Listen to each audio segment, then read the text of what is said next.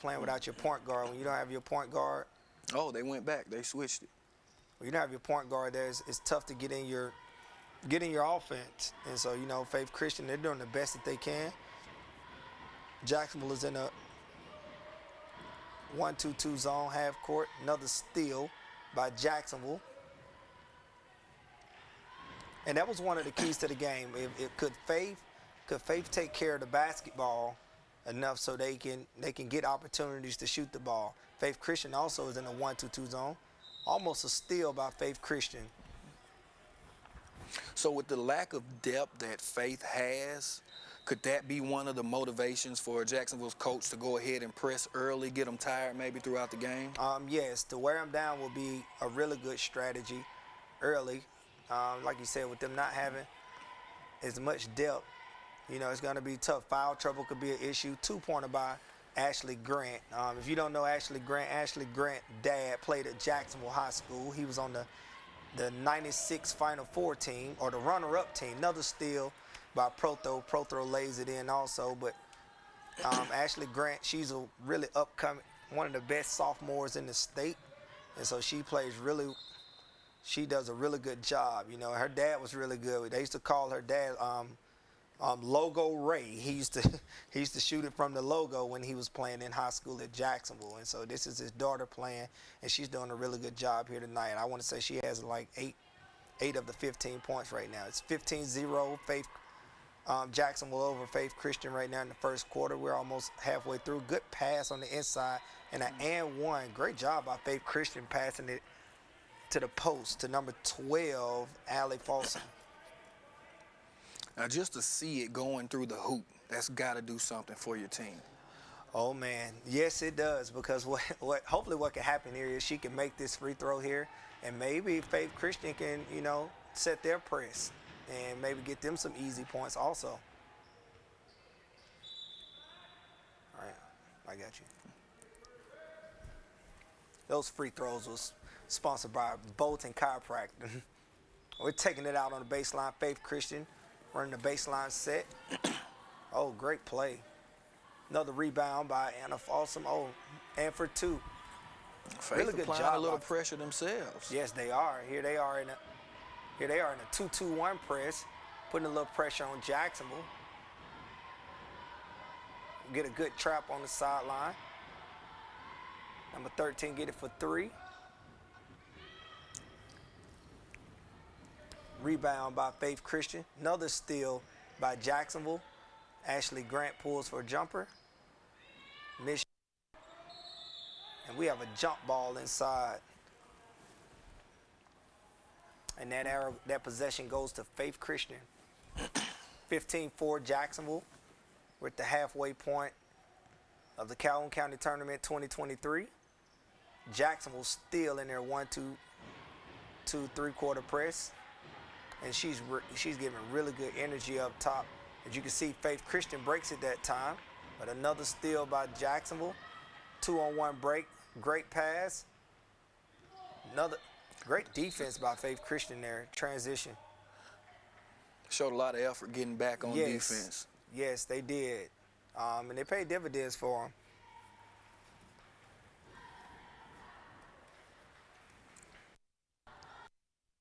Ball.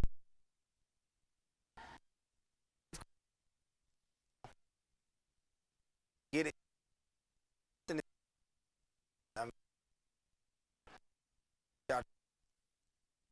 By Elena Lozano. 17-4. Ball is in the middle of the court. They break the press. Faith Christian. Wild shot. Jacksonville is coming down the court in transition. And they're going to set it up here. They're going to run something in the half court. This is the first time that's happened all game. Ashley Grant, the ball is swung around. Let's see what she does here. They're in the 3-2 zone. Ball goes on the inside to Prothro. Ball is swung around. Great ball movement. Three-point shot by number 2, no good. Rebound by Faith Christian, number 55, and we have a jump ball here.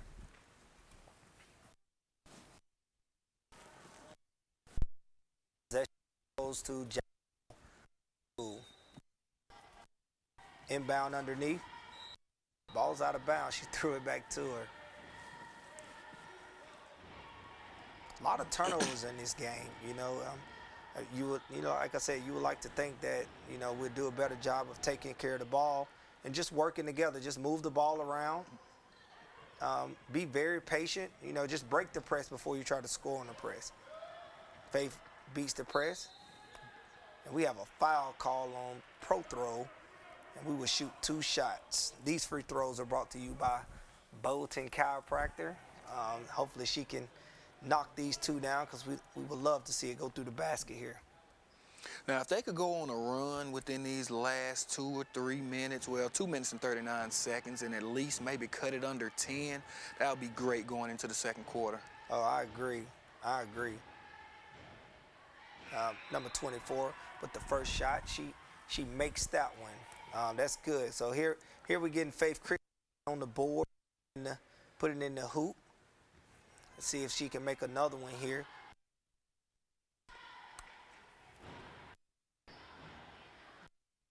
The missed shot here, rebound by Ashley Grant, and she's gonna push it. She's pushing it up the sideline. Crossover, drive to the paint, the layup, out of bounds. It's Faith Christian. Faith ball here on the baseline.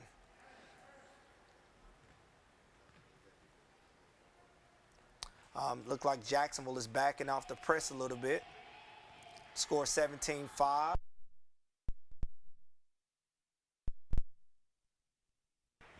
Here we go. Jacksonville is in a 3-2 zone, half court.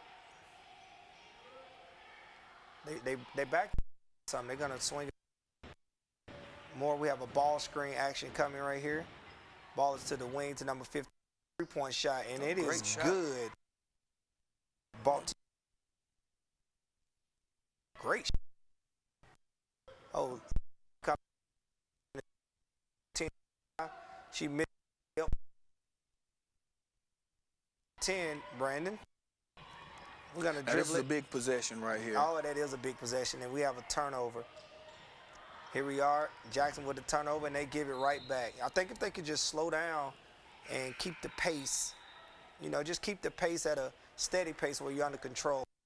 Well, now that the pressure is off coming on out of the inbounds, they should be able to get a good shot right here. A bit more, 1 minute and 35 seconds. Yes. I mean, 17-8 right now, and you could tell that, they are to stay in the game, and it's kind of tough, like you said, when you're at like and you don't have the school and the public school, but they're in, they're fighting. Here they are again in another half court set. Jacksonville is in half court zone here. Ball is on the inside. We have a jump ball here. It will be Faith Christian ball on the baseline underneath. This will be an important play right here if they can get something good coming off the inbound. They come in. We have a shot And up, and she makes it. It's good.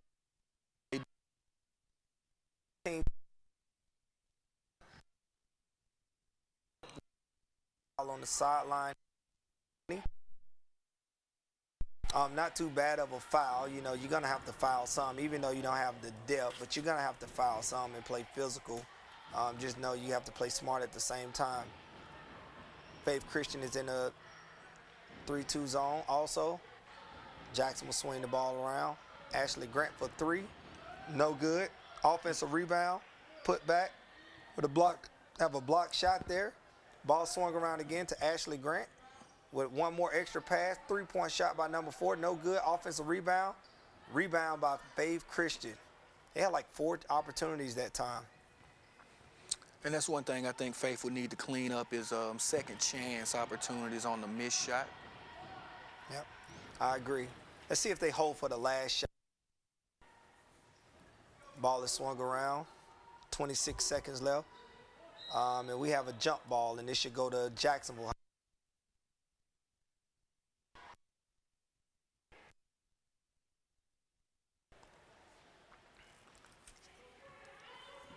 Let's see if Jackson will take the last shot here. Jacksonville is running an offense called circle offense for the zone for a wide open three in the corner, and it is good. Great execution by Jacksonville. Circle offense there. That three-pointer is brought to you also by Mountain Motorsports, and it was good. Ending the quarter here, that was a great way to end the quarter by Jacksonville.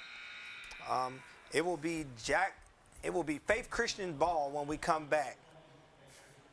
Score: Jacksonville Eagles 20 and Faith Christian 10.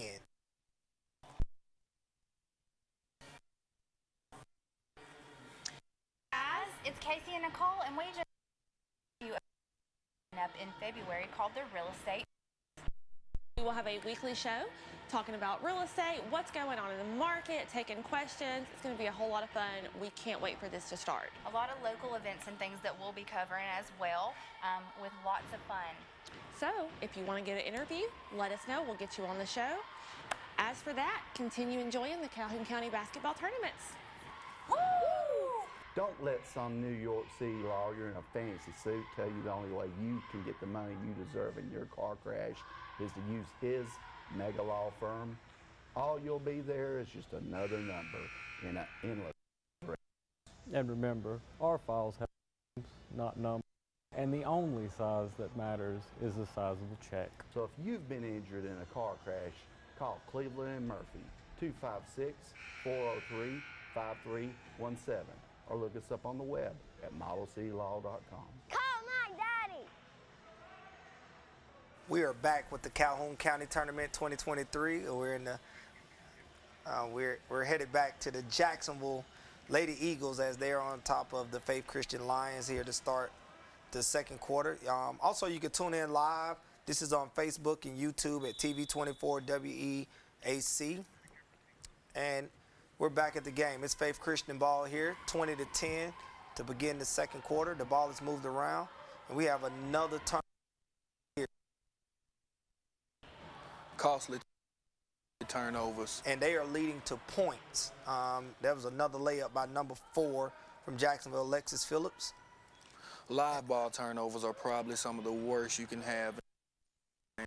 Just got to take the ball. Another pass broke the. They really needed that one there. Jacksonville is coming out with it in the transition, and they are running. And she's running from rim to rim, and she gets a wide open layup. Really good transition offense there by Jacksonville Lady Eagles as they are opposing their will on the Faith Christian Lions right now. And they break the press, and we have another deflection and turnover there. You know, it's kind of tough to tell them to slow down because Jacksonville does have a lot of speed there, and that speed is really making them play faster than what they probably want to play or what they're accustomed to. Let's see if they can get something good going right here. Side out. Reverse. They Jackson in the zone. They can be as patient as they want to be. We have another live ball. Number 20. Have a foul by Faith Christian, and we will shoot 2 shots. Free throws once again brought to you by Bolton Chiropractic. Here we go. Let's see if Jacksonville is up 24-10 on the Lady Lions of Faith Christian. And, you know, I think Coach LeRae, you know, he's having his time. He's over there coaching them through this, even though he's coaching without his best player. He doesn't have that much depth, you know, so he's still over there fighting with him. And that's a really coach trying to build there at Faith.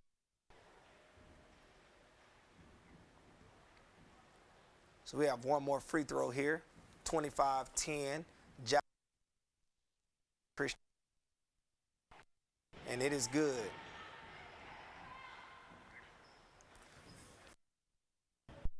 Ball is basket. That's not a foul. Coach Shelvin wouldn't be too happy with that one, or Coach Mize.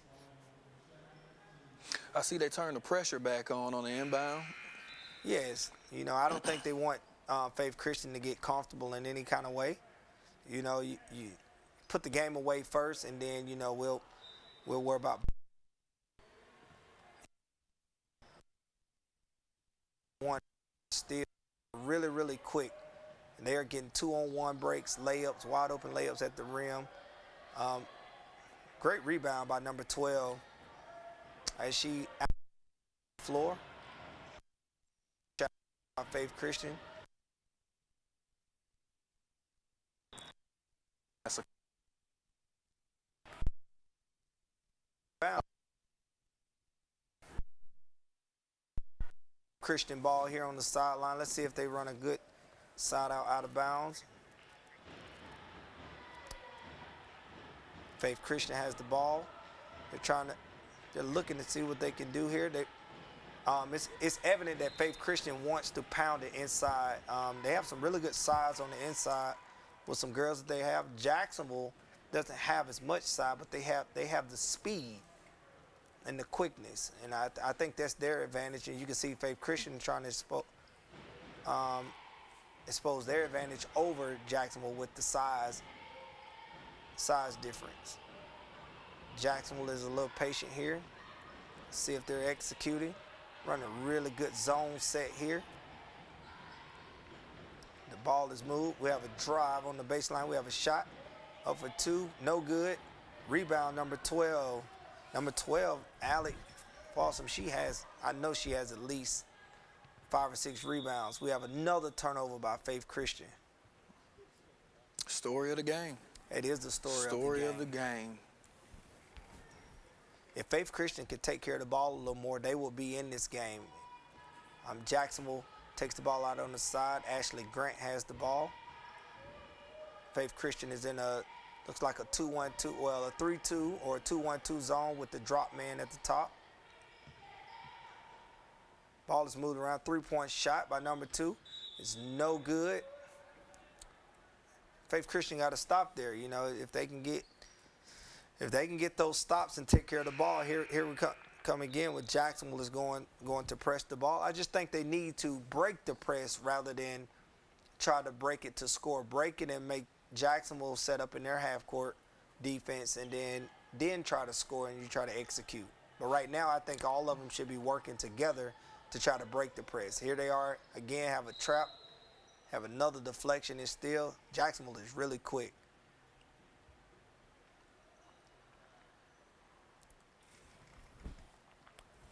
So we're going to take it out on the side in front of the bench. Ball is worked up the sideline here. Right into a trap. We have another steal, and we have a foul. Another live ball turnover. You know, those live ball turnovers going to put you in a situation where, you know, can't come back from those. You know, the game can get out of hand really quick. And we're going to shoot 2 free throws here. Brought to you by Bolton Chiropractor. And that free throw is good by Helena Lozano. Here she is again. She missed the second one. And they backed off the press. Let's see what we have here. They're in the zone. We get a missed shot here. Jacksonville ball. We're at the halfway point, almost at the halfway point of the second quarter. The score is 27 Jacksonville and 10 Faith Christian. If they could take care of the ball, you know, they can make it for a reasonable game. See see if they execute here. Great zone, great cut by Ashley Grant for 2 and the layup. That's great execution on that play right there. That was. They need more of that. They need more of that. Another turnover by Faith Christian. The ball is going up the court to Ashley Grant with the reverse layup with the dipsy-do. +2. And we have a timeout by Coach LeRae. When we come back, it's 31-10. Jacksonville Lady Eagles all over the Faith Christian Lions.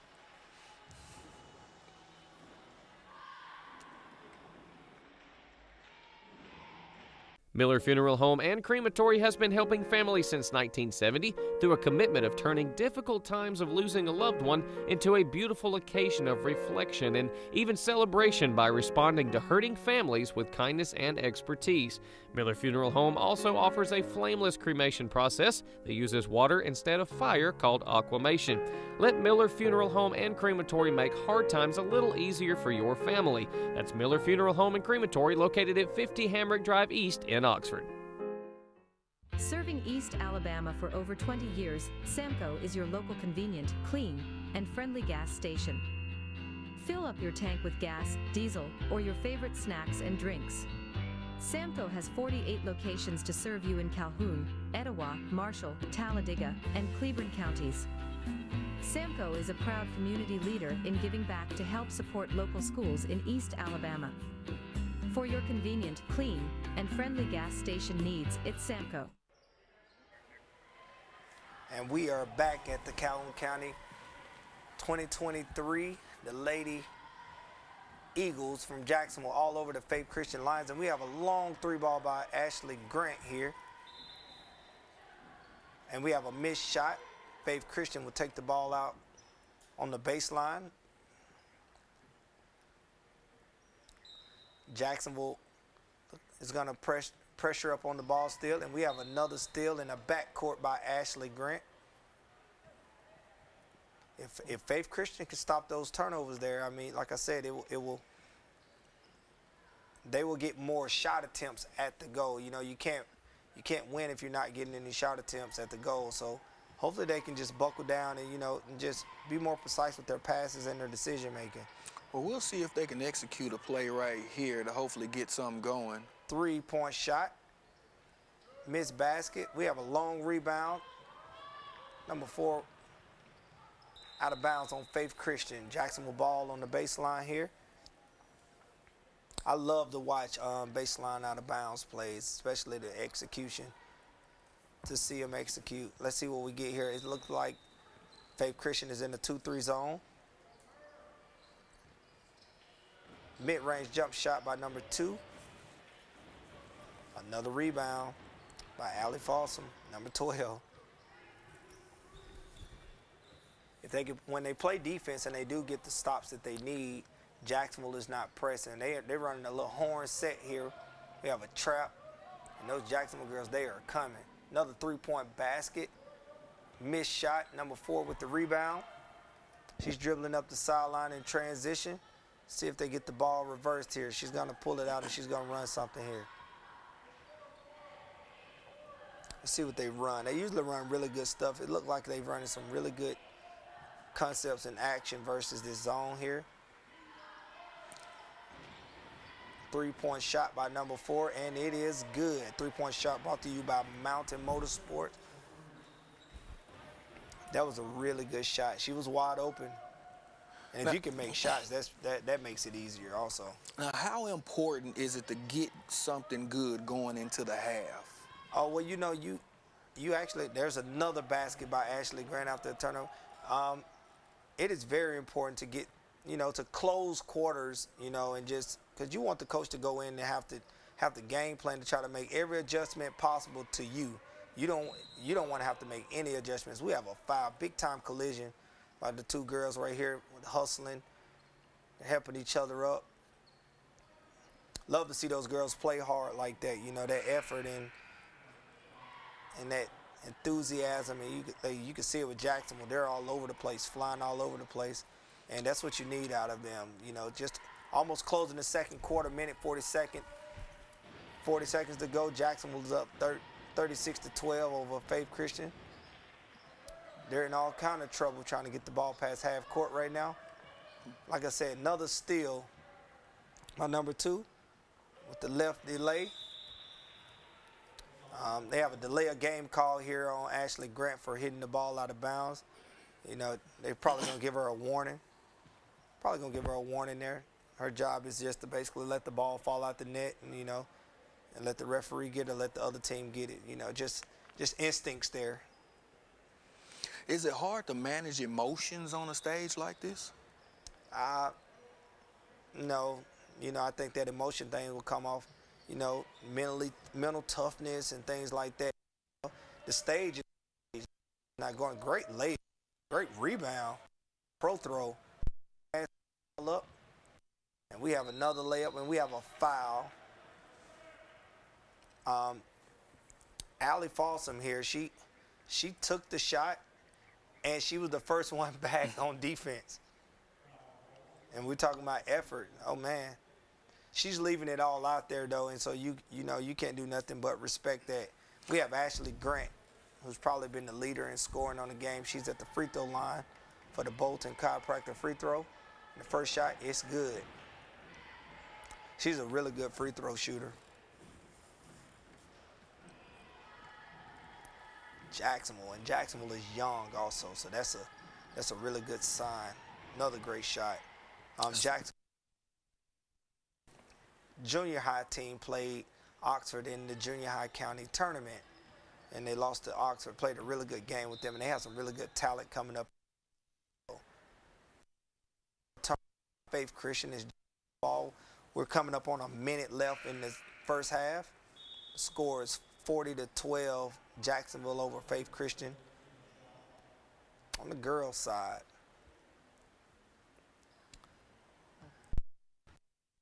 the ball out. The ball is in. The ball goes on the in. Number 4 splits. Lays it up off the glass. Great move. 42-12. Jacksonville is trying to end the quarter. Faith Christian. We have 45 seconds. She's in the. We have another steal, live ball turnover, layup by Ashley Grant, and she misses it. Rebound by pro throw. Faith Christian with the rebound, trying to work it up the floor. Faith Christian drives it. And we have a, look at the hustle by Ashley Grant.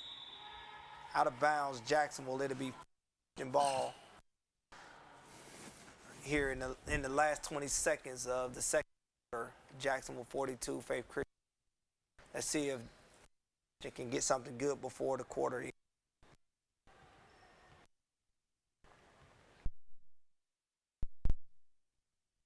We have ball team.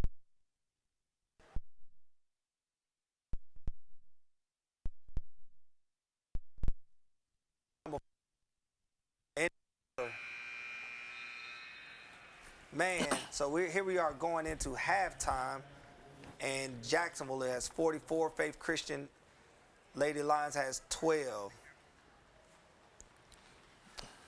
So here we go, man. We and the Lady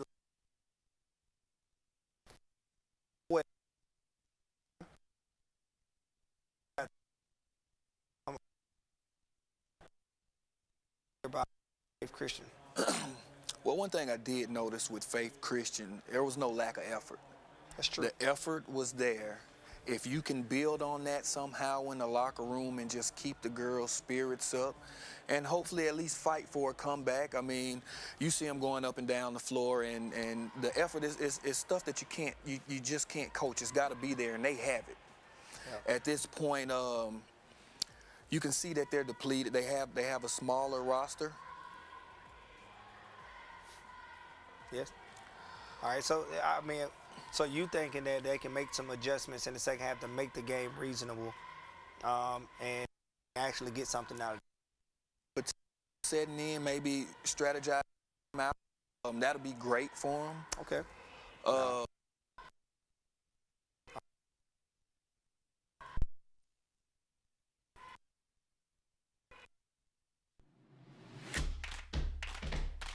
Here at Skinner Body Shop, we've been a family-owned business for over 5 years. We have a third generation working here at the company now. We welcome all cars and all types of insurance payments. We concentrate on a 24/7, 365-day-a-year record service that never closes. So if you need a tow, just call us here at Skinner Body Shop. Skinner Body Shop, 409 Williams Street, Oxford, Alabama. The number is 256-831-2860. Hello everyone, Tony Russell, General Manager of Sonny King Ford. And boy, do we have unbelievable markdown on used cars that you do not want to miss. It's time to make the best deal on a used car. Shop our wide selection of used trucks and premium pre-owned models. Don't wait another day. Come by and see me, Tony Russell, and let's make a custom deal for you. Find great savings on pre-owned used cars at Sonny King Ford on the sunny side of the street, Anniston, Oxford.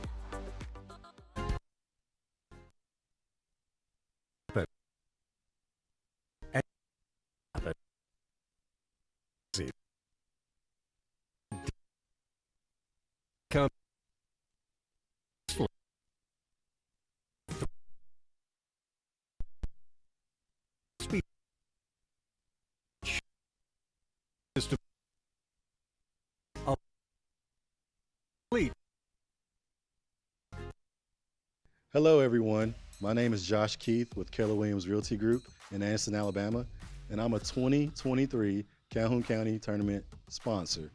I'm so happy to be a sponsor for this event. I played in it as a student, so I know how important it is to the student and the fans and the community. It's just a special event, so to be a sponsor for this event is really like a dream come true. If you're looking to buy, sell, or invest in real estate, give me a call. I'm open 7 days a week, 256-452-5295.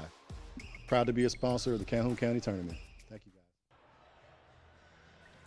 And we are back at the Calhoun County Tournament 2023. It is halftime of the opening game between the Jacksonville Lady Eagles and the Faith Christian Lions. Jacksonville is up 44-12 at halftime, and they've really opposed their will on to the Lady Lions of Faith Christian. You know, I think for the most part, if Faith Christian, the story of the game has been the turnovers and the live ball turnovers is leading points.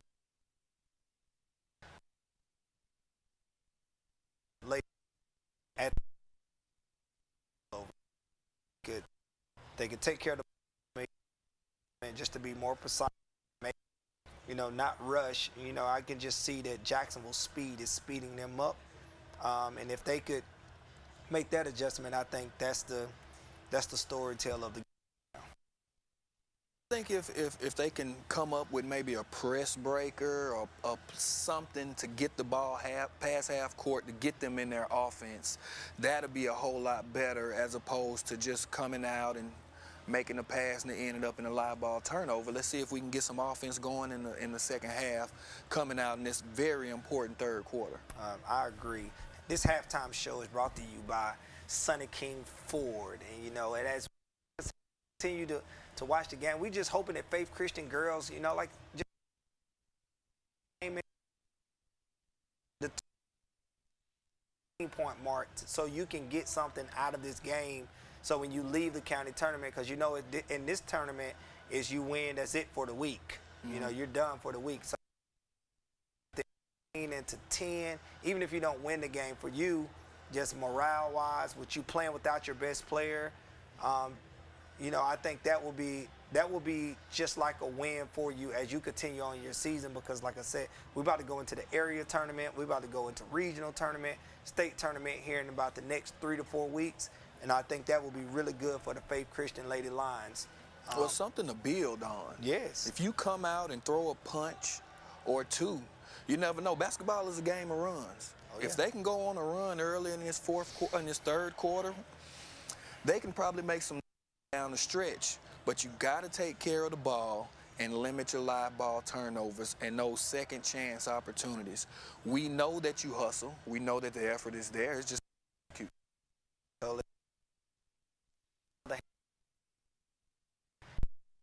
Faith Christian is just throwing the ball away. Jacksonville is doing a really good job applying that pressure. They are putting that pressure on those girls.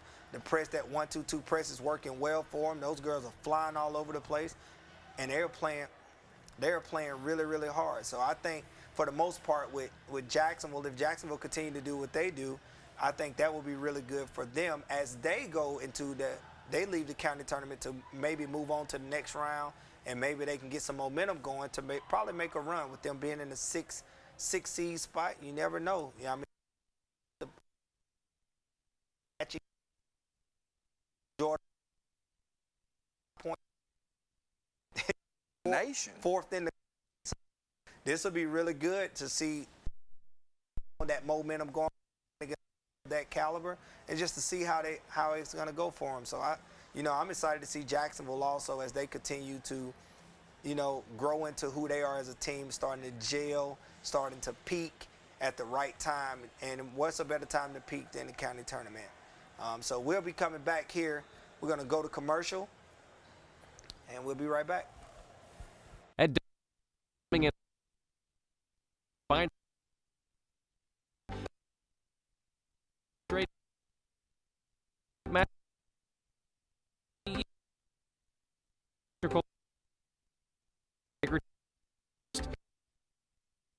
all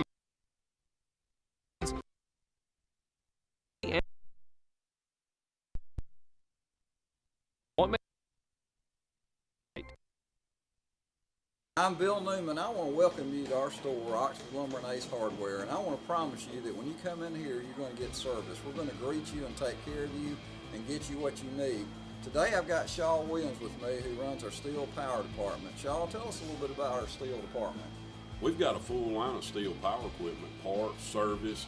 If you need some advice on taking that tree down, we can give you that too. We welcome our customers in to come in anytime and take care of these advantages that we have here at Oxford Lumber.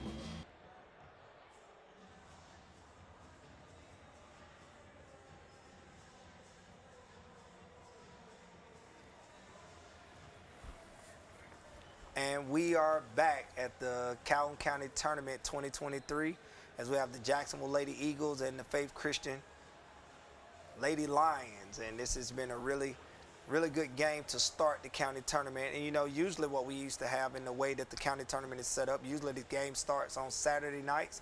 This tournament started on Friday night this time. And it's usually offset where it's a boys game, girls game, boy game. Mm-hmm.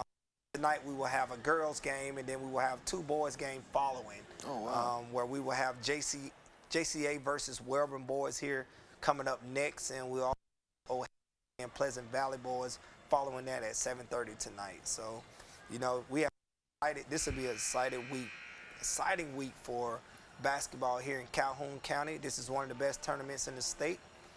The way that it is set up, we're just excited to be back here this year, and hopefully we have good crowds coming in throughout the week to make this tournament what it's always been.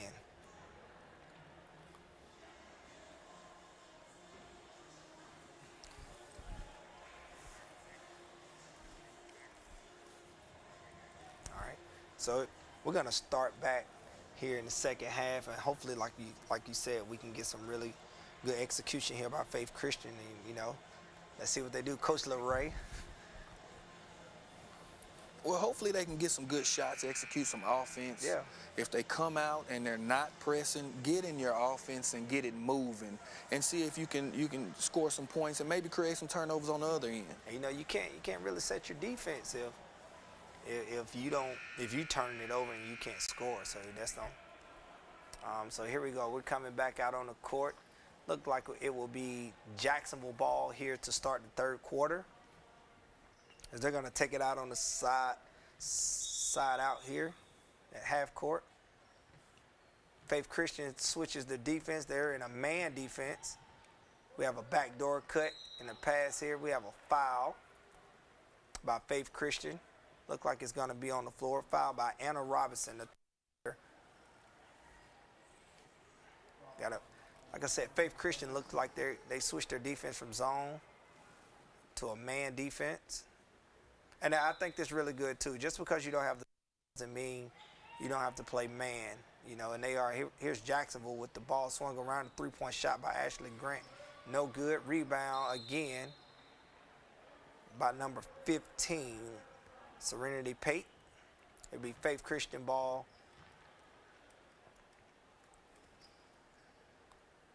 Faith Christian ball. Ball comes in. Jacksonville is still in their press here. Faith Christian turns the ball over again. We have another live ball turnover and another live ball turnover. The girls are playing really hard. The ball is on inside here. Let's see if we get a layup by Faith Christian. Second chance opportunity. Put it in there. We have another miss. chances, 6. Oh, look at that side, 7. The fight is there. It the is hustle there. and the effort is there. It is there. We have a jump ball. They had like 5 or 6 opportunities there to put it in the hoop. They're playing extremely hard, though. Look at those girls. They're out there laughing. I mean, what morale to be around when, like you said, they're down 30 points. Those girls laughing, playing hard. I would love to be around that because most of the time people are stressing when they're losing this bad and things like that. But those girls, look, they still fighting. 3-point shot by Ashley Grant. Good shot.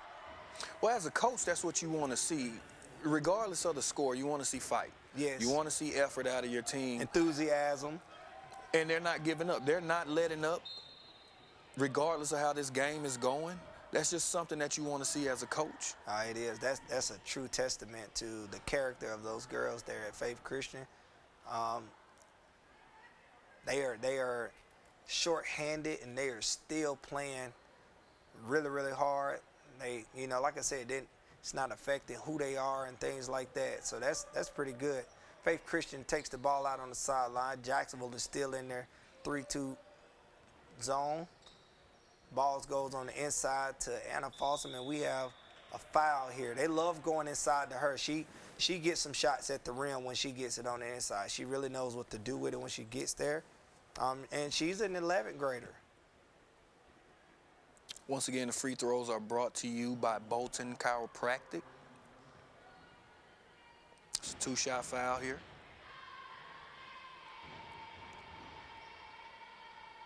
And we have a missed shot here by Anna Fossum.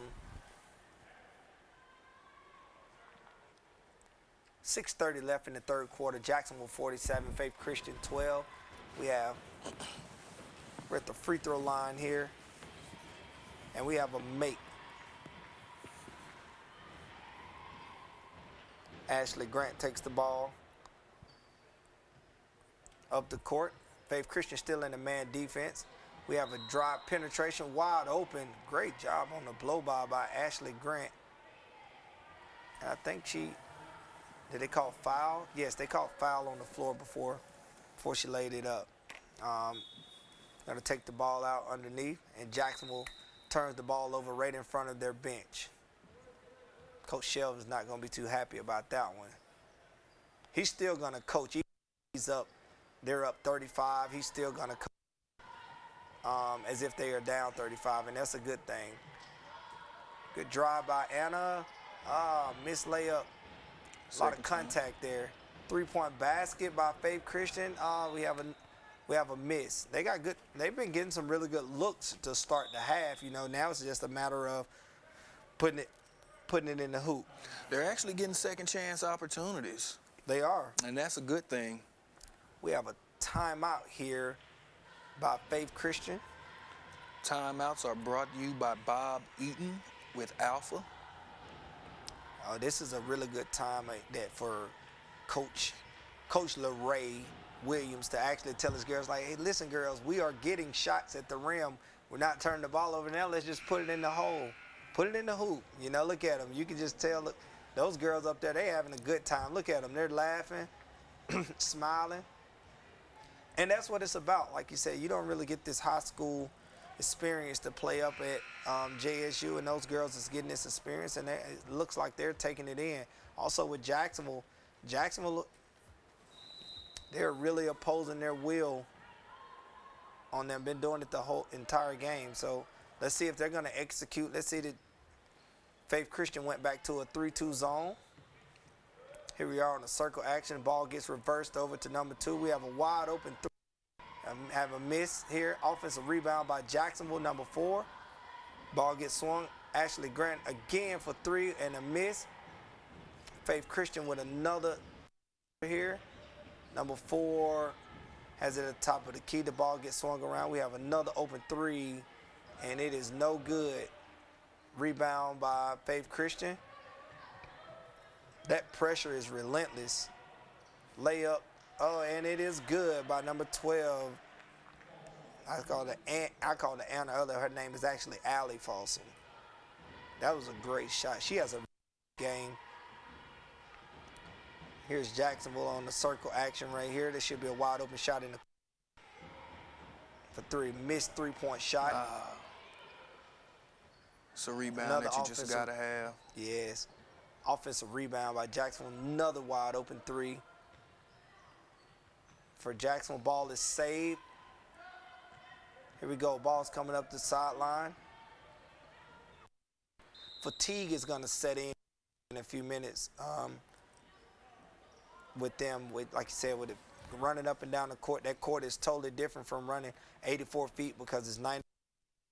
Bigger atmosphere. And like you said, with Jacksonville applying this pressure, it's gonna wear down on them a little bit. So it may get a little here. Now, there may have been calls for that the timeout Coach Williams called earlier, just to get the girls together, but it's also a testament to their conditioning. These girls, they haven't quit, even being outmanned and not having such a big roster. Yes. They're still fighting. We have a charge call. Look, and guess who? Allie Folsom.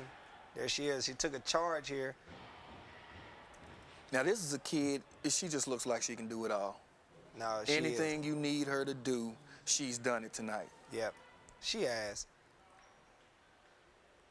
She has. Here we go. Jacksonville is in there. 1-2-2.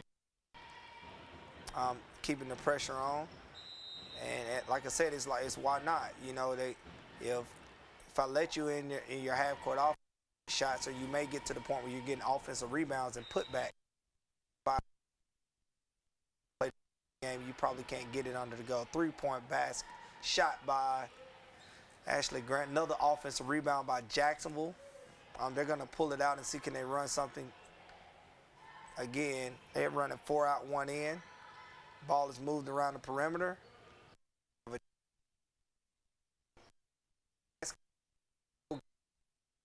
Coming out here.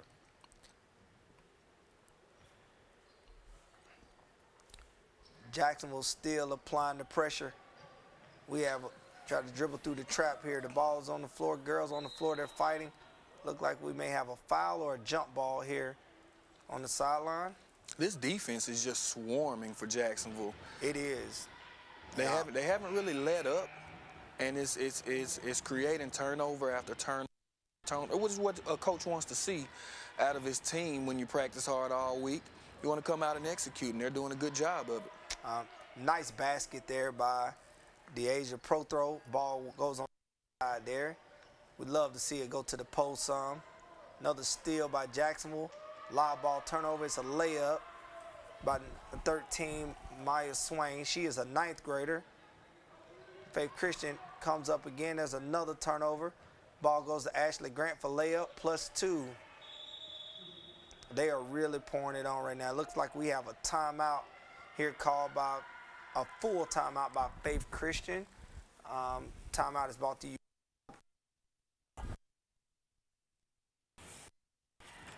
This is probably a fatigue timeout also. Our score. This timeout right here, I think Faith Christian, you know, you're just trying to kill that run. You know, that run that they just had.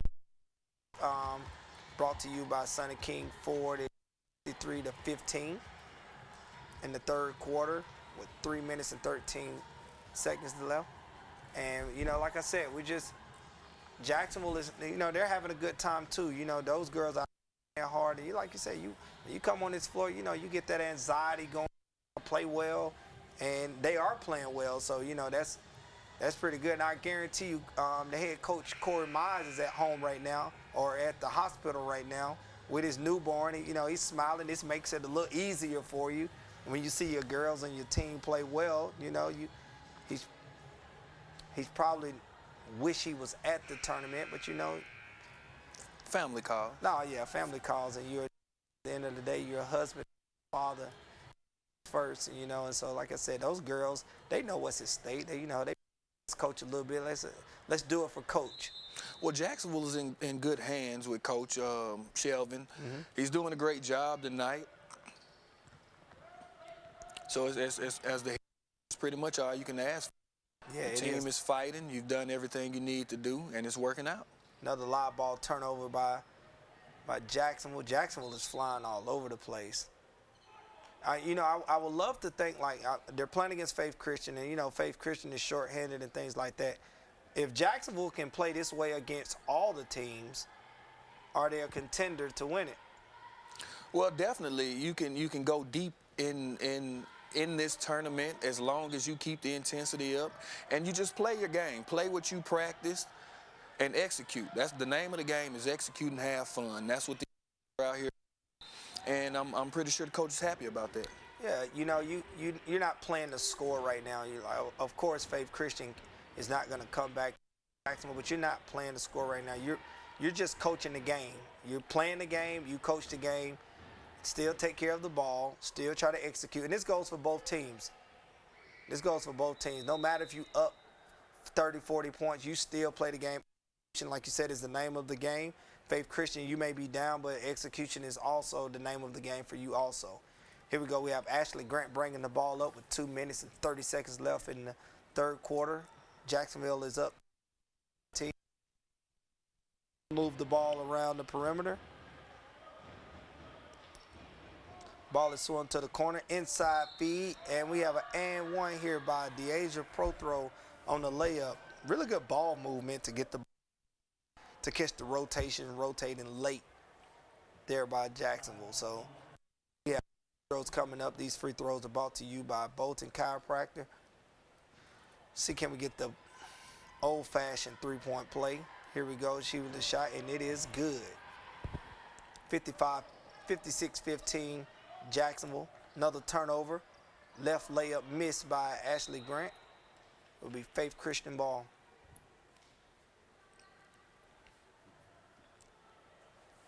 My mistake, it'll be Jacksonville's ball. Faith Christian must come away with a tip on that shot. Yes, they did. And hopefully, Jacksonville can get some younger girls here. And we say younger girls, but the girls that are out there playing the program is in good hands. Yeah, it is. Swinging the ball around, number 13. Looking for a pro throw on the inside. There she is. You can see her numbers. Let's see what they do. Let's see if they swing it around again. Good drive by Ashley Grant. We have a shot. Floater. Great ball move possession. Get the defense moving, get them reeling. They never really know what you're going to do until you do that. Yes, it is. That's really good about Faith Christian with the shot. Rebound by the smallest girl on the floor. She comes out with it. Ball is reversed. Let's see what we have. We have a 2 with the spin by Grant. Missed layup. Great rebound by who else? Allie Folsom. She's playing really hard. Great rebound. Great move by Ashley Grant. I love to see, she come down with over layup. Hopefully she can finish that next time. Minute and 24 left, 58-15. Girls over Faith in the 2023 Calhoun County basketball tournament. Faith Christian takes the ball out. Everybody is in the backcourt for Faith Christian and Jacksonville to try to find out a way to break this press. Great passing. And +2. Great ball movement there by Faith. It was. And you could see that Faith Christian has the size advantage. That time they threw 2 overhead passes over everybody on the team to get a wide open layup. Closing minute here in the third quarter.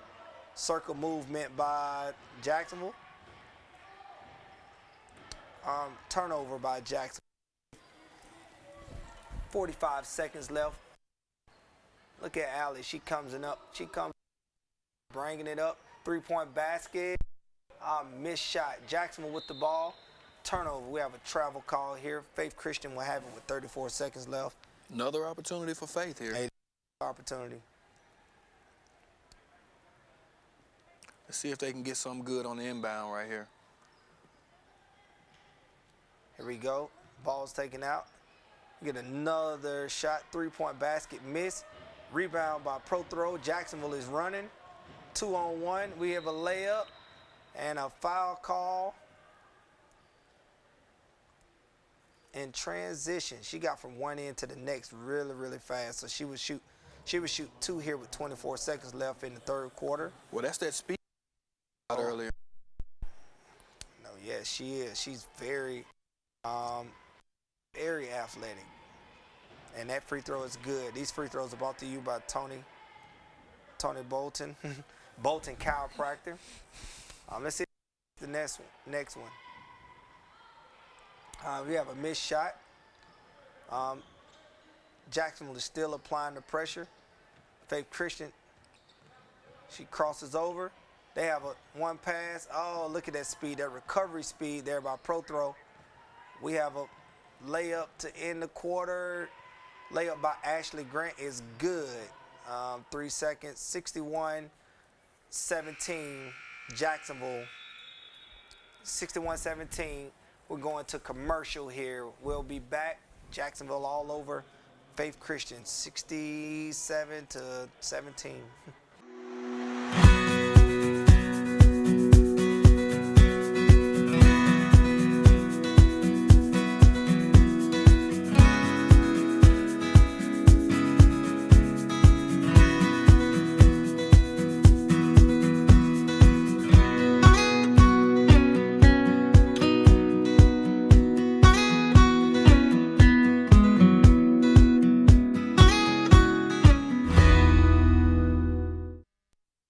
Marks dedicated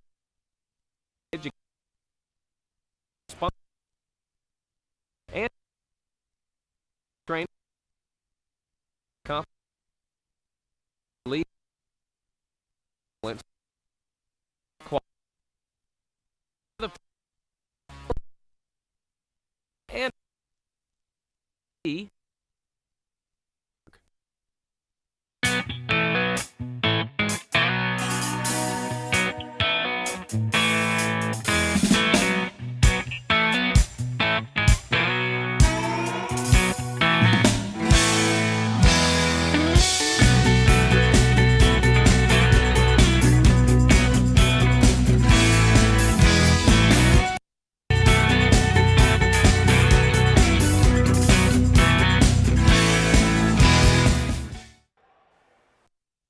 And we are back at Calhoun County Tournament 2023. Jackson 1, Faith Christian 17.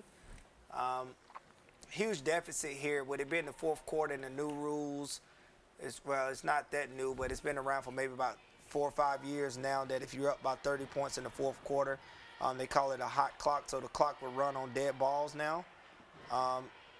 So Faith Christian is sitting in their zone here. Jackson will look like they made the subs, but they kept Ashley Grant out there to keep some kind of continuity going. But we have a layup here by Allie Folsom. She went coast to coast there, crossover. Layup. Do it all. She does it all. She is. She's playing her heart out. It's good to see Jackson will put these young girls on the floor who may not get as much time sometime, and they. For them to score just 1 point to get a shot attempt could mean the world for them. We have a 3-point basket there missed. Rebound by no other than Allie Folsom. Yeah, that was. So here we go. Ball's moved around. Jacksonville is in the zone right now. They're in the 3-2 zone. Faith Christian moving it around. Ball goes inside. Missed shot. We have a foul. And Allie will be at the free throw line shooting 2. And these free throws, once again, are brought to you by Bolton Chiropractic. It'd be nice to see her make 2 of them here. Like you said, she's been playing her heart out all game. She deserves these a little bit. Get one in. And like you were saying, it's good to see the younger girls playing for Jacksonville right now, because you just can't teach experience, and you never know who's going to be in foul trouble down the stretch as the season progresses and things like that. So getting this experience, just being out there on the stage like this, is unmeasurable. I totally agree with you. This will be really big for Jacksonville as they move forward to the next round, where they will play Ohatchee awaits them. And this was the play-in game for the next game to see who plays who. I really love the way that the Calhoun County tournament, they actually revised the scheduling and how it's done. 3-point basket there by Ashley Grant from deep. That was a college range 3-pointer that she made right there. But I love the way they revised the schedule to try not to get so many blowouts in the first games, where it used to be where the 2 seed will play the 14 or the 15 seed. Now you have 6 versus 11, and you have play-in games in order to try to stop that, you know. And so this is really good for those girls at Faith Christian. This is really good for Jacksonville as far as confidence. And the reason why I'm saying it's really good for Faith Christian right now, because those girls are still fighting, they're still competing. So, you know, their spirit is not broken over this game, and we have a steal there and a layup. Also, that's pretty good for those girls, and those girls is playing well. All those girls, most all the girls at Faith Christian come back also, so you know they'll learn something from this. Ashley Grant with another college 3, they just rattles in and out, and we have a foul call. Well, there's no lack of effort during this game, I can tell you that much. Regardless of the score, both teams are fighting like first quarter and 7 minutes left. Those are testament to those coaches and those programs, you know, for setting that standard for these players. Allie Folsom brings the ball up. Jacksonville is in a 2-1-2 drop zone.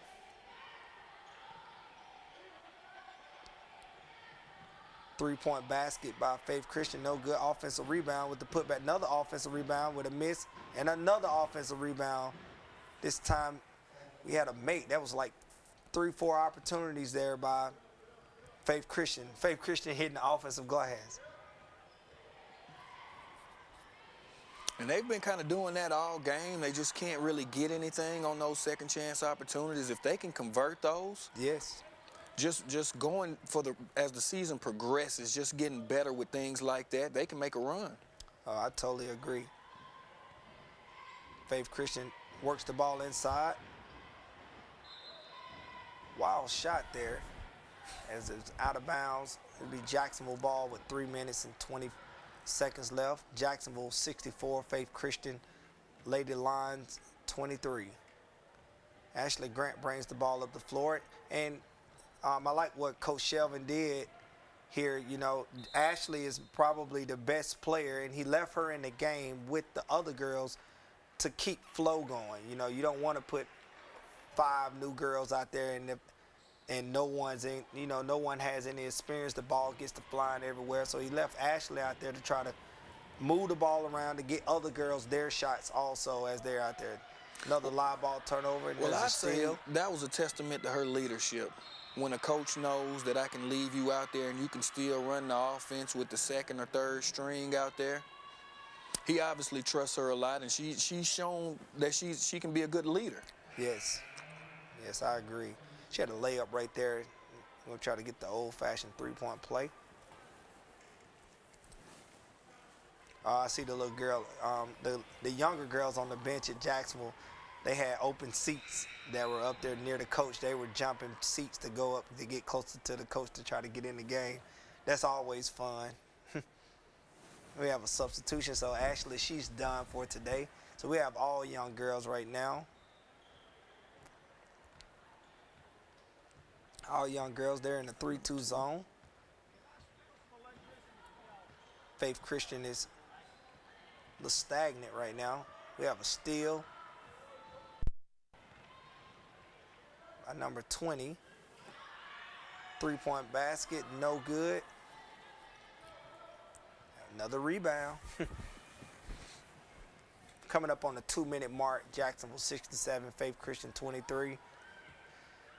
See, can they get a good ball movement going around. Ball goes inside. We have a foul call. 2 shots. Allie Folsom will be at the line. These free throws are brought to you by Bolton Chiropractor. She missed her last 2. Let's see if she can, buckle down and make 2 here. I think we're silently rooting for her to making it, and she makes one.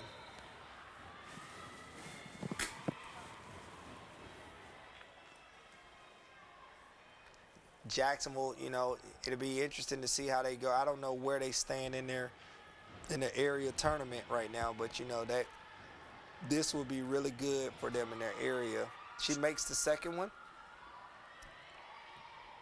to get some wins under your belt. Now, I would be interested to see if the next game, will they play exactly the same way? That will be, I think, the telltale of everything. Jacksonville, really good ball movement. Ball gets swung again to the wing. Good drive by number 11. Missed layup. Rebound. I know she has double-digit rebounds tonight. And she hasn't stopped. No. Since the tip, she has not stopped. Jacksonville's still in their zone here. The ball is getting moved around. We're coming up on the 1 minute mark. We have a travel call here. It would be Jacksonville ball. And we're under a minute. 67-25.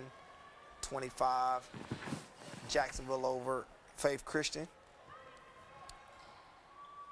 Been a really, like I said, really good opening game for the county tournament. Like I said, Jacksonville, you can just tell they were just a little too much for them. 3-point basket there. We have a miss, but Jacksonville was a little bit too much for the Lady Lions, especially with the Lady Lions playing without their best player.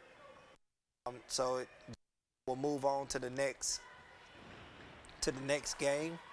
And like I said, I think Corey Mize, head coach Corey Mize, who can't be there today, I bet he is actually, you know, smiling.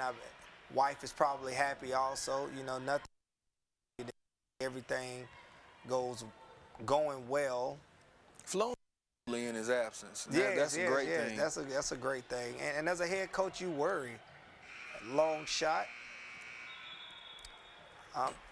And that's the ball game there. Jacksonville 67 over Faith Christian 25.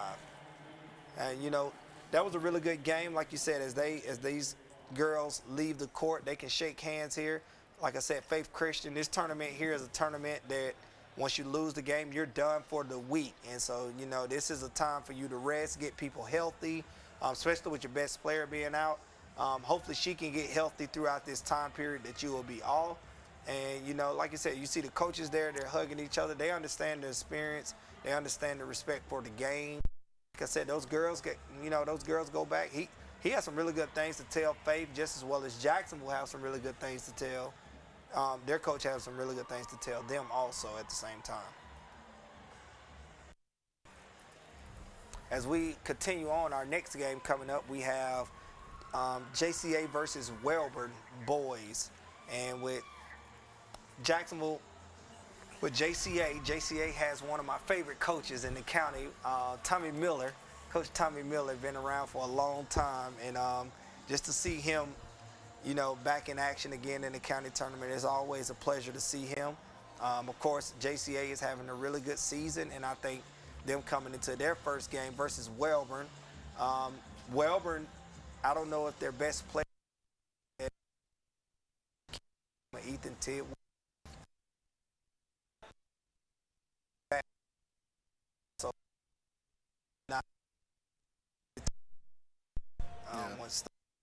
But wrapping up the Jacksonville Faith Christian girls game, it's a really, like I said, this would be a really good testament to see if Jackson continue to play as well as they played against Faith Christian as they move on to the next round, I think, to play the number 3 seed in Ohatchee with Jordan Crook. And Jordan Crook is going to play volleyball at UAB, but she probably could play basketball at UAB also. Like you said, she's averaging 35 points a game, and she's like 4th in the country. That's crazy. Over on the creek bank over in Ohatchee. That's really good. That's really good stuff right there to see that.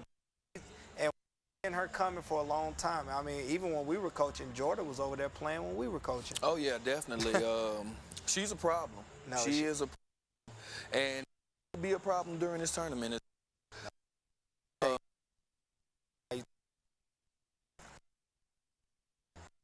They're a little bit small.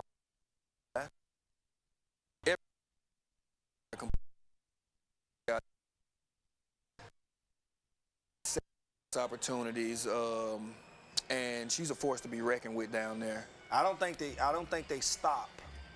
They don't stop Jordan. Well, you got somebody like that can pour it on 40 at a time. You hope to contain them, maybe slow it down.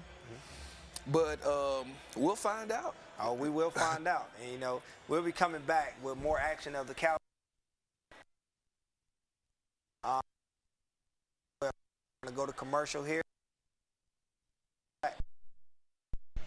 Come on down to Ollie's Car Wash here in Jacksonville. They have the automatic car wash and the self-serve where you can wash your car with their many different wash modes, which include engine cleaner, bug off, tire scrub, pre-soak, and the foam brush. Ollie's also has the detail section that has vacuums, trash bins, and an area to buy towels, tire shine, Armor All Whites, and air fresheners. So come on down to Ollie's Car Wash located at 811 Pelham Road South here in Jacksonville.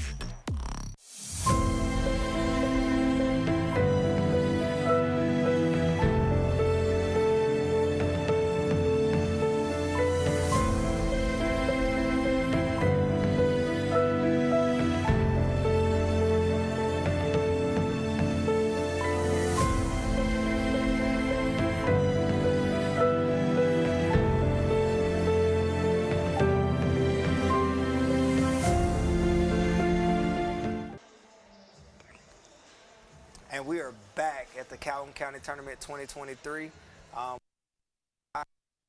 the year to have basketball. You know, turn the new year, you know, Calhoun County Tournament is coming this time of the year, and everybody in our community in Calhoun, from all the way from Piedmont to Ohatchee down to Oxford, out the White Plains, you know, everybody's excited this time of year to play in this tournament. It means a lot to our community here, and and to win it means a lot to anyone. So, you know, just to see these teams get ready to compete for it, you know, they went through the seeding meeting, you know, everybody's, you know, excited about, coaches excited about, you know, just getting a high seed, getting on the tournament. I thing was, you know, was getting ready to, you know, when you were the top seed, it took a long time for you to play. So if the tournament started on Friday, you were the #1 seed, you're not playing until maybe Tuesday or Wednesday, you know, so it was a long layoff. And then not only the long layoff, if you were one of the top seeds and you kept winning, sometimes you got a back-to-back-to-back game, and you got tough games, you playing late, there's no practice time, rest, and if you didn't have the depth, you know, that could control you in the tournament. Yeah. Well, one good thing that I see, especially with this tournament, win, lose, or draw, it's the beginning of the second half of your basketball season.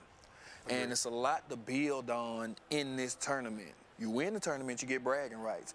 But you also, now you're going to start getting into area play as the season, the area tournament and things like that. Showing up, having something to build upon as you go back from this tournament to your regular schedule. Just seeing something good in your team, win, draw in this tournament, great to build on for a program. And then we have, like I said, with the, you know, with your experience of the county tournament, because you played in the county tournament. I did. You've won the tournament before. You've lost the tournament before. I have. You've also coached in the tournament. You've won as a coach in the tournament. You've lost as a coach in the tournament. And so you understand the magnitude of this tournament. It's one of the best tournaments in the state of Alabama as far as the way that it is set up, the it's ran. No other place in the state has a county tournament that's set up like this. Something that will be similar to this will be the Huntsville Times, which that's not a county tournament or a tournament. It's like a city championship in county. It doesn't matter how big, how small the school is, public, private, all girls, all boys, all under one roof playing for county and championship supremacy. And so I think that's really good for our county. So that game right there is over. Let's talk about this next game that's coming. this next game that's coming. Like I said, we have Walter Wellborn that's right there in Anniston. Also, what we have coming up is we have JCA, Jacksonville Christian Academy. And I think that because he suffered last week.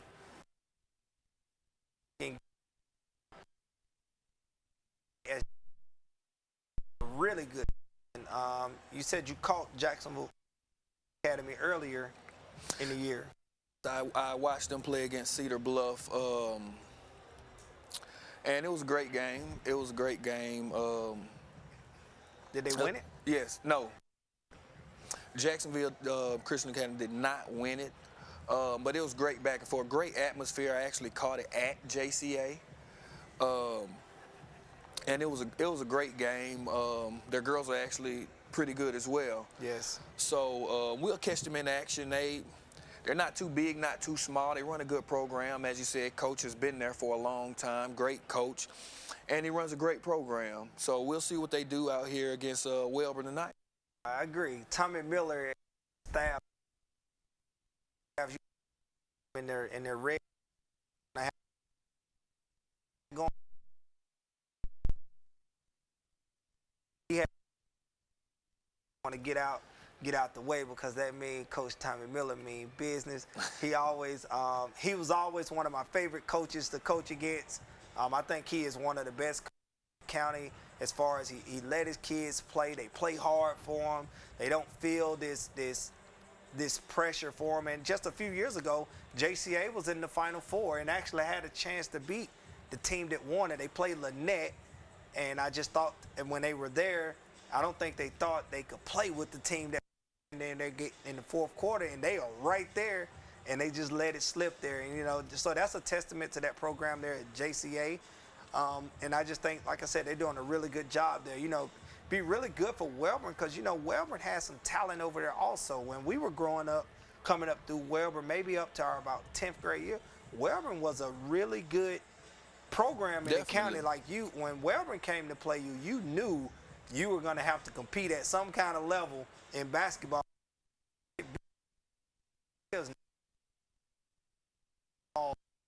We around for the basketball.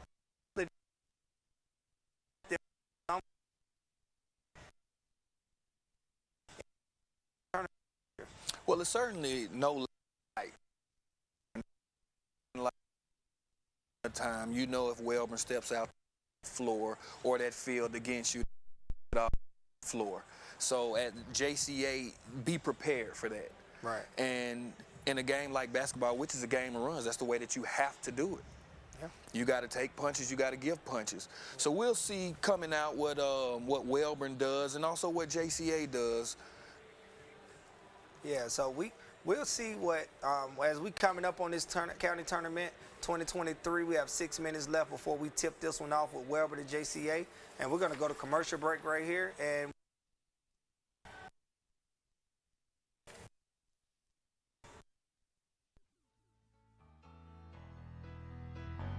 Hi, I'm Tracy. Welcome to Backyard Dreams. Come in. Let me show you around.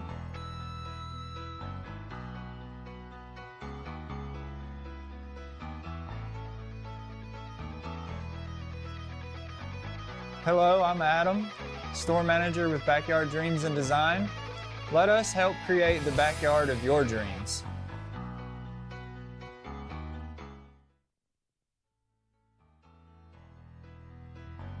Hi, I'm Tracy. Welcome to Backyard Dreams. Come in. Let me show you around.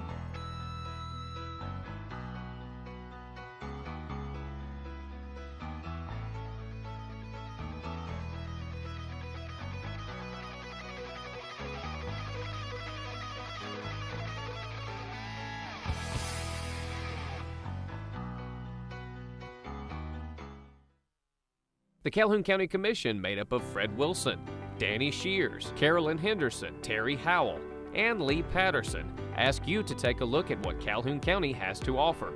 Our beautiful parks, neighborhoods, recreational facilities, historic sites, and museums. Our citizens enjoy a high quality of life and strongly support the arts. If you're considering expanding or starting a new business, take a look at Calhoun County. You'll be glad you did.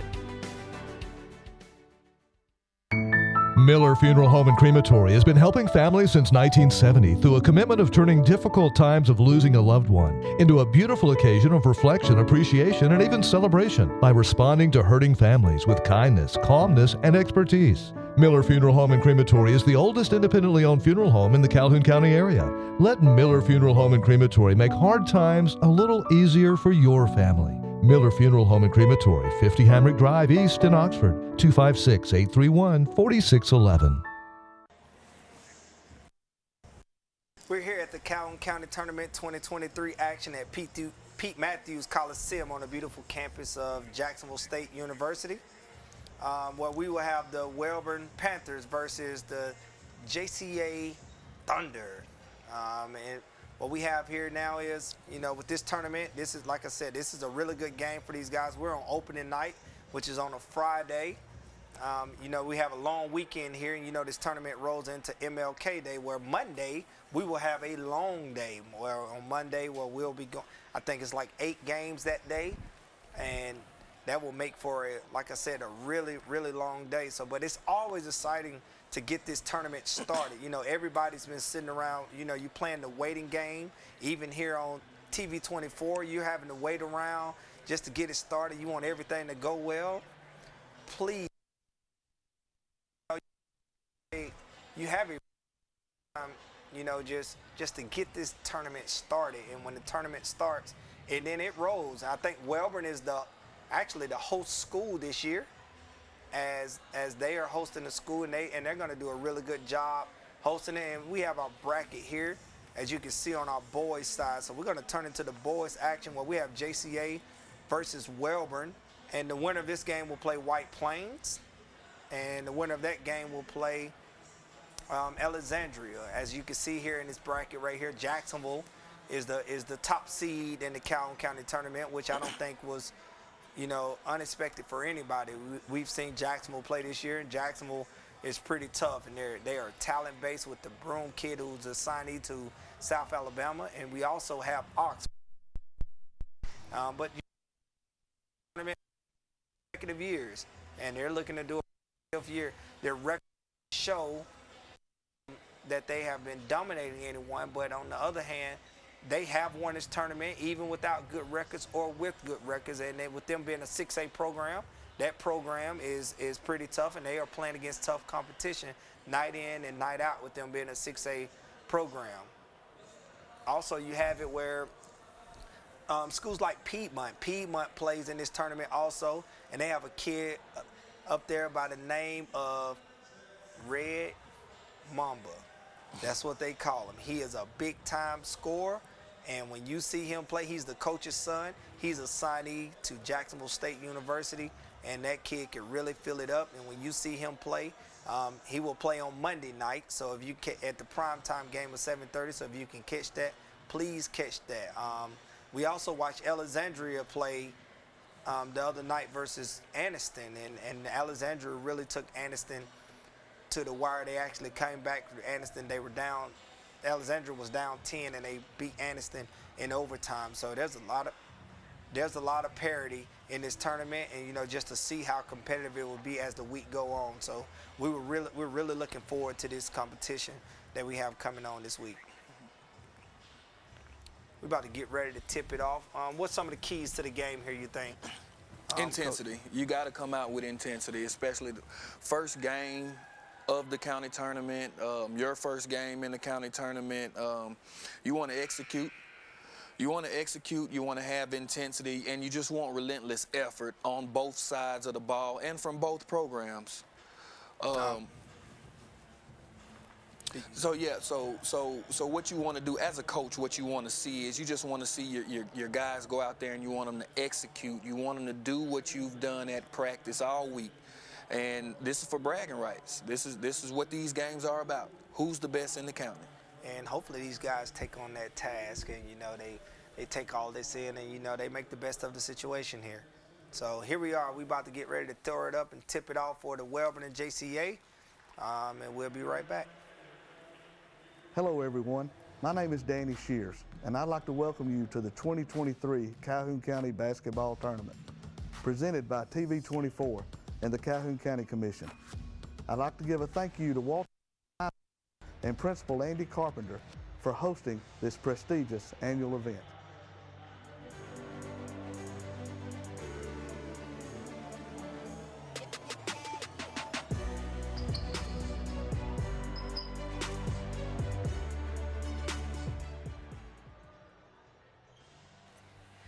And we are back at the Calhoun County Tournament 2023, where they're doing the starting lineups as well. Walter Wellborn is taking the floor.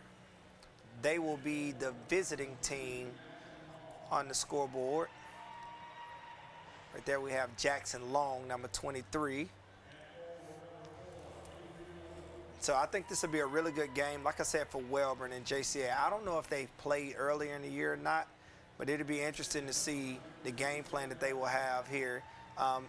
Number 33 has some really good size on him also. He's not 6'9" like Ethan Tidwell, but 6'6", 6'7". I love to see those kids come out and do their little come out handshakes and plans that they've done all day at school. So here we go. We're going to have the home team on the scoreboard. Jacksonville Christian Academy. Head coach Tommy Miller. And there he is with the red shirts on. Red shirts on. Like I said. Not the jacket. He didn't have the jacket. No, don't worry. He probably wore it to the game, but he probably took it off, But he's a really classy guy over there. Him and his coaching staff, like they've always been. I mean, when you're talking uniform, the coaches are going to be more uniform than everybody when it comes to them. And like I said, JCA traditionally has been really good the past. For the last 4 or 5 years, they've knocked off some teams. I remember a year like I said, the year they had the Final Four run. They also had the run where I think they beat Jacksonville. And that always bracket, and we are always counting. Like I said, it's Friday night. Everybody's been looking forward to something to do, and now you can drive up to Jacksonville State University on the campus and you can see the newly renovated Pete Matthews Coliseum. It looks really nice compared to what it was when we were in school, huh? Oh yeah, definitely. The upgrades to it have been tremendous. Of course, the tornado came through. And they've done an outstanding job just building it back and building back up the county tournament. There should be a lot of people there this week, and this tournament is huge in our county. Here we go. We're off on the way, and JCA wins the tip. Wellborn has a size advantage over JCA. We have a three-point shot. Brought to you by Mount Sport in the press early in the game. Wellborn beats the press pretty easily, but it's good to see them coming out with that effort also, trying to put their will. We have a live ball turnover here off the deflection, number 2 on the break, +2 on the live ball turnover by JCA. Another live ball turnover, and we have another layup by JCA. Wellborn is having all kinds of trouble taking care of the ball right now. They beat the press this time, give it down to the big guy with the missed shot. We have an over-the-back call by Wellborn. JCA is coming out with big-time intensity. I guess that's that intensity you were talking about. Well, and they like to convert off live ball turnovers. Yes. Converting off live ball turnovers is just something that you can't really coach it. It's ingrained in you as a player, and if they can continue to do that and keep that pressure up, it might be a long game for Wellborn here. Big-time rebound by Wellborn is number 33. He's a big kid, man. He's maybe, like I said, about 6'6", 6'7". Wellborn brings the ball up the court. They're swinging around. We have a ball screen, ball kick to the left wing. We have a shot by number 4. Offensive rebound by Jackson Long, +2. Wellborn's on the board, 7-2 JCA over Wellborn right now. Ball is brought up again. Ball is swung around on the left side over here by JCA. Have some ball movement. Look like we're running a little 4 out, 1 in. Dribble penetration. And we have a tough layup made by number 5. JCA is in there 1-2. They're in a diamond press right now. Got another live ball turnover with the layup here. We have a timeout by Wellborn. That timeout is brought by Bob. Really, coach needed that timeout to stop that run there, because that run, they've had maybe about 5 live ball turnovers here, and we're not even 2 minutes into the game yet. All right, at this time it's 11-2, JCA over Wellborn, and we're going to go to commercial here. Miller Funeral Home and Crematory has been helping families since 1970 through a commitment of turning difficult times of losing a loved one into a beautiful occasion of reflection and even celebration by responding to hurting families with kindness and expertise. Miller Funeral Home also offers a flameless cremation process that uses water instead of fire called aquamation. Let Miller Funeral Home and Crematory make hard times a little easier for your family. That's Miller Funeral Home and Crematory, located at 50 Hamrick Drive East in Oxford. Serving East Alabama for over 20 years, Samco is your local convenient, clean, and friendly gas station. Fill up your tank with gas, diesel, or your favorite snacks and drinks. Samco has 48 locations to serve you in Calhoun, Etowah, Marshall, Talladega, and Cleburne counties. Samco is a proud community leader in giving back to help support local schools in East Alabama. For your convenient, clean, and friendly gas station needs, it's Samco. Here at Skinner Body Shop, we've been a family-owned business for over 55 years. We have a 3rd generation working here at the company now. We welcome all cars and all types of insurance payments. We've concentrated on a 24/7, 365-day-a-year record service that never closes. So if you need a tow, just call us here at Skinner Body Shop. Skinner Body Shop, 409 Williams Street, Oxford, Alabama. The number is 256-831-2860. And we are back at the county tournament. JCA is up 16-2 over Walter Wellborn High School.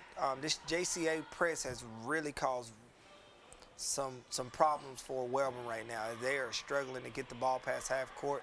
As you can see, the JCA is flying all over the place with 2 on the ball and trapping, and those passes are going everywhere, and those guys are rotating all over the place.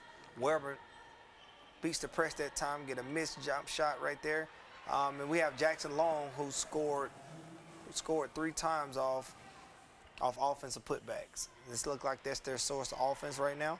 JCA is coming up, gonna walk the ball up the floor, running good, really good action. 3 by Scrappy bunch. Coach players that's willing to get their hands dirty. So when you see them in this press, they're going for everything, getting on the floor. Got broke right there. But you just like to see that intensity and that effort out your guys when you're out there coaching. Yes, Jackson Long has all the points for Wellborn right now. On the ball screen, number 20 with another 3. Missed badly on that one. Offensive rebound, second chance shot, 3 from the corner by JCA. Good defensive rebound by Wellborn. Wellborn is gonna push. Let's see what we get here. He's in the paint. And we have a travel call here by Wellborn. 19-6 JCA over Wellborn. And we're at the halfway point of the pressure. Wellborn is maybe they're in a zone. Open 3-pointer from the corner. Missed offensive rebound by JCA. And the put back, another offensive rebound. Ball comes out of there. Another 3-point shot by number 5. Missed. Another offensive rebound. Blocked by Jackson Long. Wellborn comes up. They're going to pull it out to set it up. Ball goes inside to the big guy with a layup. Great job by Wellborn there. Finally, we got a paint touch by the big guy. As you can see, as JCA walks the floor. Gonna call him and put him back. It is good. Tim Motorsport 3-point basket here at the county tournament. Another ball turnover.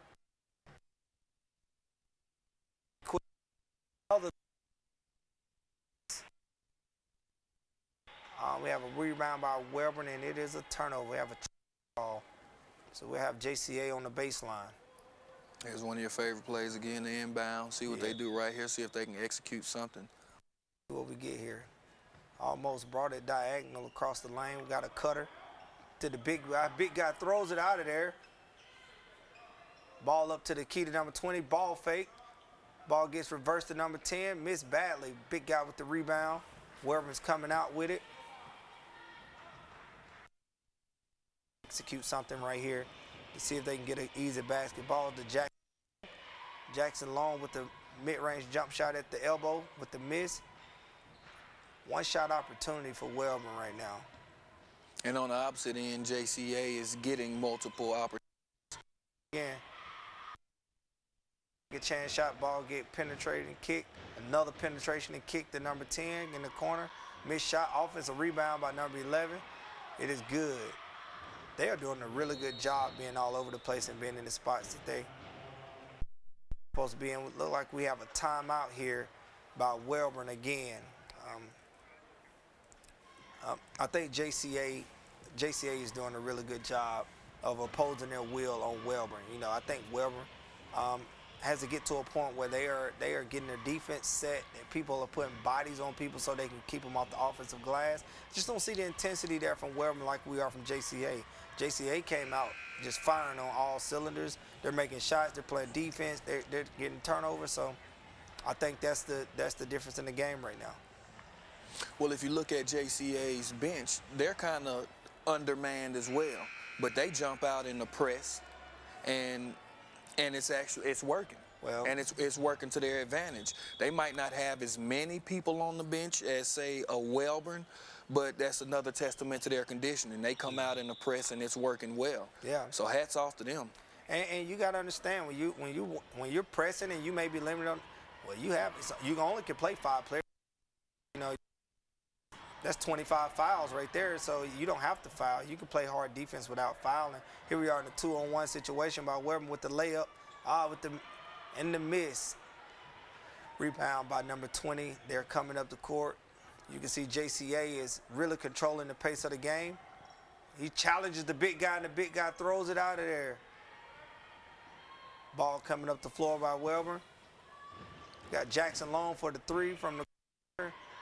And a miss. Here we go. The point guard from JCA controlling the pace. You know, he walks it up the floor. He wants all time. Long 3, big time 3 from the top of the key. Maybe I should say from the logo, from the S, from the Gamecock. So you can see opposing their will. Driving the left hand. Oh, and then we have a charge call. Big time play, charge call. I think they should put the restricted circle in high school also.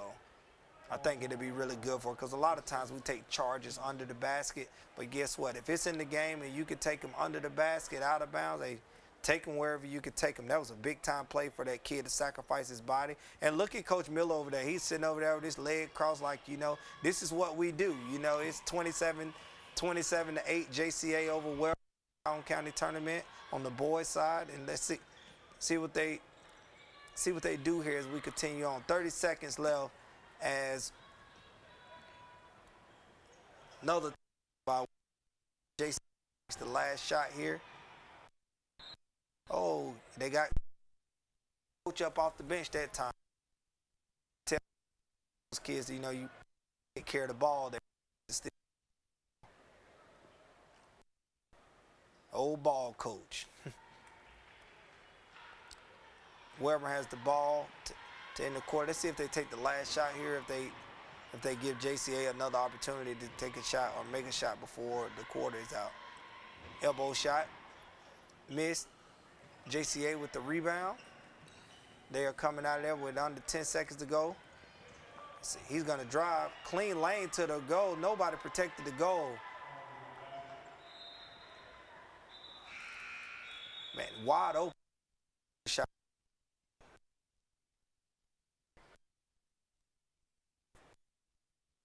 It's 20.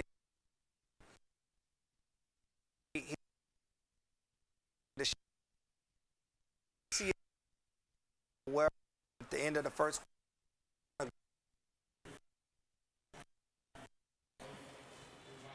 Hello everyone, Tony Russell, General Manager of Sunny King Ford.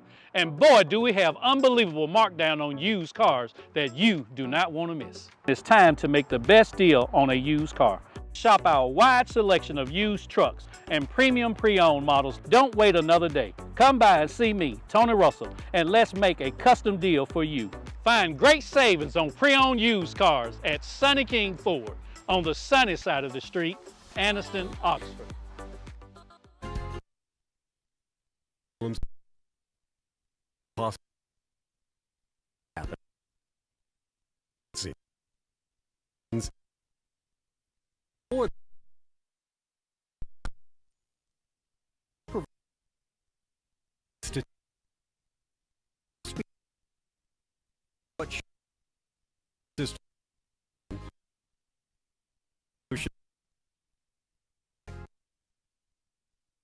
Hello, everyone. My name is Josh Keith with Keller Williams Realty Group in Anniston, Alabama, and I'm a 2023 Calhoun County Tournament sponsor. I'm so happy to be a sponsor for this event. I played in it as a student, so I know how important it is to the student and the fans and the community. It's just a special event, so to be a sponsor for this event is really like a dream come true. If you're looking to buy, sell, or invest in real estate, give me a call. I'm open 7 days a week, 256-452-5295. Proud to be a sponsor of the Calhoun County Tournament. Thank you, guys.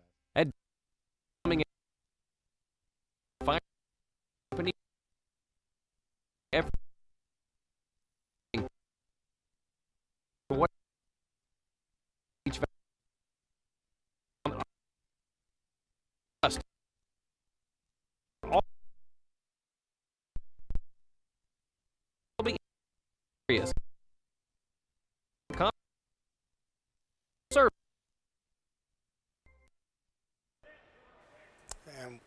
And we're back at the Calhoun County Tournament 2023. JCA 29, Wellborn 8 as we begin the second quarter here. We're at the free throw line with JCA. JCA has been doing a really good job opposing their will on Wellborn. They're really executing on the offensive end and on the defense. Plays really well together.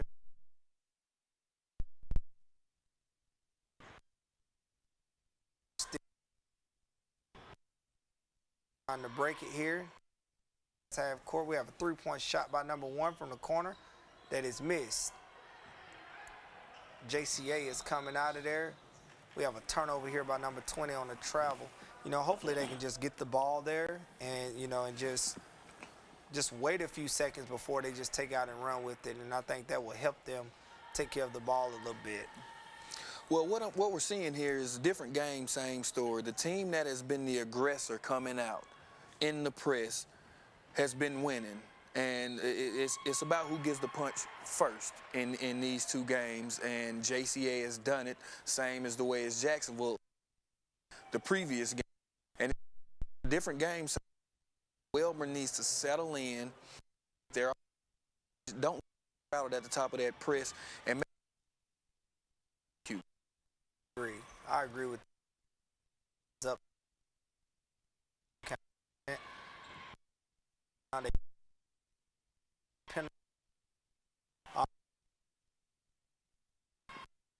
We have a steal here by number 4 by Avery Odom. And they're all over the place. Those kids are all on the they're on the court, flying all over the court, and like you said, Wellborn is having a hard time right now, just trying to get some continuity and just to slow, maybe just need to slow the ball down here and just try to get it to, you know, but they're all over the place. Like I said, there's another live ball turnover with JCA, and that was a great play by that kid with that deflection. Ball is coming up in.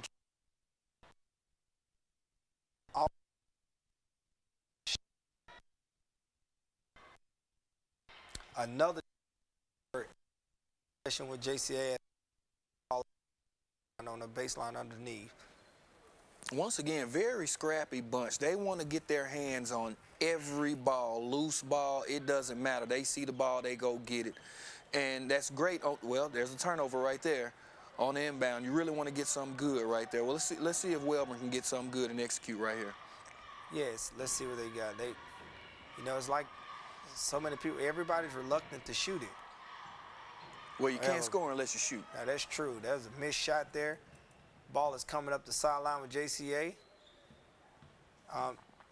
JCA, you can tell they've been taught penetrating kick, and they are doing a really good job penetrating kicking. There's another kick called travel that time. Play continuously opportunities. Wellborn got stopping penetration. Also, we have another turnover by Wellborn as JCA would take over the ball here again with 5 minutes and 43 seconds left in the second quarter. Number 2 walks the ball up the floor for JCA as JCA is in control. Ball fake by number 20 on the drive. No foul call, but we did have some contact. Ball coming, look at the ball movement by JCA, and a made 3. And there's another 3-point basket brought to you by Mountain Motorsports. JCA is doing a really good job shooting tonight, and they, like I said, once you put it in the hoop, you're able to set your defense. And, I just think your defense work a little easier when you score, especially by either dunking or making a 3. I mean, it really get those kids and people flying all over the place. There's another live ball turnover, and we have a foul, blocking foul by number 4 from Wellborn. Really tough out for Wellborn right here as JCA. They're playing like they've really been there before, and JCA has some really good wins in that area. So, they're accustomed to playing this way. As number 2 take the free throw here, and it is a make. These free throws are brought to you by Bolton Chiropractor. Have some substitutions coming here for Wellborn as the big guy comes back in. I think they're really going to need him to get going here as the game progresses. They got to get more paint touches and more shots in. First, they got to break this press. That's paramount. But even in situations, it's broken now, so let's get a good shot here. He got all the way to the paint that time, but comes up empty with it. Number 20 is doing a really good job rebounding. Well, he's not as tall, but he's built like round mound to rebound there. So, I mean, great pass. Oh, goodness. Said JCA is getting whatever they want, whenever they want here in the county tournament 2023 as they are opposing their will on Wellborn. They're up 37-8 with 4:45 left in the second quarter. Let's see, can we get something here? It's going to be tough. JCA is in a zone here. Look like they're in the 2-3 zone. Those guys, another turnover by Wellborn. JCA brings the ball. See if we get a little secondary break action here. Wide open 3-point shot from the corner by number 14. No good. Offensive rebound. Went right at the big guy this time with the layup. JCA is really, JCA is really, really good. Like I said, traditionally, over the past like 5 or 6 years here, they've been really playing at a high level of basketball, and like you said, just to see those kids over there playing hard and things like that, it is a true testament to what Tommy Miller is doing over there. 3-point basket, miss, big guy with the putback. And there he is. Oh, yeah, we need more of that. But you got to get shot attempts. You have to. Yeah, you have to get shot attempts if you're going to get that. Number 2 on the drive with the lay. Another opportunity. Another opportunity every time. So JCA is coming down, and they're either making or they getting 2 or 3 shots every time. Well, where may not get a shot, they may not get a shot, or they only get 1 shot. Good inbound underneath pass coming here. Another penetrating kick, another pass, another offensive rebound, and a putback. Oh yes, look, just hold it up. Did you see that? He just got the rebound. You got to secure it. Yeah. You got to figure out a way to secure it. I mean, if everybody is Oompa Loompa size as far as short, and you're taller than everybody, just hold it up in the air. That's what Wilt Chamberlain would have did, or that's what Kareem would have did. Ball comes in. have a collision here in the backcourt on a loose ball that was left up in the air for anybody to get. And you can see that JCA, they're not letting up press right now. Like you said, sort of like how Jacksonville girls were. And I don't think I would. You know, when you're playing like this and you need your kids to play hard, if this is what you have to do to get your kids to play as hard as you want them to play, do what you have to do. Well, and one thing about JCA is they don't have the size, but like I alluded to earlier, they're a scrappy bunch. They are. So without the size, you can box out. It doesn't matter how big you are, as long as you box out and get that rebound, and that's what's giving them second chance opportunities. Agree. Here they are in a 1-3-1. 1-3-1 defense right here. Look at Coach Tommy Miller over there with his leg crossing. He's changing defenses. He must have did it with like just a hand signal or something. That's look at him. That's vintage coaching right there. Another turnover right here. Live ball turnover. Oh, block shot. Oh, we have a foul here. Have a foul here where there was another live ball turnover right there on the defense.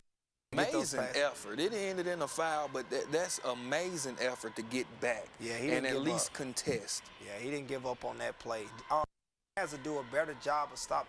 They're throwing really careless passes, like long passes, rainbow passes on the varsity level. We got to, bounce passes, ball fakes, and passes, and hopefully they can make that adjustment to make that happen. Number 5 is at the free throw line. These free throws are brought to you by Bolton Chiropractor as he takes the second one and he missed both of them. Big guy with the rebound, and I think he's figured it out. Let's just hold it up above my head. They can't get it. If he can come down on the offensive end and do the same thing, they can get a wide open shot. Another turnover here by, look at the hustle by JCA. They're doing, like I said, they're doing a really good job of playing together. They're playing together, and they are playing, their effort is together also. 3-point shot from the corner, missed by number 2 from Wellborn. Rebound by JCA. Haven't scored a basket in a few possessions. They can get something here. Wide open layup. Oh, travel call here on the baseline. Turnover by JCA, and that's a big difference. JCA turnovers are dead ball turnovers, where Wellborn turnovers are live ball turnovers. Which and those live ball turnovers are a lot more deadly, especially in a game like this. You're just going back and forth, but you got to get a good possession that can't end in a turnover. Another 3-point shot by Jackson Long, and he makes this one right here. A timely shot. They needed a shot really, really bad, and I think that Jackson may have maybe 10 of their 13 points, so he has to shoot the ball even more. And JCA tries to match it, another second chance opportunity, just loses it there out of bounds. Well, that three-pointer can be something to build on right here. If they can get a little run, maybe 8, or we got a turnover right here. It's really hard to go on the run if you're careless with the ball and turning the ball over. It's kind of hard, like you said, the coach, he can coach over there until his face is blue, but it doesn't matter if you can't. Like you said, the kids have to do a better job of valuing the ball and taking care of the ball. We have a drive here by number 2 right at him in the paint with the finish. JCA up 41-13 over Wellborn. Have Jackson Long with the pass in the paint. Another pass, layup. That's great ball movement. Ball movement. How many plays can you put together consecutive, back to back to back? Long 3 by JCA, televised almost. No, there's a stop. That is a stop. Let's see if Wellborn can get something good here. Yep. Block shot, and it is out on Wellborn actually, as JCA will take over the ball with 1:39 left in the second quarter. Score 41-15. JCA up over Wellborn.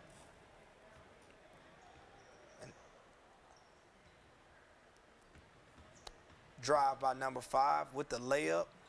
They are getting whatever they want, whenever they want. Just putting their head down, driving the ball right at them, and it's more like Matador defense by Wellborn as they are, just getting out of the way, letting those guys drive instead of guarding your yard. Guard your yard. Ball movement by Wellborn. Another careless pass, turnover. Let's see what we have. Number 10, missed layup, and we have another second chance shot. Number 2 with the rebound. Let's see if they take for the last, or they see what they do here. Another drive. He's in the paint at will. So they got 3 opportunities to shoot the ball that time here. Wild shot by number 15. As they go on, you have JCA. Look like he's going to pull it out for the last shot. And as I say that, there's a 3-point shot. Another opportunity to score here. Ball in the paint, another pass, another ball fake. Let's see if we get another offensive rebound. They're going to be able to close the quarter. 3-point basket by number 2. Another miss. And let's see if Wellborn can get the ball and get the last shot here. We have a layup and another missed layup. Did we get a foul call here? Is there a late whistle? 6 seconds. Oh, turnover. We have a turnover here. Let's see if they get something good right here. 43-15, 6 seconds to go in the second quarter. Coming up on halftime here. Another drive. He's in the paint. He gets a layup at the paint, offensive rebound, and a putback at the buzzer, and it is good. It's a great way to end the half right there, JCA. Great way to end the half. 45-15. 45-15 JCA over Wellborn. We're going to take a break. The Calhoun County Tournament 2023. I'm Bill Newman. I want to welcome you to our store, Oxford Lumber and Ace Hardware, and I want to promise you that when you come in here, you're going to get service. We're going to greet you and take care of you and get you what you need. Today I've got Shaw Williams with me, who runs our steel power department. Shaw, tell us a little bit about our steel department. We've got a full line of steel power equipment, parts, service. If you need some advice on taking that tree down, we can give you that too. We'll welcome our customers in to come in anytime and take care of these advantages that we have here at Oxford Lumber.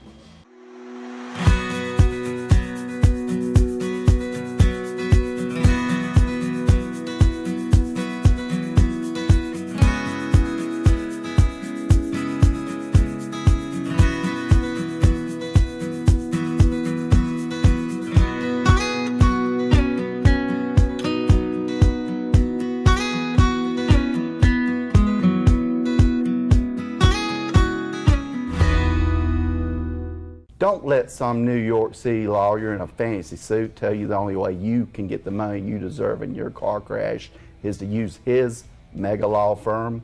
All you'll be there is just another number in an endless hall of records. And remember, our files have names, not numbers, and the only size that matters is the size of the check. So if you've been injured in a car crash, call Cleveland and Murphy, 256-403-5317. Or look us up on the web at modelcitylaw.com. Call my daddy!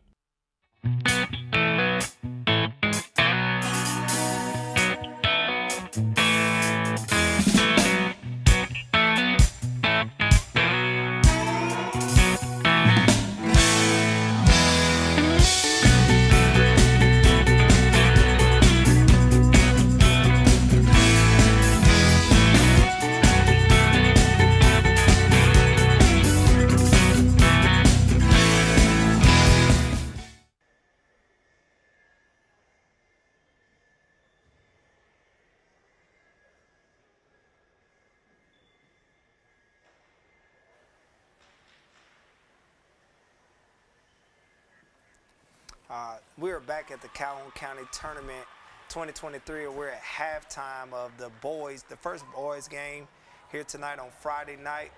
JCA with 45, Wellborn 15 as we go into the second half here. What are some of the adjustments that you think that needs to happen here from the Wellborn side? Wellborn just has to take care of the ball. If you don't take care of the ball, you don't get shot attempts, you create live ball turnovers, and those up until this point have been leading to scores. If you can't take care of the ball, you can't score. You can't even get the ball across half court. So what I think they need to do, slow down and figure out a way to break this press and get into their offense. At least get it across half court, get it into your offense, and create something on your end. If you can't find nothing on defense, create something on offense. Agreed. And I think that's what they need to do. Agree. I believe, Wellborn is, like you said, is having a really hard time getting the ball past half court and just being precise with their passes. You know, being at this level in high school and things like that, got to passes, and I mean those are easy for people that are rotating on defenses that's flying all over the place to get. You know, you leave it up in the air for people to come get it, they're gonna. So you like you said, with those live ball turnovers they got, they're having a hard time getting actual attempts. Like, and you can't win if you can't. If you don't get, if you can't score, at the end of the day, you can come in with all the game plan and saying, you know what, we're going to be a defensive ball club, but in basketball, you have to play both ends of the floor. You have to win the turnover battle, you have to win the rebounding battle, and right now JCA is winning both of those, and they winning the free throw battle. So they winning every battle in every facet of the game that you need to do to win the game right now at halftime. That's why they're up so big, 45-15 over Wellborn. And they also came out as the aggressor. We're not going to sit back in the zone. We're coming straight at you on defense. And if you can't do anything about that as a basketball team, you got adjustments up front. If you don't make adjustments up front, you'll never get the ball across half court. You'll never get shot attempts. So I think they do a better job of running their offense and beating this press. We don't know if they'll come out and press. I would, if it's working. But I think for Wellborn, they just need to slow down and try to get into their offense and figure out a way to break this press and get some offense going. So if you were JCA, would you come out in the third? Would you come out in the third quarter throwing the same punch? The name of the game is win. It is. And this is a time we're working on our press. If I'm JCA, I'm working. I'm in the locker room right now, and I'm figuring out how did they beat it the times that they did beat it. Because this might not be their last game in the tournament, and the way that they're playing now, they will play again. Okay. So at this point, I'm going to give you the same look. Or if there's something else that we might need to look at, we might throw that punch at them. And I think for Wellborn, they just need to be ready for whatever it is. They need to come into this second half and try to throw punches themselves. I would try to be the aggressor if I can, if I'm Wellborn right here. Well, you know, it's really hard to be the aggressor or to set your defense if you can't score. You know, so you have to put the ball in the hoop, or you have to find times on dead balls to set your press. And we know that Wellborn traditionally, and they always have athletes there, and those athletes can real deal. They probably would do really well at trapping and running the floor and things like that. I think Wellborn, on the other hand, they got their coach really, really late. I want to say they got their coach during the season. Wow. Like during the season. So it's been really tough for Wellborn, but let's see if they can make the adjustments in the second half to make this game reasonable, and they come out competing better this time. But at this time, take a break. We're going to go to commercial, and we'll see you when you get back.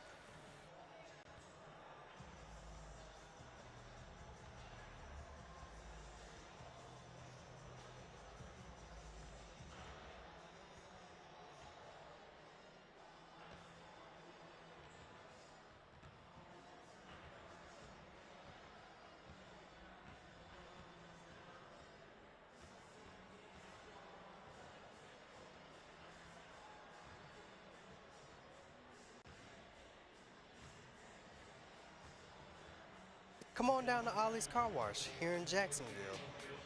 They have the automatic car wash and the self-serve where you can wash your car with their many different wash modes, which include engine cleaner, bug off, tire scrub, pre-soak, and the foam brush. Ollie's also has the detail section that has vacuums, trash bins, and an area to buy towels, tire shine, Armor All Whites. So come on down to Ollie's Car Wash located at 811 Pelham Road South here in Jacksonville.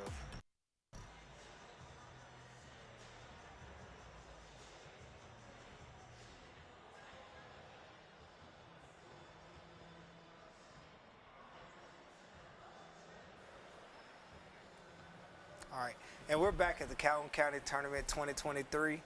Like you said, after a tough first half of Wellborn, I think the coach can go in, you know, and just try to make some adjustments. And like you said, the biggest adjustments will be, let's make sure we take care of, let's see, can we come out, get a few easy baskets here. JCA on the other hand, come out and try to impose your will, and is in full control of this game right now. If they come out in the third, I would be interested to see how they come in the third quarter to see if they can impose their will even more on top of Wellborn. And I see you alluded to earlier that JCA doesn't have that much depth, but you really don't need that much depth. Most time, teams are playing within the 7 to 8-man rotation, maybe 7 in a possible, and they got 9 guys over there, so that's enough to play with, and that builds for better chemistry when you don't have as many. That may be in the way sometime of building that chemistry and that continuity that you need to be a really good basketball team. So like I said, in the second half, let's see if JCA can continue to do what they do as we get ready for the next game. The next game coming up after this one is Ohatchee versus Pleasant Valley. If you didn't know, it was the Calhoun County Tournament 2023. You can tune in live on Facebook, YouTube at TV24 WEAC. And we, like you said, we're going to get back into this thing. It's been a long night, really good night on a Friday night to have basketball. So I'm excited to be here, you know, and this is different, but you know, it's needed. Well, it's great for the county. Basketball is this time of the year in this county it gets big, and with that being said, we're back at the game. Do you believe Wellborn?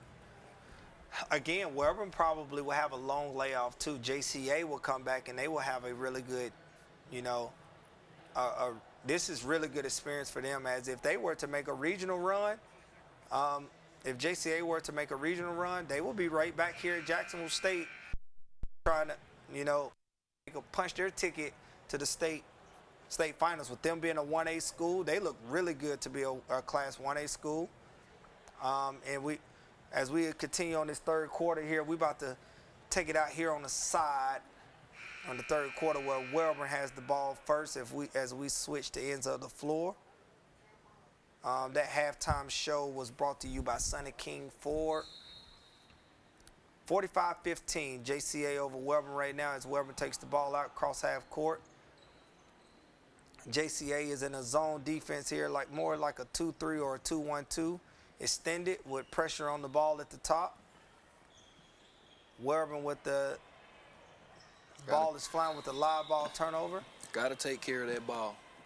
Have to value that ball. That ball has to mean a lot to you, and what you mean and what it is, you know, it's and whoever values the ball the more in high school game, you know.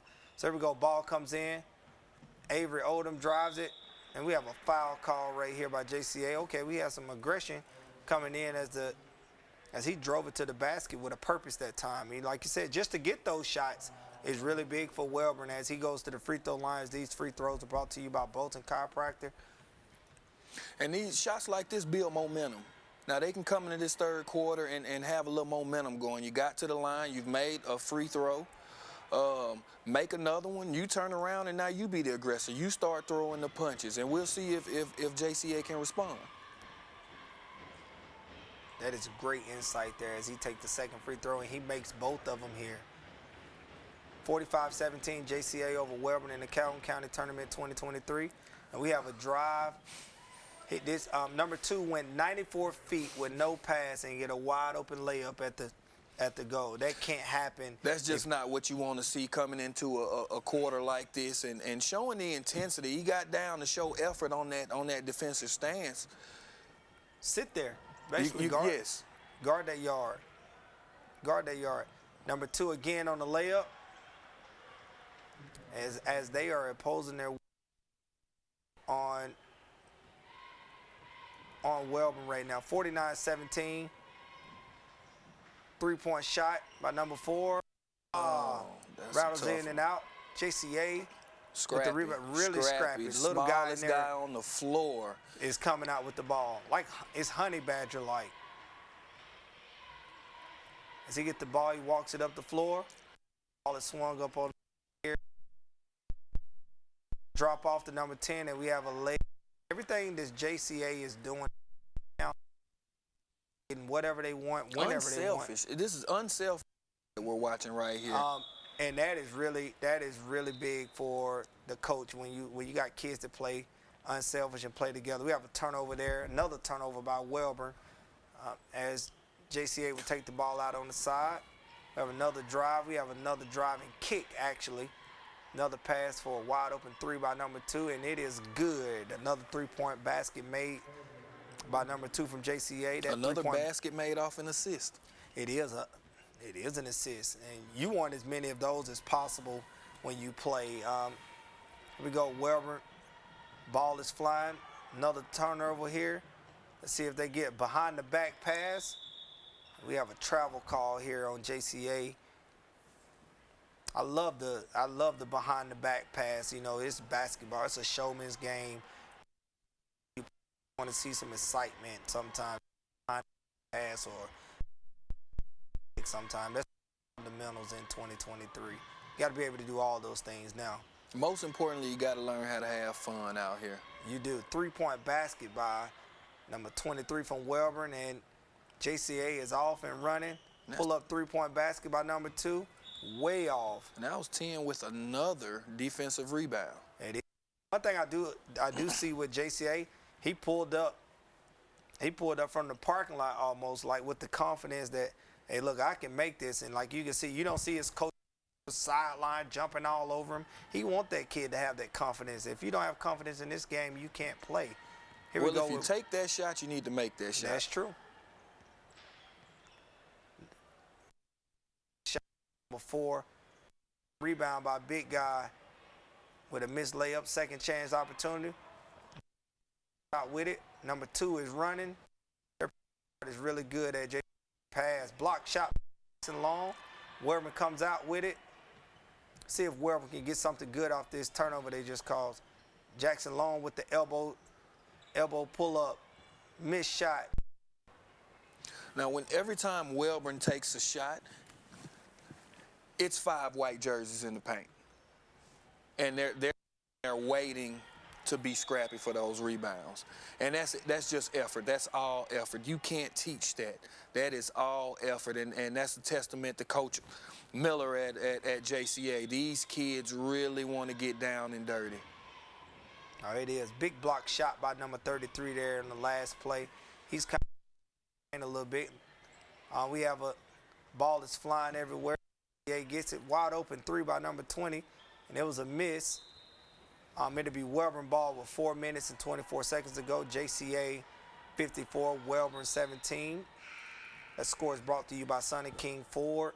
As Wellborn continue to go on here, they, like you said, them taking care of the ball is one thing, them getting some easy shots there. But one thing I see with JCA, you know, you alluded to white jerseys in the paint, and since Wellborn hasn't made a jump shot yet, they can't space the floor. And so everybody's going to, if you can't out there, so Wellborn has to make some shots. They have to get some easier shots, but like you said, you can't get shots if you're not taking care of the ball. So when you get an open shot, let's see if he can make one right here. Well, as long as JCA is going to sit back in this zone, you might as well. Yes. Another three-point basket by Wellborn, and it's a miss. JCA is coming out of there with the rebound. Let's see what we get here. Three-point shot by JCA, and it's a miss. Another second chance opportunity. They move the ball really well as the ball swings around. Another penetrating dish. Great offense. That was a really good drive, straight line drive by number 5, and the dump off to get away from the big man a little bit. And there's a foul call there as we will go to the free throw line with 2 shots by number 14. And once again, another unselfish play by JCA. And these free throws are brought to you by Bolton Chiropractic. See, can he make 2 of them here? That was a really good pass by the kid from JCA. It was on time, the drop off, get the foul call. Like you said, another paint. You know what I mean? They're getting 2 feet in the paint whenever they want to. So like you said, this is good for JCA. They're playing some really good basketball right now. Let's see if Wellborn can get something good coming off the 2 made free throws here. Let's see what we have here. We have JCA in a zone here. Wellborn, mid-range jump shot, 1 shot and out.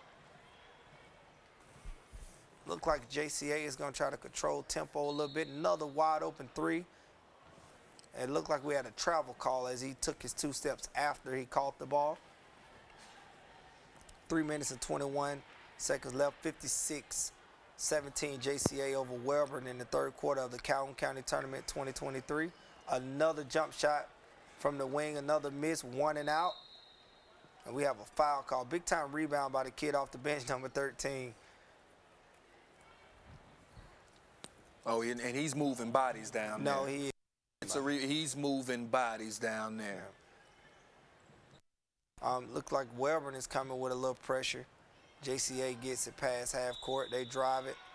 We have a foul call here, as JCA would take it out on the baseline underneath. I think JCA is doing, like I said, just doing a really good job. Of course, they're opposing their will. Let's see if they can. They're getting guys in. They are trying to execute, and that's pretty good. Number 11, like you said, they passed the ball extremely well. Offensive rebound again. So they are winning the rebound battle. Wide open three. Bang. Big time three-point shot.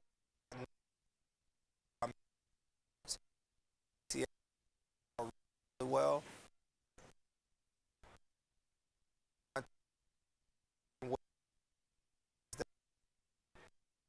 They have the big guy on the inside from Wellborn, but they have it packed in, like you said. And as the shot go up, there's another shot from the wing over there, missed shot. And you have 5 white jerseys in the paint. Number 4 comes out with it with Wellborn. He's working hard in the paint, misses 2 layups there. Ball goes back to Wellborn as it goes out of bounds, as we coming up on 2 minutes to go in the third quarter. Now, that's great effort by Wellborn. There's 2 black jerseys down there competing with 5 white jerseys. If they can get more of a collective effort on both ends of the ball, they can make some things happen here. Have a penetrate and kick, and the ball is turned over again by Wellborn.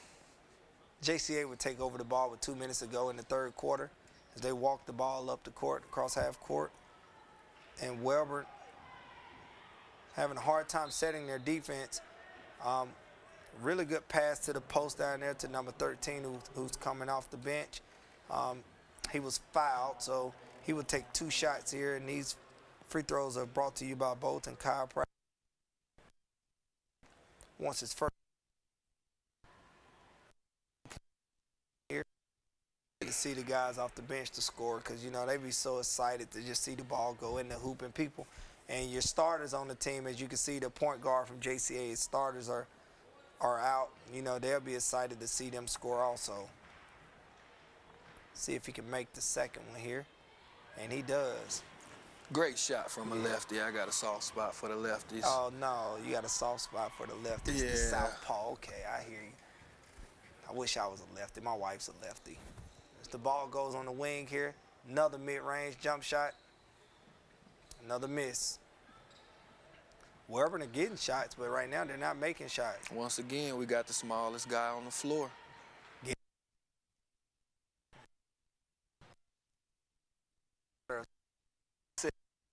That's what you love to see. Dumps it off. Unselfish. The smallest guy may get it, but it's not of size. It's a matter of will and want to, who want it the most. And it seems as if the smaller guy from JCA wanted it a little more than the other guys. I thought he was about to take another logo 3. Get us a ball screen here. A kick. Like the patience by JCA. That's good stuff right there. Offensive rebound. And when you play really good offense, the ball falls in your favor. It falls in your favor. There's another offensive rebound, another offensive rebound. Block shot. Wellborn, we're coming up on 30 seconds. If Wellborn can get something good here. JC is set back as they are sitting.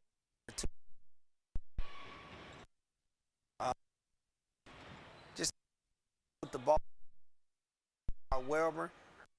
It's a miss. Here we go. JCA will have a chance to score. For to have the ball is advanced up the floor for a layup. As JCA will close the quarter up 62-17 over Wellborn in the Calhoun County Tournament 2023. As we are going to go to another break, we're going to take a break here as JCA is up on Wellborn in the third quarter.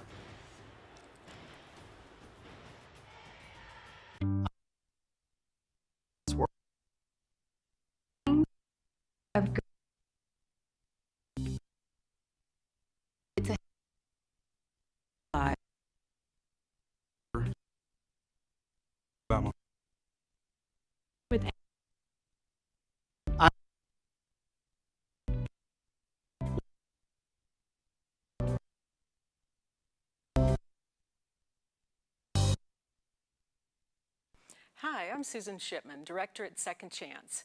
Second Chance provides safe shelter and supportive services for victims of domestic and sexual violence and educates residents of the communities served, empowering victims in their recovery and the public towards intervention in these crimes. 1 in 4 women and 1 in 9 men will experience domestic violence in their lifetime. You know someone. Please give us a call, 800-650-6522.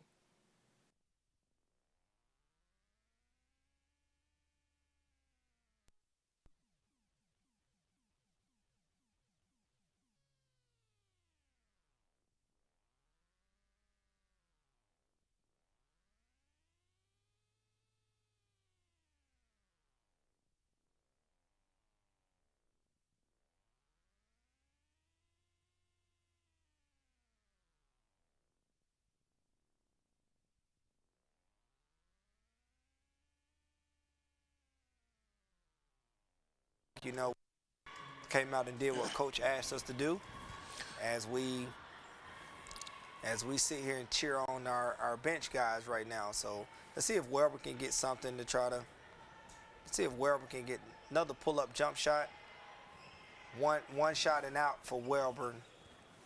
And for those just now tuning in, JCA came out in a press from the jump, and it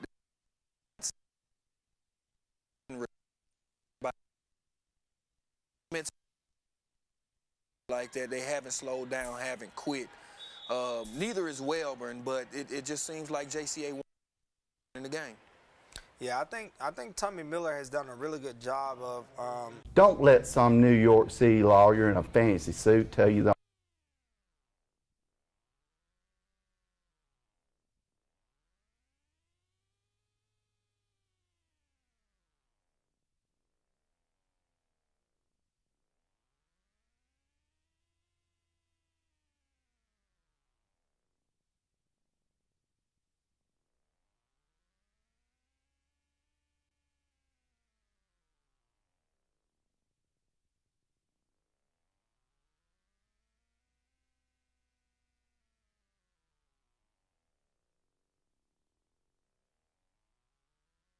just a little short, just a little bit on it. You know, there has their hands cut out for him as they are here trying to compete. He made the second one. He made the second one as JCA is coming up the floor. Look like Wellborn is trying to put a little pressure on these guys. Like he wanted to take a 3 from the wing. Love the patience. Have a cutter here, wide open. The lefty with the 3 comes up short. Wellborn comes out with the ball, pushing it. He's at the goal.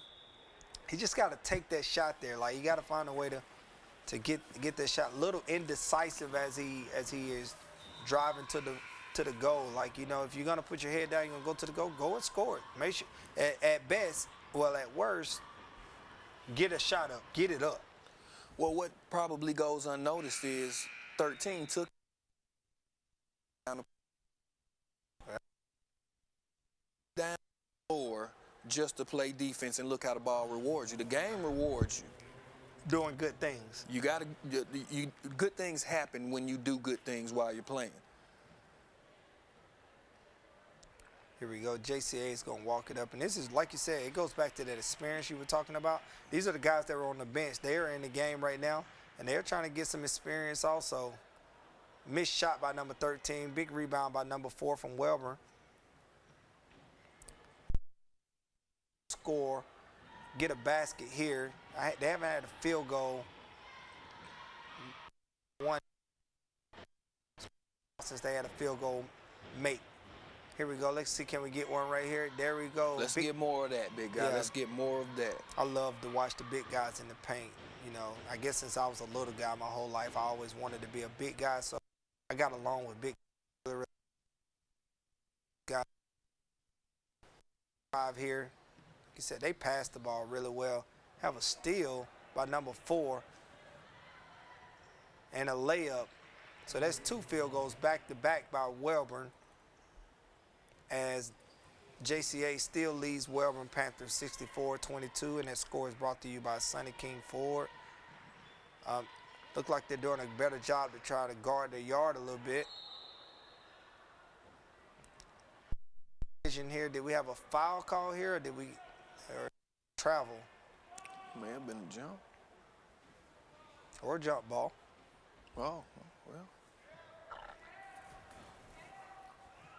Wellborn ball taking it out on under on a running clock right now, so all dead ball. The clock will continue to run.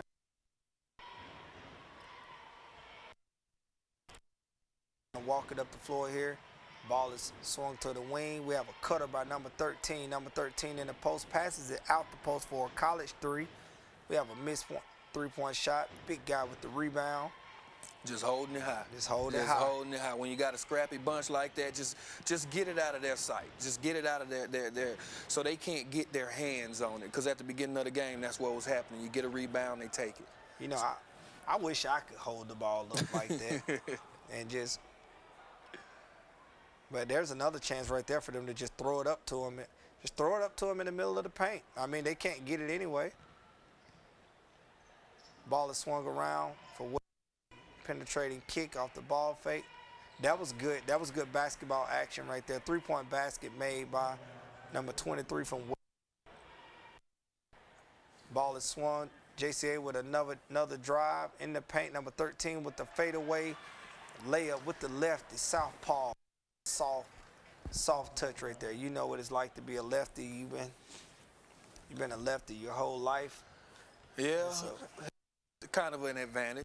It's kind of weird watching lefties shoot the ball. It looked like it hurt all the time, like when you shoot it. Don't. In the eyes of a right-handed person, That's true. maybe. You're right. My wife is left-handed, so okay. I'm surrounded by lefties. So my wife is left-handed also. So you're surrounded by lefties. I am. So JCA is coming out with the ball. We're on the closing minutes of the first boys game here in the Calhoun County Tournament 2023. Big time shot there by the guy off the bench. You know, high off the glass over the big kid. Like I said, it's always nice to score the ball, especially in the county tournament. Another 3-point make by Jackson Long, number 23 from Wellborn, as the score is 68-28, JCA over Wellborn. And like you said, and JCA is not going to stop scoring right here. Like you said, you have your bench guys right here. They want to score it too. I remember scoring my first points in the tournament.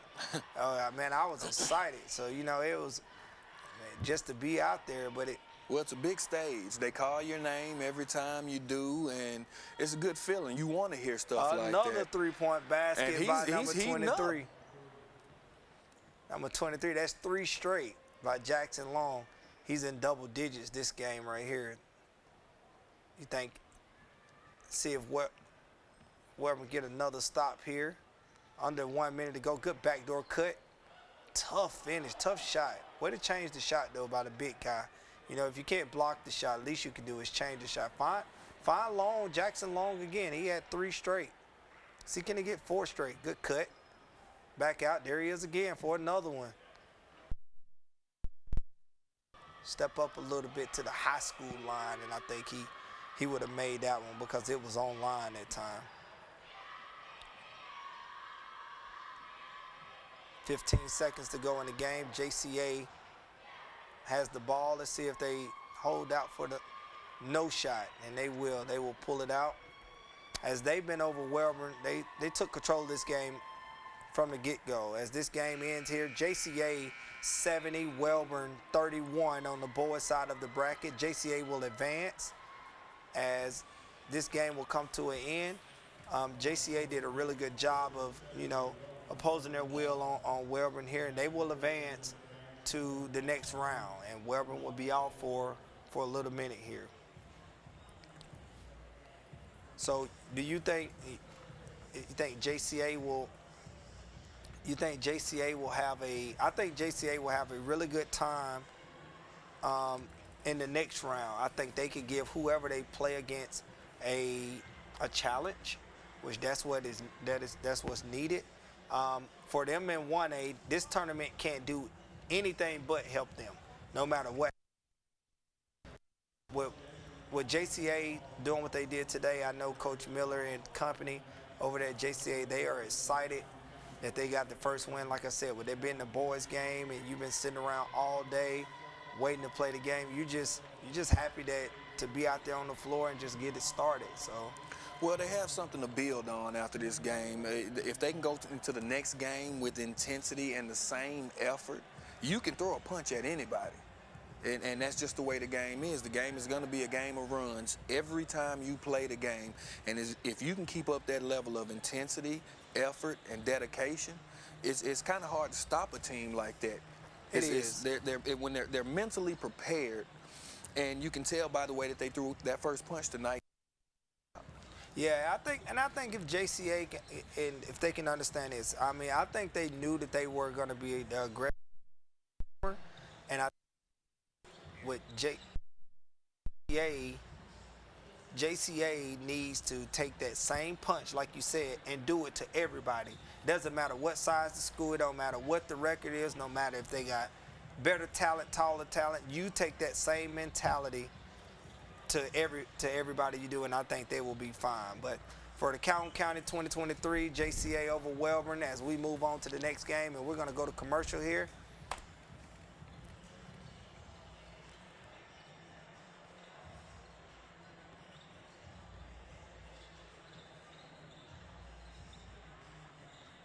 Don't let some New York City lawyer in a fancy suit tell you the only way you can get the money you deserve in your car crash is to use his mega law firm. All you'll be there is just another number in an endless hall of records. And remember, our files have names, not numbers, and the only size that matters is the size of the check. So if you've been injured in a car crash, call Cleveland and Murphy, 256-403-5317, or look us up on the web at modelcitylaw.com. Call my daddy!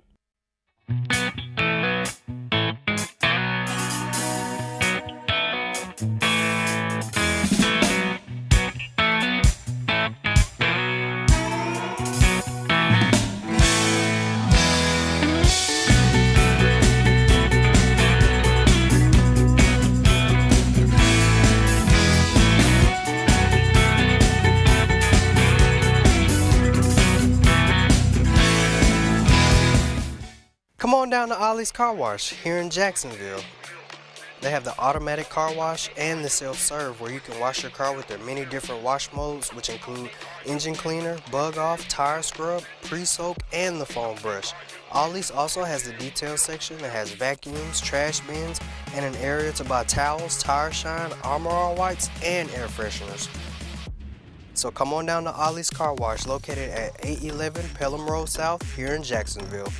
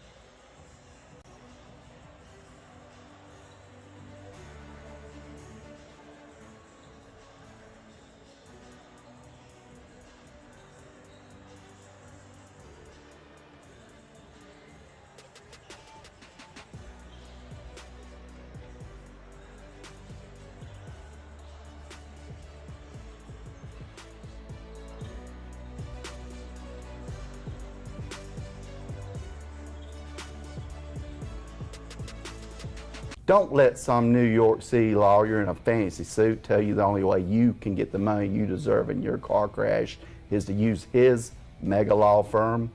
All you'll be there is just another number in an endless hall of records. And remember, our files have names, not numbers, and the only size that matters is the size of the check. So if you've been injured in a car crash, call Cleveland and Murphy, 256-403-5317, or look us up on the web at modelcitylaw.com. Call my daddy!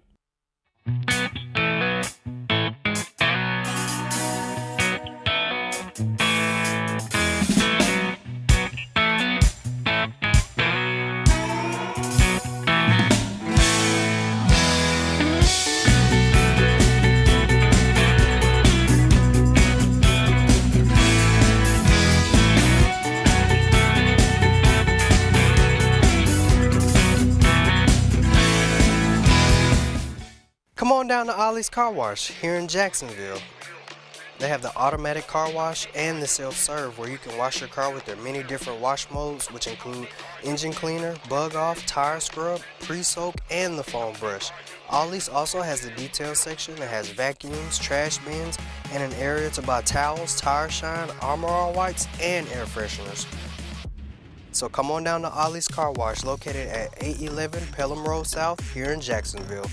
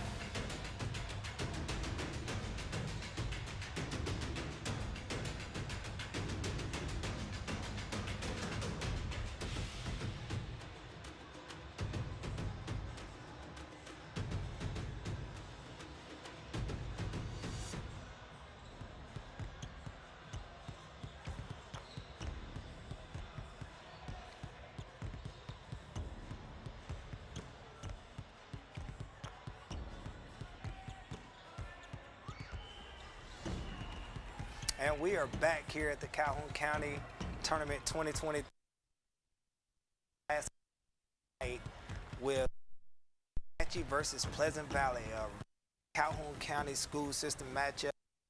I think these teams may be in the same area. I know if they're not, they usually are. This is the last game of the night. Like you said, it's last but not least. We had 2 blowout games in the first 2 games where Jacksonville over Faith really big in the girls side, and also JCA boys big over Wellborn on the boys side. So hopefully in this game we're here with Pleasant Valley and Ohatchee, which is usually a really good matchup between each other, similar in styles of play and things like that. So I really think we'll have a really good game here with their coach at Pleasant Valley is Brad Hood, and the coach at Ohatchee, which we knew well, and Brandon Ginn, who played against us when we were in high school at Alexandria. So hopefully we'll get a really good game here in this last Cal 2023. What would you think some key points of the game will be this time? I think this game go back and forth. I don't really see a blowout right here. For the teams are scrappy. They want to play. It's their first game in the county this year. And I think we'll get a better game. I think they'll go back and forth. It might come down to the wire, being that these schools consistently go at it year by year. So I think we'll get a better game this game. I think they'll go at it. It'll be a good one. I hope so. You know, so like I said, as we continue on through the week, as we have the play-in games tonight, as we continue on, where tomorrow in the county tournament, we will not play tomorrow. There won't be a game in the county tournament tomorrow, as Jacksonville State take on Jacksonville University from Florida in a Atlantic Sun matchup at 5 p.m. at Pete Matthews Coliseum. Calhoun County tournament will resume after that, as we don't Monday on MLK, Dr. Martin Luther King Jr. Day, and we will run games that day from maybe 8 o'clock in the morning to like 8 at night. So it will go all day, non-stop.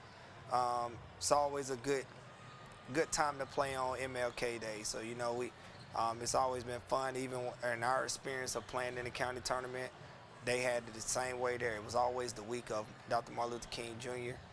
The day his holiday is celebrated, and so most schools are out of school that week, so everybody's off. So it's a good time to try to make up the deficit of times and not running over into multiple weeks and things like that to try to have a county tournament. But as we go out from MLK Day, you'll start getting to some of your top seeds in the county, and some of those top seeds in the county is on the girls side. You have Oxford girls who won the championship last year, who's coming back, has a really good group of girls there at Oxford. Those same girls play flag football, who made a run to the state tournament, state championship game actually, and so those girls know how to compete. So we'll be interested as the week go on. We get to see those teams play also, because I think everybody's excited to see Wellborn play, and to see everyone play. So I think this will be a really good tournament.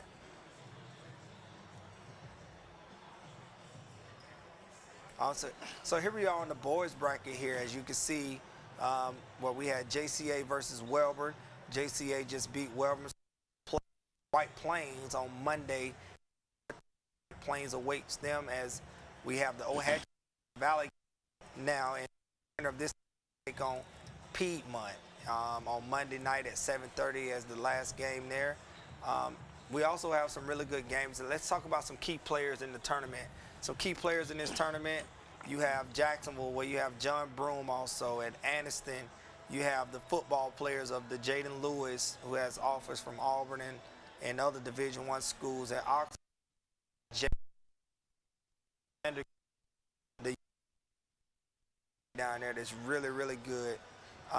Also at Faith Christian, the Thomas Curley is a really, really good kid that nobody really, but he is really tough. At White Plains, Carter Johnson is a really, really good player there. It's a lot of players in the county on different teams, and I may not allude to all of them, but they all have some really good talent on the team. It's just a matter of winning this tournament. It's going to come down to who has the best team.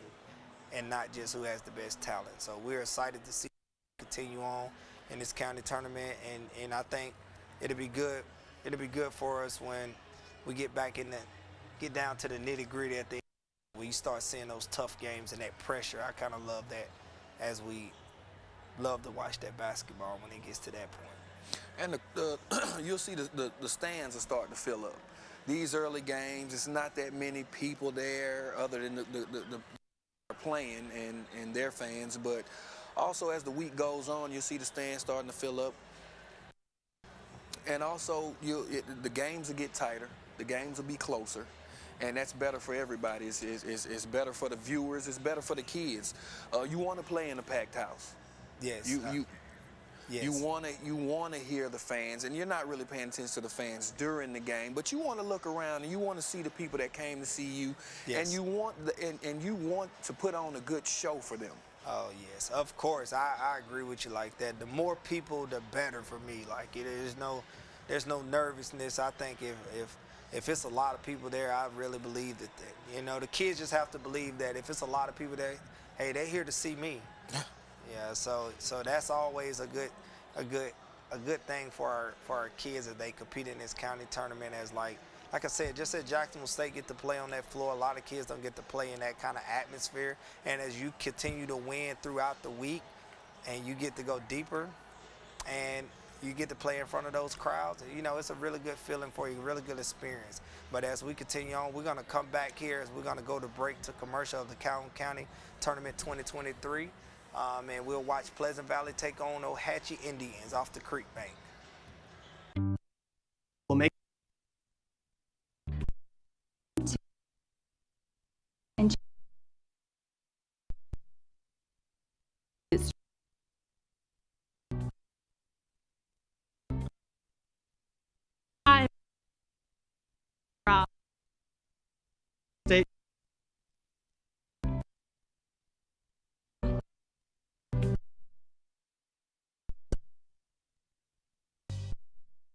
Hi, I'm Susan Shipman, Director at Second Chance. Second Chance provides safe shelter and supportive services for victims of domestic and sexual violence and educates residents of the communities served, empowering victims in their recovery and the public towards intervention in these crimes. 1 in 4 women and 1 in 9 men will experience domestic violence in their lifetime. You know someone. Please give us a call, 800-650-6522.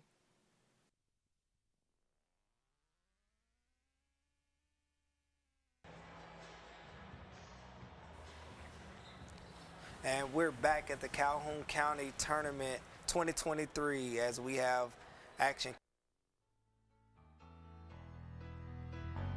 Hi.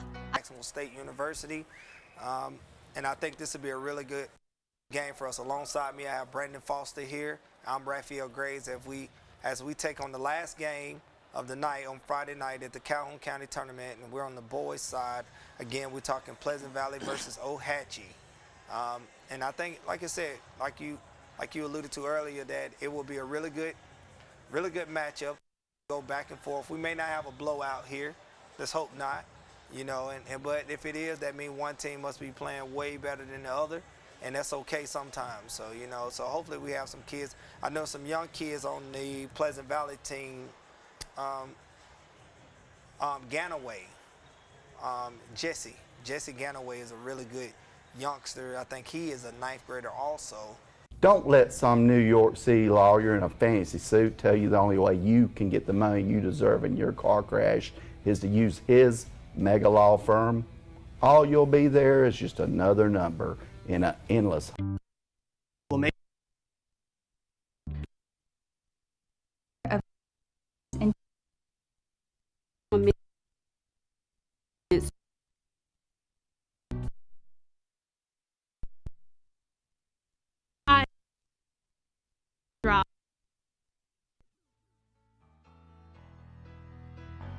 Hi, I'm Tracy.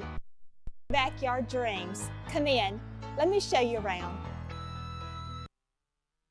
Serving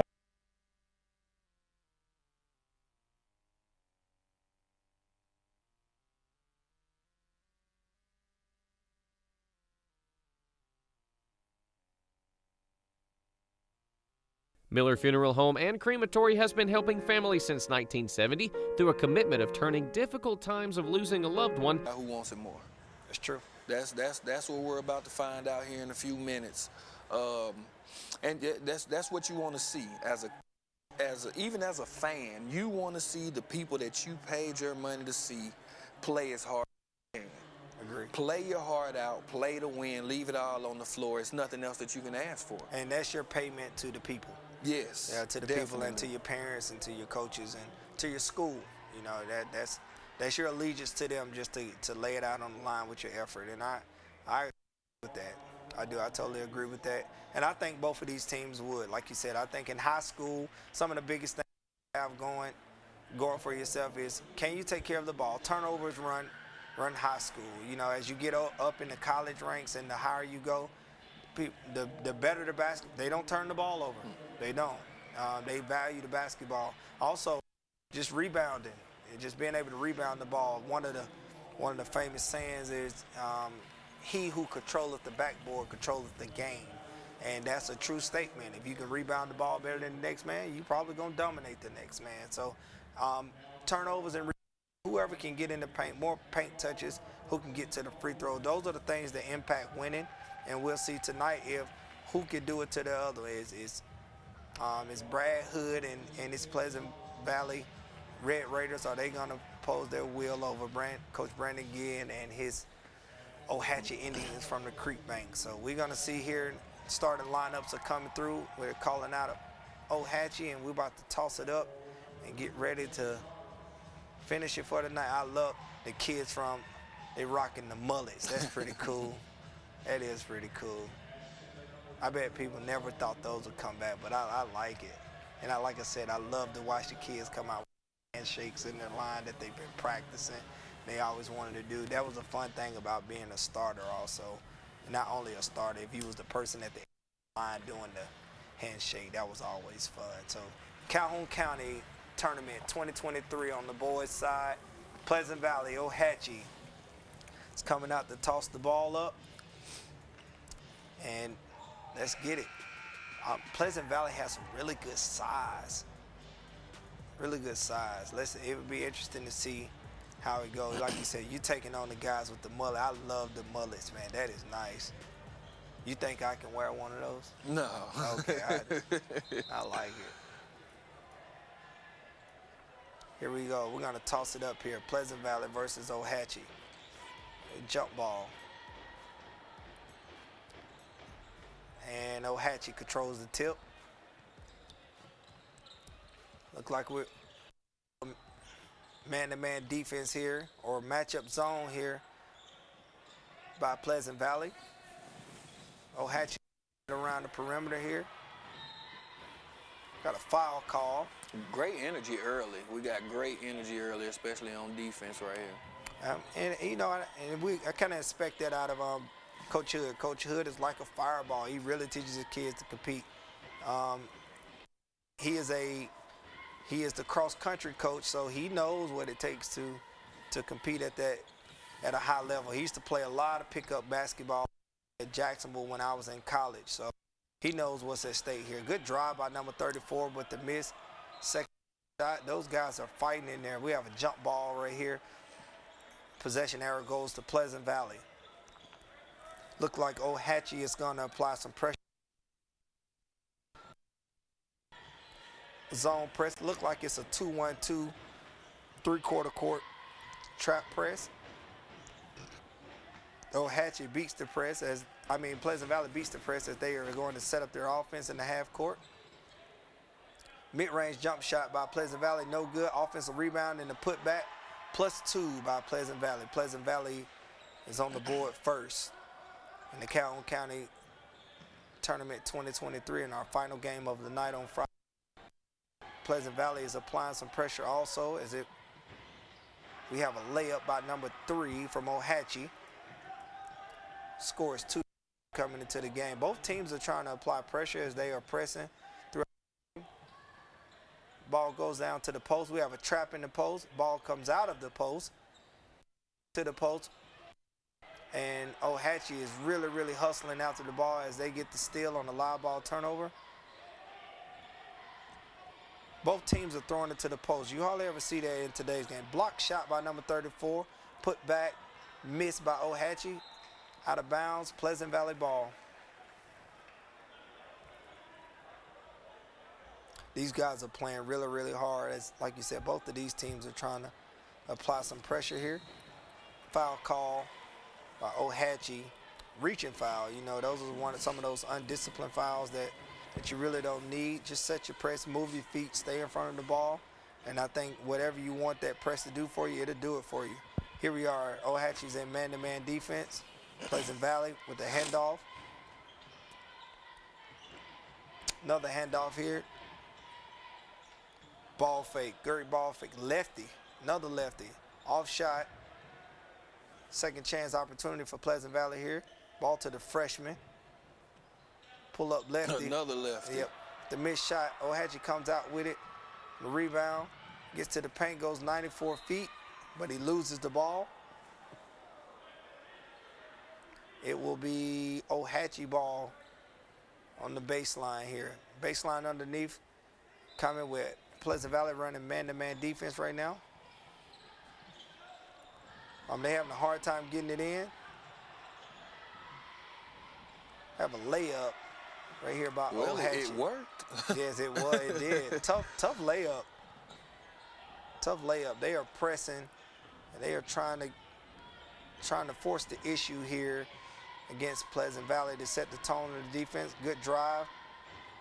Another driving kick. We have a 3-second call on Pleasant Valley. Yeah, that's always tough. That's always a weird feeling in basketball when you're out there making your moves and you play, and all of a sudden the referee comes with this inverted whistle out of nowhere, and you're like, what's going on? And he says 3 seconds.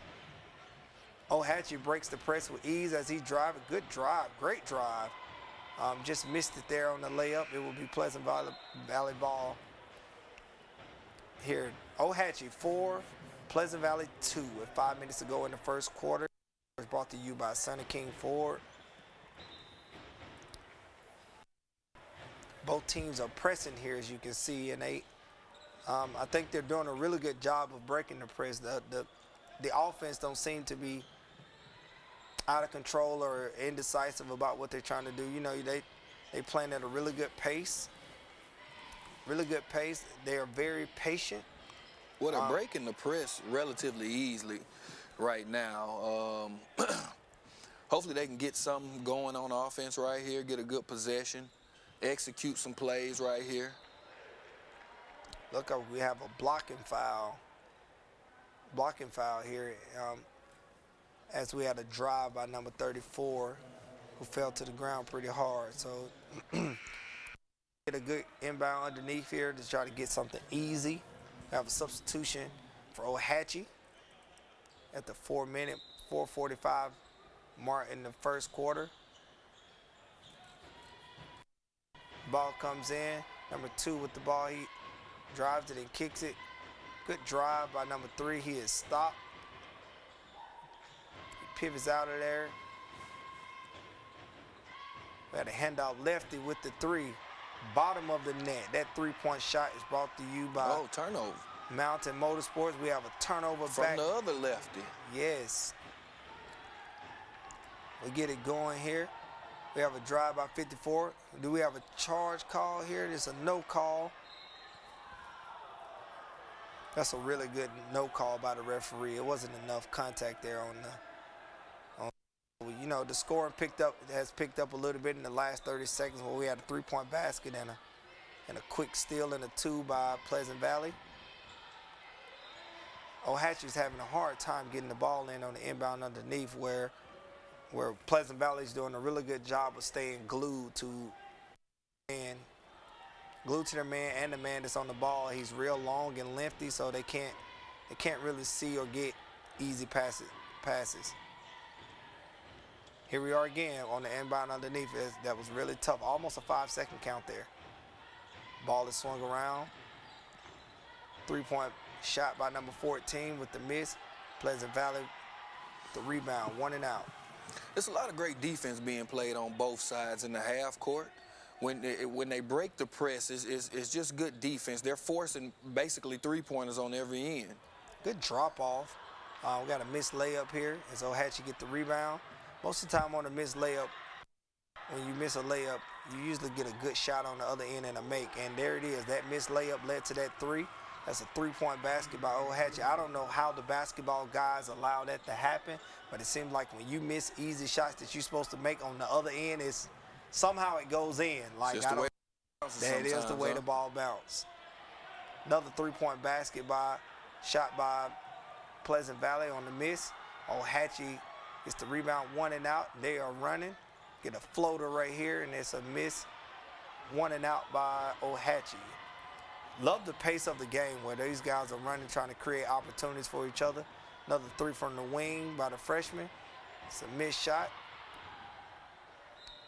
And out of bounds, Pleasant Valley. Ball goes to Ohatchee. Really good pace to the game. Be really nice if the kids can make some more of those shots. You know what I mean? Just already be down, ready to shoot. As Ohatchee broke the press from Pleasant Valley.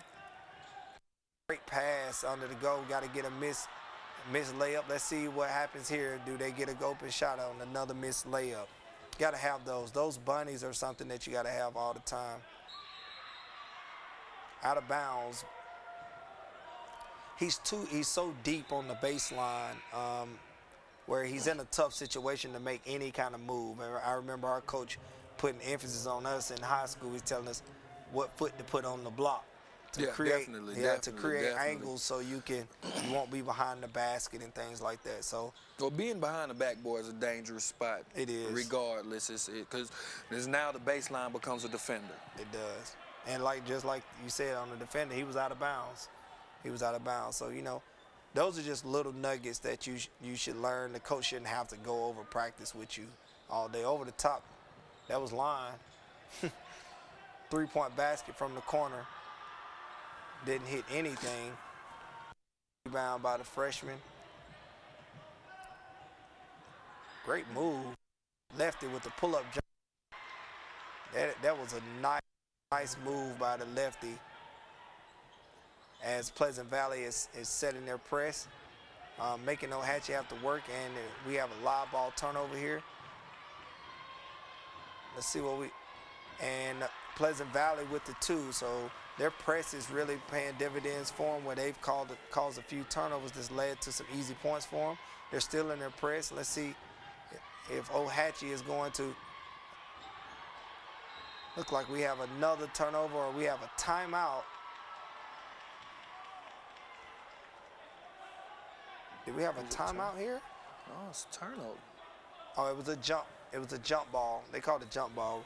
So really good pressure by Pleasant Valley here that they are putting their pressure on Ohatchee, and they still are trapping, flying all over the place. That's a really good sign that your kids are playing with tremendous effort and sense of urgency. You know, and he's stuck on the baseline where he picked up his dribble.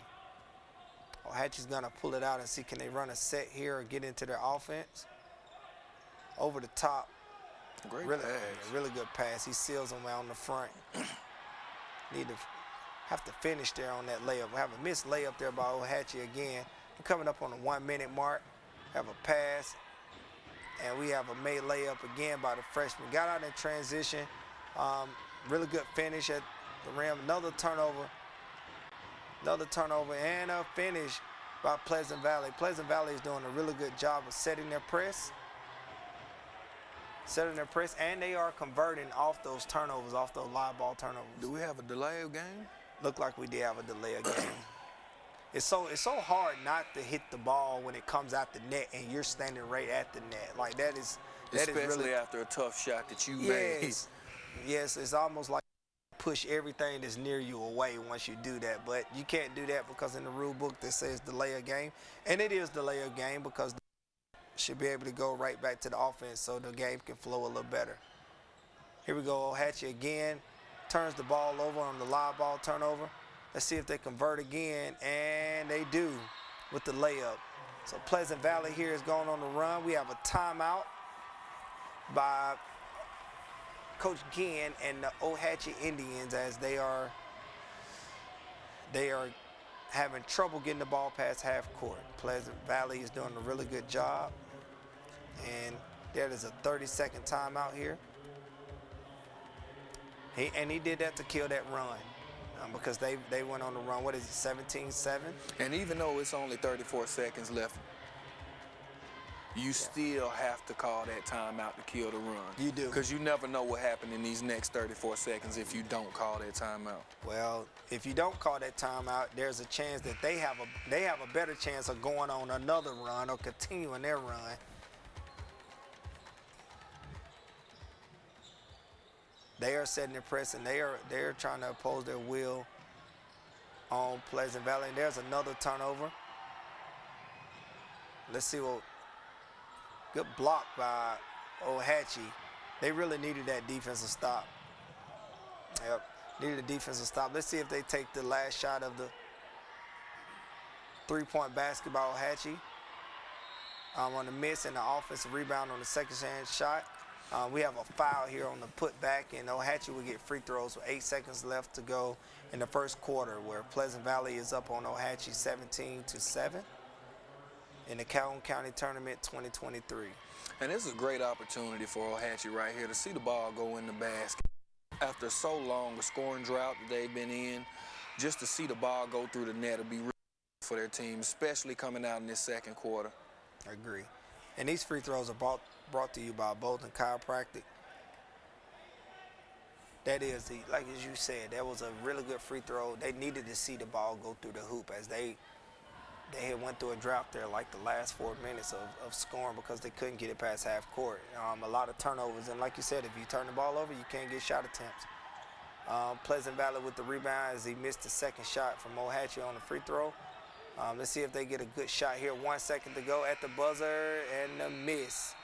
And the miss. Pleasant Valley 17, Ohatchee 8 in the last game of the night on the board side in the Calhoun County Tournament 2023. We'll be back. We'll go to commercial. Don't let some New York City lawyer in a fancy suit tell you the only way you can get the money you deserve in your car crash is to use his mega law firm. All you'll be there is just another number in an endless hall of records. And remember, our files have names, not numbers, and the only size that matters is the size of the check. So if you've been injured in a car crash, call Cleveland and Murphy, 256-403-5317, or look us up on the web at modelcitylaw.com. Call my daddy!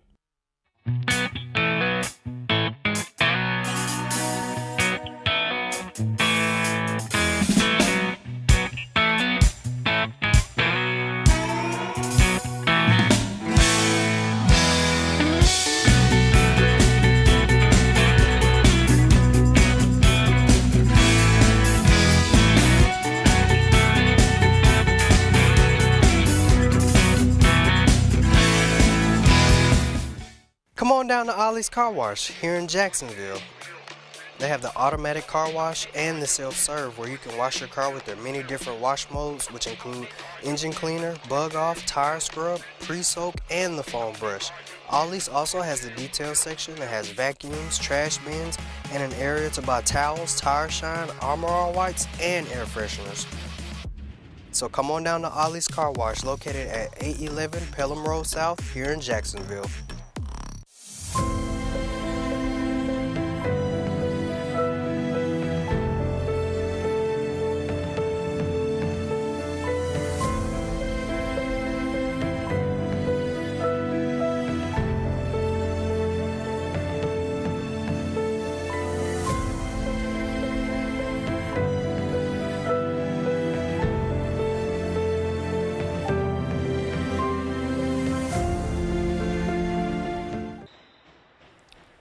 We are back at Calhoun County Tournament 2023 as this game is brought to you by the Calhoun County Commission Office as we have Pleasant Valley taking on Ohatchee in the last game of the night, and we just began the second quarter where Pleasant Valley is up 17-8 over Ohatchee, and Pleasant Valley is doing a really good job of opposing their will on Ohatchee. They're playing really, really hard, setting their defense. They're flying all over the place. Let's see if Ohatchee can get something really good here on the baseline underneath. And really good play there where they went to the post action right there. Really tough in there. And we have a foul call, and we're going to shoot free throws, as these free throws brought to us by Bolton Chiropractic. As they're in the paint, and those guys are physical in there. I would like to think that a lot of these guys play football. Well, what you're seeing is whenever they do beat the press, Ohatchee is getting whatever they want. Agree. They're just coming up short on the baskets around the rim, and but when they do miss, sometimes they also get a foul call. So that works in their favor. Their biggest issue now is taking care of the ball and beating the press. And every time they do, good things happen. And their best offense right now may be to make free throws, and sometimes it's like that. So he made the second one there, and that's pretty good. That's pretty good for them. Fouls add up. Fouls add up throughout the half. And as you see, Ohatchee just applied the pressure after they made a basket, and they caused a turnover to Pleasant Valley to get the ball back. So letting it go through the hoop and seeing it go through the hoop plays has some really good benefits of it, because like you said, you can set your defense. Your defense is so much better when you're playing offense. Good cut. Nice finish, too. I think it was the mullet. Had to be, man. I like it. I wish I had a mullet. Pleasant Valley come back up the court, drive by the freshman. We have a foul call right here on the baseline. I love the way he attacks the basket. He attacks the basket with a purpose. He's not afraid of the contact, and here he is at the free throw line also. You can kind of tell that he knew he was going to get hit, but it didn't phase anything. Let's see how he does from the free throw line here, as it hits every part of the rim, but it goes in. These free throws are brought to you by Bolton Chiropractic. Through this game, like you said, teams start getting into double bonus and bonus early. They're shooting free throws early in the second quarter, early in the game. It makes it tough, like you said, makes it hard, because then people getting in foul trouble. But as you can see here, he drove the ball, and there's another foul on the offensive rebound for Ohatchee. So Ohatchee's at the free throw line again. So that's like 4 possessions back to back where we getting free throw attempts. So we got to do a better job of not fouling and doing what we're supposed to do the first time. So hopefully Ohatchee can make some free throws here, as these free throws are brought to you by Bolton Chiropractic. Well, what happened is Pleasant Valley no longer be able to press. Right. If it's just going to continue to lead to fouling on the other end, now you can't speed the game and have it at your pace. Yes, that is true, because at some point you will have to make the decision to come out of the press, because if they're just going to beat it and you commit a foul every time they do. Yeah. Here we go. Second quarter, 6 minutes and 15 seconds to go. Pleasant Valley 21, Ohatchee 11. That score is brought to you by Sonny King Ford, as they bring the floor to get in their offense. Look like Pleasant Valley wanted to work the ball on the inside to the big kid. Here we go, lefty with the step back 3, bottom of the net. And he was brought to you by Mountain Motorsports. Yes, really good shot by him. He's really soft. His shot looks soft when it leaves his hand. It's a good touch on there. He does have good touch. Pleasant Valley had a really good opportunity right there, but just a look with it, trying to do a little too much. But I love the fact that they are trying to pass the ball, moving the ball up the floor pretty quick, as they're up 24-11 on Ohatchee in the Calhoun County Tournament 2023. Ball comes in. As you can see, Pleasant Valley is trying to oppose their will. They are right now, and they are trapping. Some problems for Ohatchee. There's a lot there. Again, that press is really working for Pleasant Valley. And when Ohatchee have an and one old-fashioned three-point play by number 20, as he broke the press and they got the ball there in the paint with the layup. But there's a foul, and as you said, the press works for you sometimes, and sometimes it don't. You know, if you can't be disciplined in the press, it makes it even tougher. We're shooting a free throw by number 24. That free throw is brought to you by Bolton Chiropractic as we continue on in this second quarter, as Pleasant Valley has created some separation here, and we get a layup and a miss, and a big rebound, but a miss put back here as Ohatchee comes out with it, and they're going to run. Paint was full of white jerseys, their possession. Yes, it was trapped by Pleasant. There's a steal. Floor. Another drive. No charge called there. It was no contact. Out of bounds, Pleasant Valley. Ohatchee will take over the ball on the sideline in front of their bench with 4 minutes and 40 seconds to go in the second quarter. Pleasant Valley holds a 12-point lead. Those guys are really, like you said, they are playing hard, and you can just tell it's just really hard to get in the rhythm and the flow when there's always fouling going on. So, but I think it's benefiting Pleasant Valley right now because they are like you said, they are setting the tone, and they are trapping. They getting deflections. There's another steal in the layup, but a missed layup.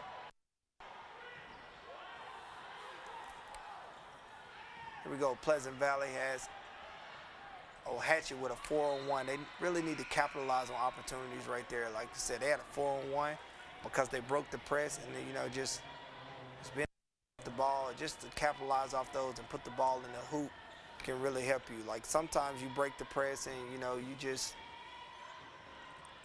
so out of control because the press speeds you up that you can't get any really clean baskets. Here we go as Pleasant Valley break the press for. Oh my. He's a little guy, but he got in there. Look like, what do we have here? We must have been a turnover. It must call travel. Well, we know it was a turnover here. Now here we are on the dead ball side out, and let's see if Pleasant Valley set their press again if they're trapping. And they are. So there we go. We got two people on the ball right here on the front end. There's a live ball, not a live ball turnover.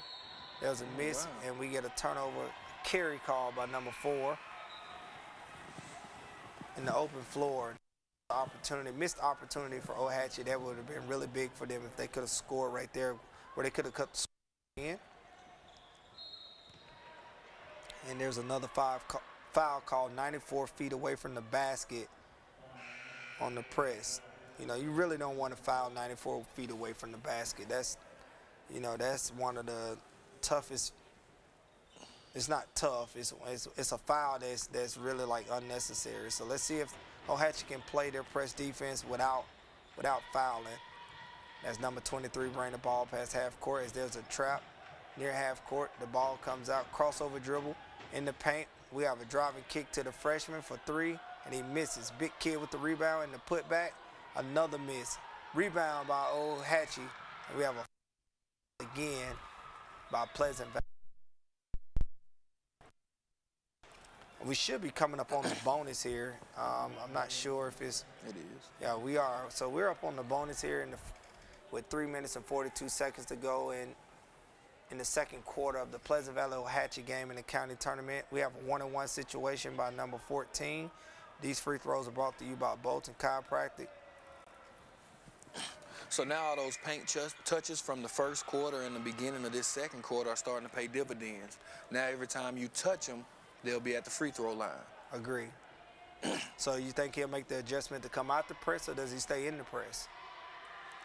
That's tough because the press is working. It's just everybody's a little handsy right now. Yeah, it is. And that whistle may be a little hot too. I mean, they are fouling.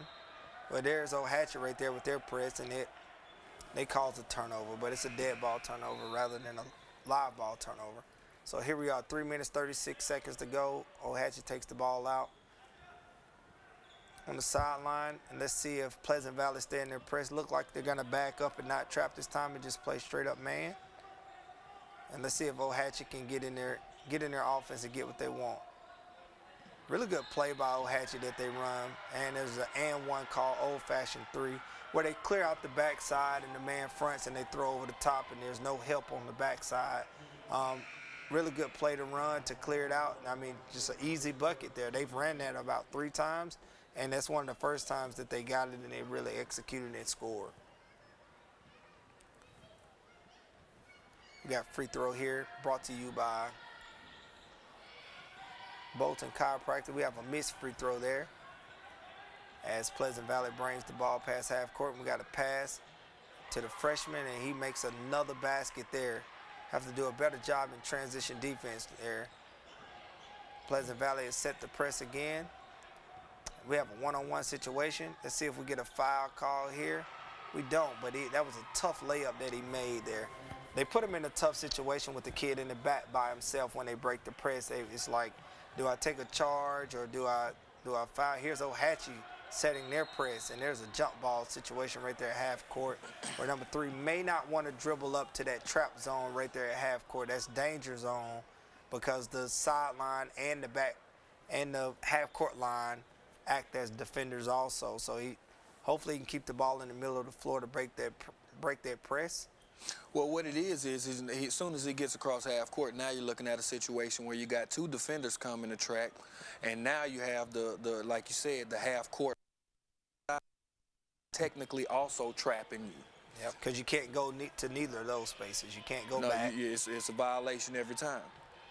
Big kid in the post. I love that they're going to the post. Missed layup there by number 34 from Pleasant Valley as they are really, really flying all over the place defensively. Let's see, can they get a defensive stop here without fouling? And that'll be good for them. 3-point basket, 3-point shot, offensive rebound by Ohatchee. And we have another foul and another and one by Ohatchee as they are winning the free throw battle as they are breaking the press. They are getting offensive rebounds.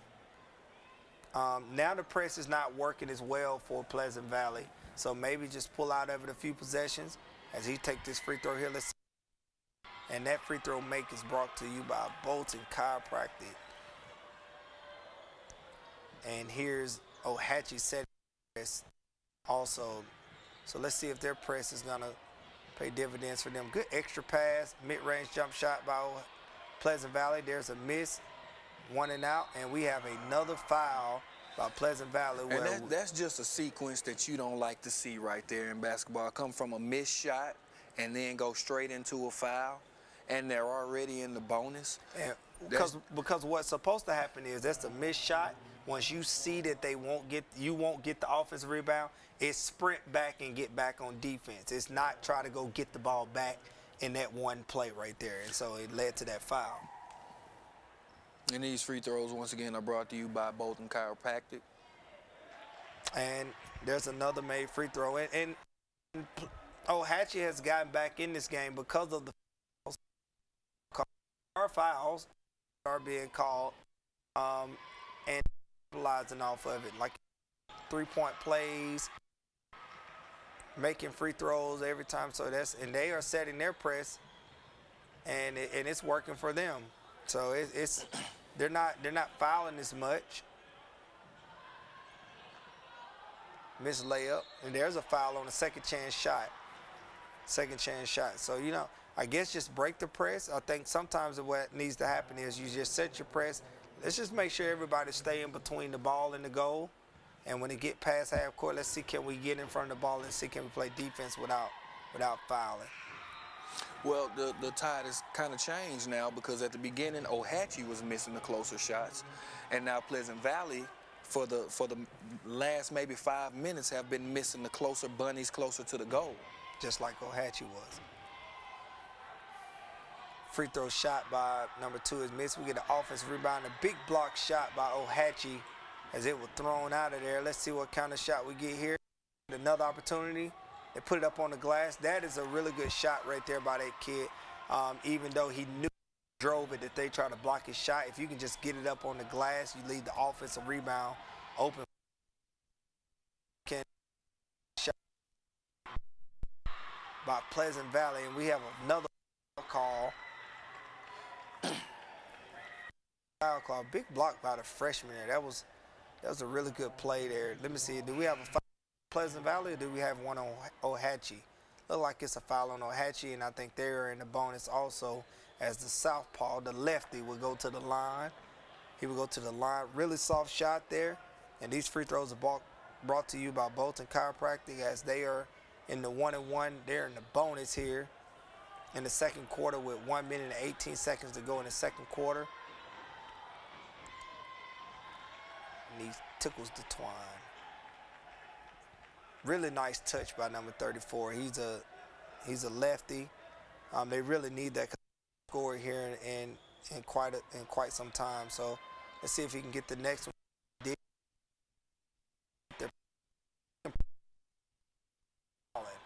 If they can press here without fouling, that'll be really, really good for them. If Ohatchee can just advance the ball up the floor, there's a turnover. They miss layup.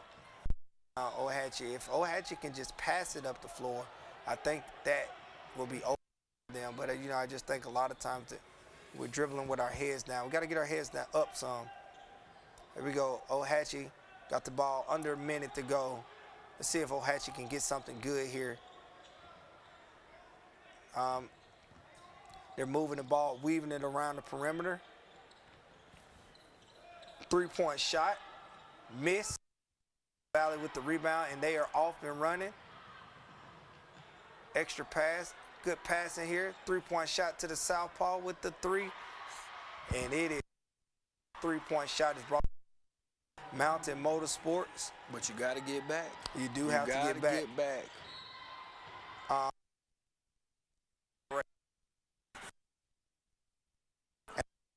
Up 35-25 over Ohatchee in the second quarter with 13 seconds to go in the Calhoun County Tournament 2023.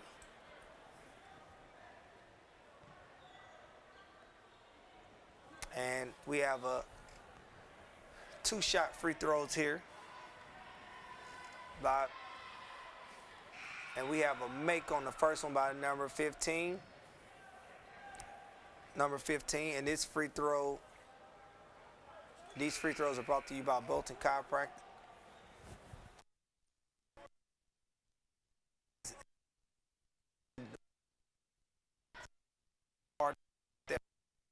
Fouling. Another free throw by number 15 on the miss. Offensive rebound. On the miss layup, another offensive rebound with the miss, and another offensive rebound with the miss. Rebound coming out of there by Pleasant Valley. It looked like we have a jump ball here. Love to see those guys fight in there and congratulate each other after the fight. Referee blew the whistle. They let the ball go. 2 seconds to go. Baseline underneath. Let's see, can they get something good here at the goal that's quick. You only have 2 seconds to work here. Right before the half.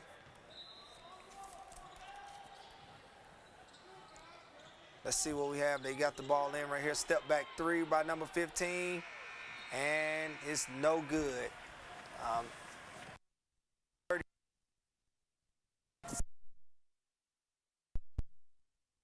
20.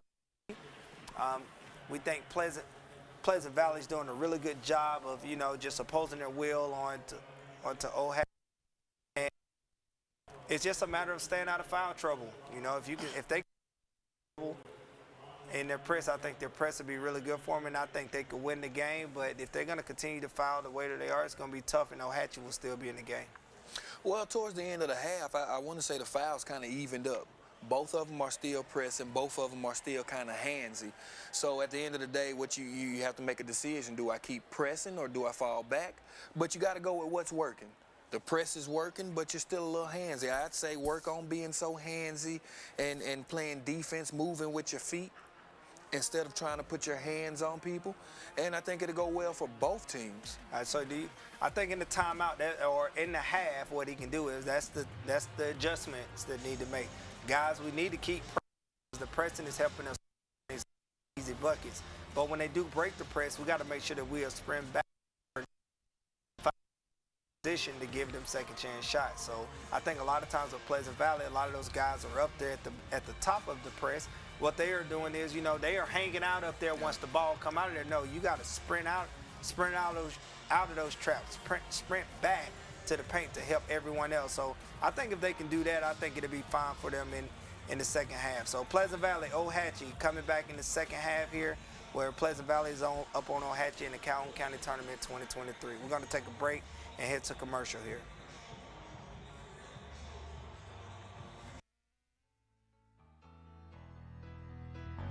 Hi, I'm Tracy. Welcome to Backyard Dreams. Come in. Let me show you around.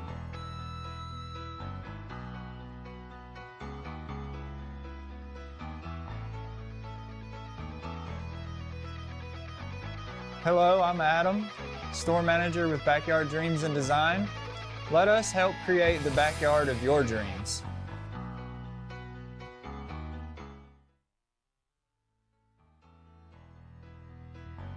Hi, I'm Tracy. Welcome to Backyard Dreams. Come in. Let me show you around.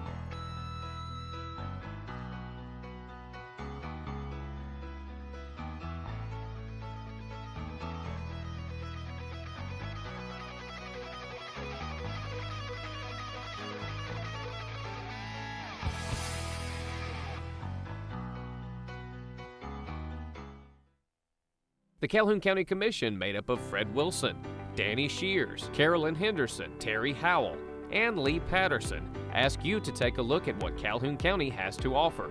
Our beautiful parks, neighborhoods, recreational facilities, historic sites, and museums. Our citizens enjoy a high quality of life and strongly support the arts. If you're considering expanding or starting a new business, take a look at Calhoun County. You'll be glad you did. Serving Calhoun County in the state of Alabama since 1994, offering some of the most competitive interest rates in the mortgage industry, along with a wide variety of mortgage products. We are with you throughout the home buying process, offering you service before and after the close. Fast, reliable, local.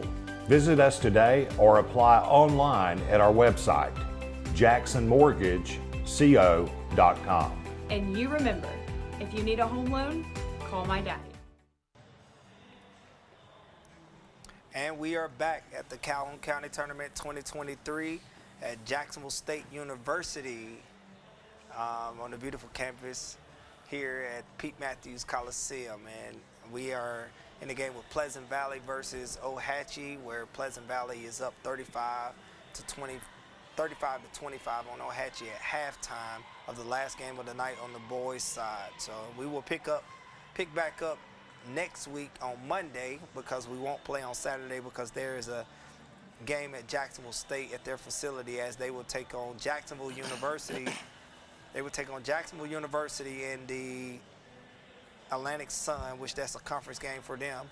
And with the Calhoun County Tournament at Jacksonville University out of Florida, a guy that's familiar with Jacksonville State playing in the county tournament is one of our own from Calhoun County, who's the starting point guard at Jacksonville University in Florida, by the name of Kevion, who played games here at Jacksonville State and in the county tournament. So he's a household name, and if you can get up there to support one of our own from Calhoun County who played in this tournament, Kevion played in this tournament 6 times. From the 7th grade, he started from 7th grade to 12th grade. So if you can get up there tomorrow to catch Kevion Nolan play against the Jacksonville State University Gamecocks at 5 p.m., I think that'll be really good to show the support from our own, who was a pretty good player in Calhoun County while he was here. Definitely. And I believe it'll be his last time playing in this county, as this is a away game for them as they drive up from Jacksonville, Florida. I think it'll be his last game here. He'll be going off to the next level. This is his senior year down there at Jacksonville University. So if you can come out, come support Kevion and support the Gamecocks. We both got 2 dogs in this fight. We coach Kevion, and we both graduated from Jacksonville State University. So come on out and support both if you get a chance tomorrow.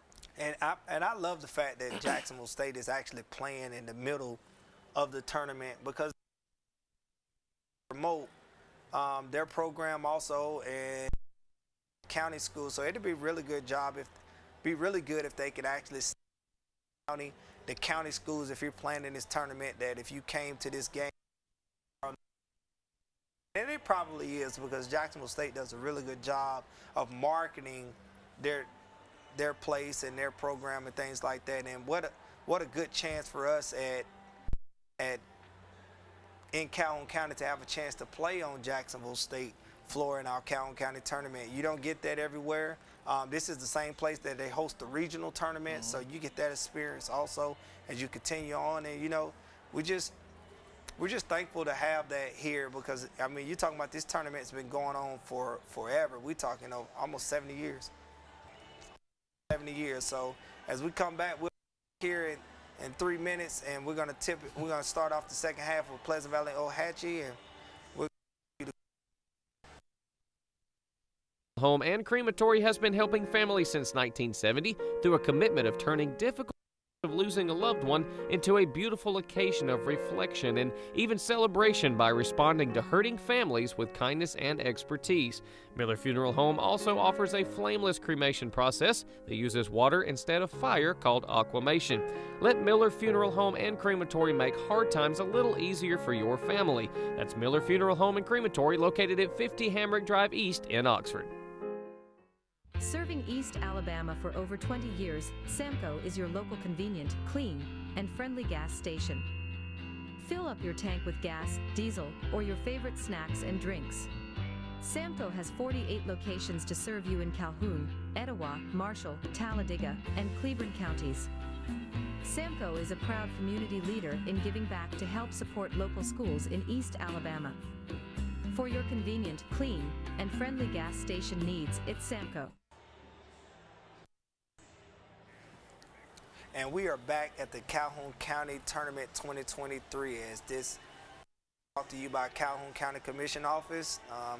We're happy to be here. Like you said, we're in the last part of the night as we're about to go into the second half against Pleasant Valley and Ohatchee.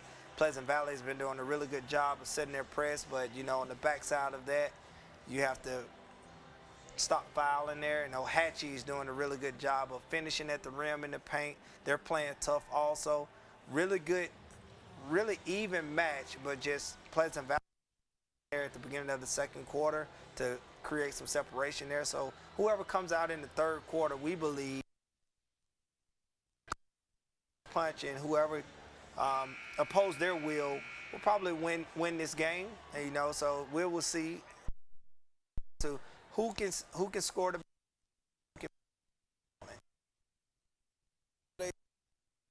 They got out to a strong start, and Ohatchee fought and crawled their way back. And that's if that's your only form of offense through the free throw line, then let it be. Now we've made it to the second half. We can make these adjustments, and hopefully we can come out fighting as a group. And hopefully Coach went in and told them, made small minor adjustments on both sides for both coaches, because at the end of the day, both of them ended up in the bonus. Both of them were pressing. So hopefully they came up with a better game plan to just stop being so handsy coming out of that press. And I think they will. Both of those coaches will. This is not their first rodeo. So let's see. Third quarter is on its way here as we count down from 5 seconds here. And Pleasant Valley up 35-25 as over Ohatchee in the Calhoun County tournament. And so it will be Pleasant Valley on the again the third quarter. Pleasant Valley, Ohatchee, 35-26 to begin the third quarter as they take the ball out on the side. Ball comes in. They're going to set their offensive setup. Here we are. Ball swung to the wing. A little weave action on the perimeter. Great hustle. Little weave action on their handoff. Their handoffs, they hand to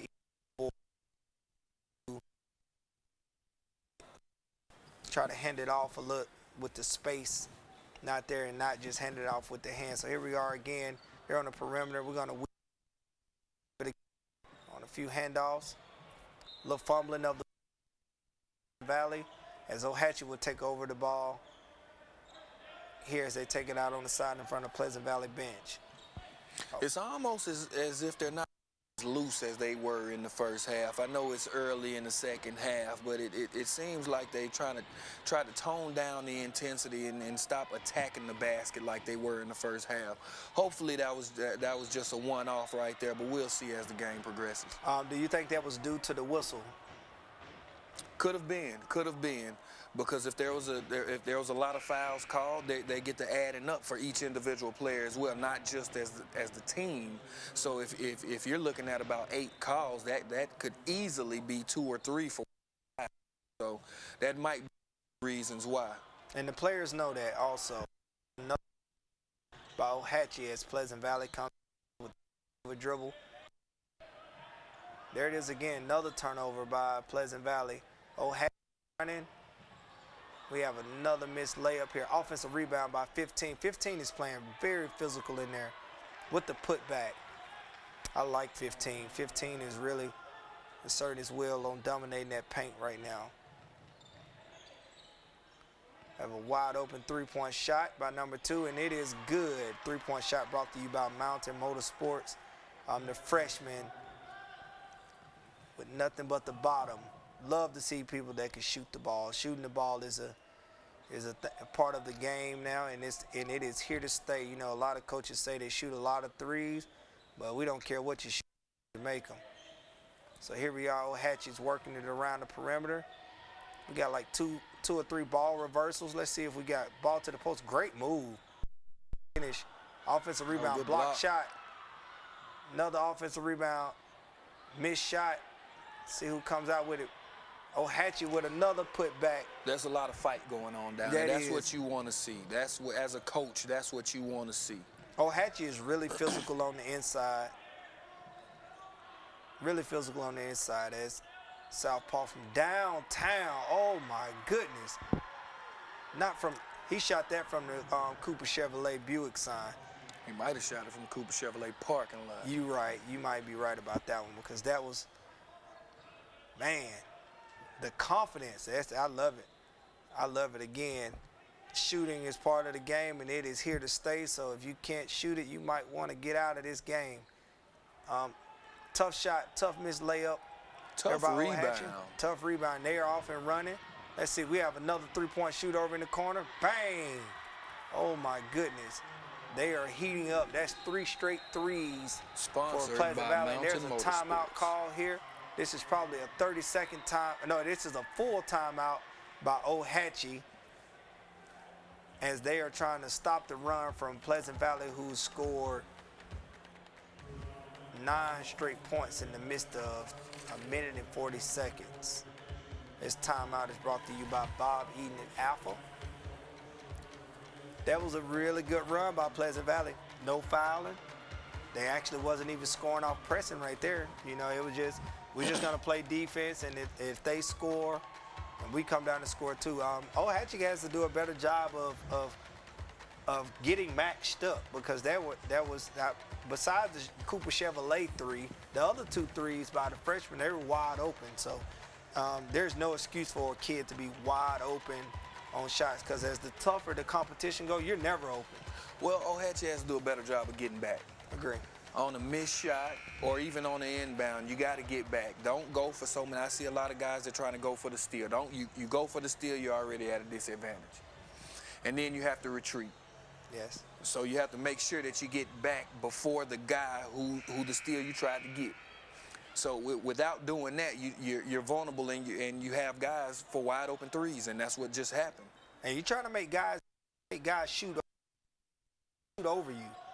Yes. You don't want any guys to get wide open looks at the basket. You're trying to make contested shots. Here we are, third quarter. It's coming out of the timeout. Ohatchee comes out. Looks like great backdoor action. Another missed layup by Ohatchee. Another putback, missed layup. Tough rebound and layup finished by number 14, one of the smaller guys on the floor. They needed that basket. One of the things I see that Pleasant Valley is now doing, instead of going for the actual block or the swipe, they're just standing there getting their hands up. Another three-point shot. Miss. Routed in and out. Ohatchee is going to slow it down here to see can they get something good. Pleasant Valley up 44-32. Drive by number 4. I just got to believe that it's the mullet, man. I love it. That's what it is. Like, when you have the mullet like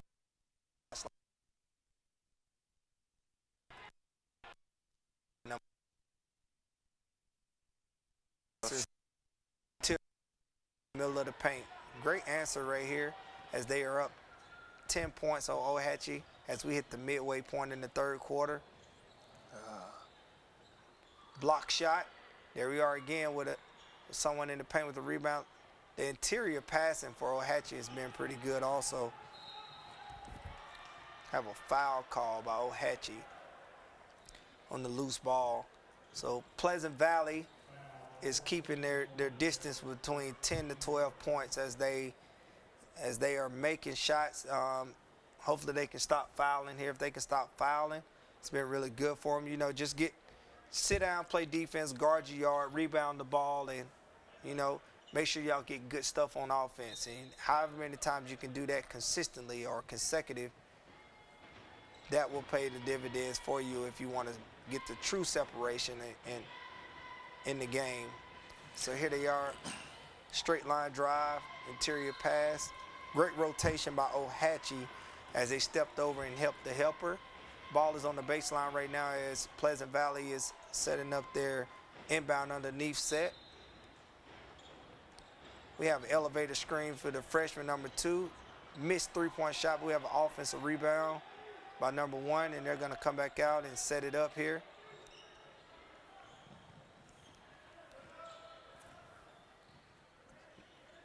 As you can see, Pleasant Valley on the drive.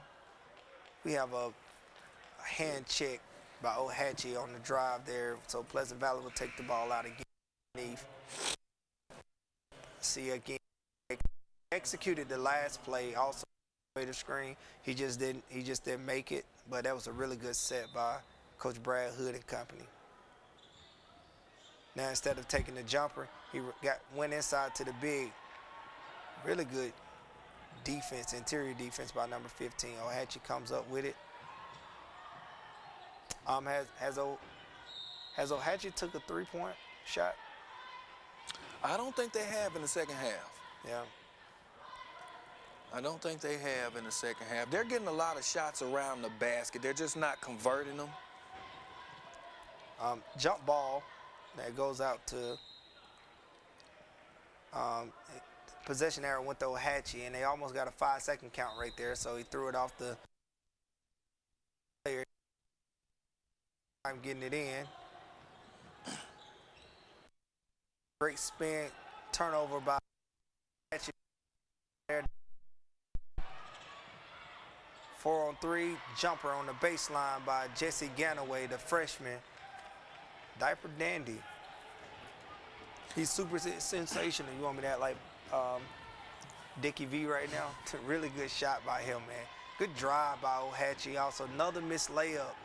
Ohatchee is getting to the basket at will. They just cannot finish around the rim. And it's really disheartening when you see that. You can get it to wherever you want to get it on the floor. You just got to convert those. We have a timeout here, a 30-second timeout by Pleasant Valley.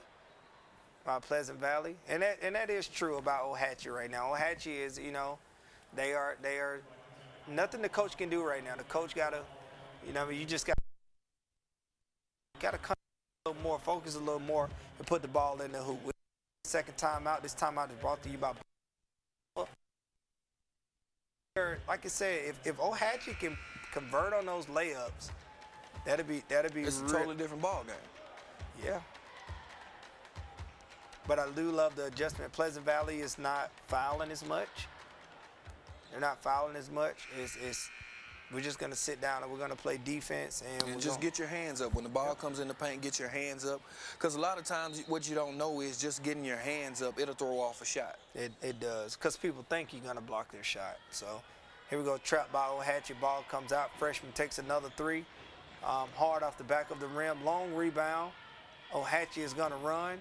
He's in the paint, number 14, with the rebound and a Do we have a foul or a jump ball here? We have a foul. What was a jump? 15 is, like you said, he is up of glass.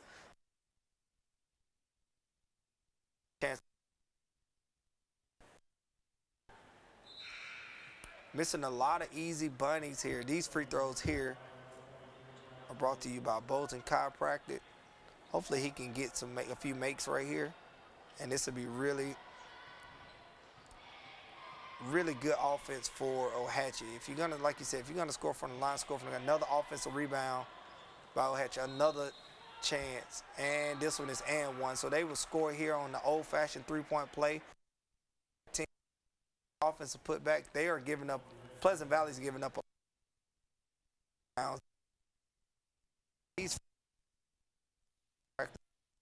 see if he can make them here, and he missed. They keep it. Yes. Valley had their hands on the ball on the offensive rebound, but didn't secure the rebound, so the ball is out, and Ohatchee would take it out underneath. Here they are going on the elevator screen also. And there's a turnover by Ohatchee. Tough spot. Turnover under the goal. Live ball. Great steal by number 15 with the putback. Brings the game within 10 with a minute and 40 to go in the third quarter. Have a few cutters. And they are running. If they can get the ball up quicker with the pass, 3-point corner running, we have a one-on-one.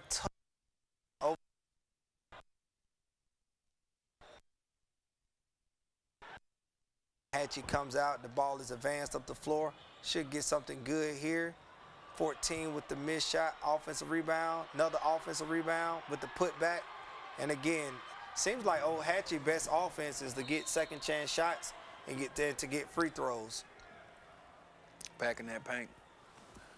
Whole team just about is crashing on those offensive rebounds, and it's paying dividends. A lot of times you don't really want to see that, just in case somebody leaks out, but in this case it's working. So they sending everybody. If you can get to the glass at will, you might as well. Yes. I totally agree. Another three-point shot by the freshman from the corner. From the corner, this freshman is really it up here. Well, if they're going to let him shoot from the corner, wide open, he's just going to have target practice out there. I mean, that's true. That's true. Another offensive rebound with 15. 15 is really working in the paint. Like you said, the freshman, Jesse Ganaway, number 2, he is, I mean, that's the separation in the game. He's made like 4 threes. Pleasant Valley is up 11, and that's the separation. Wide open at that. Yes. Good post feed.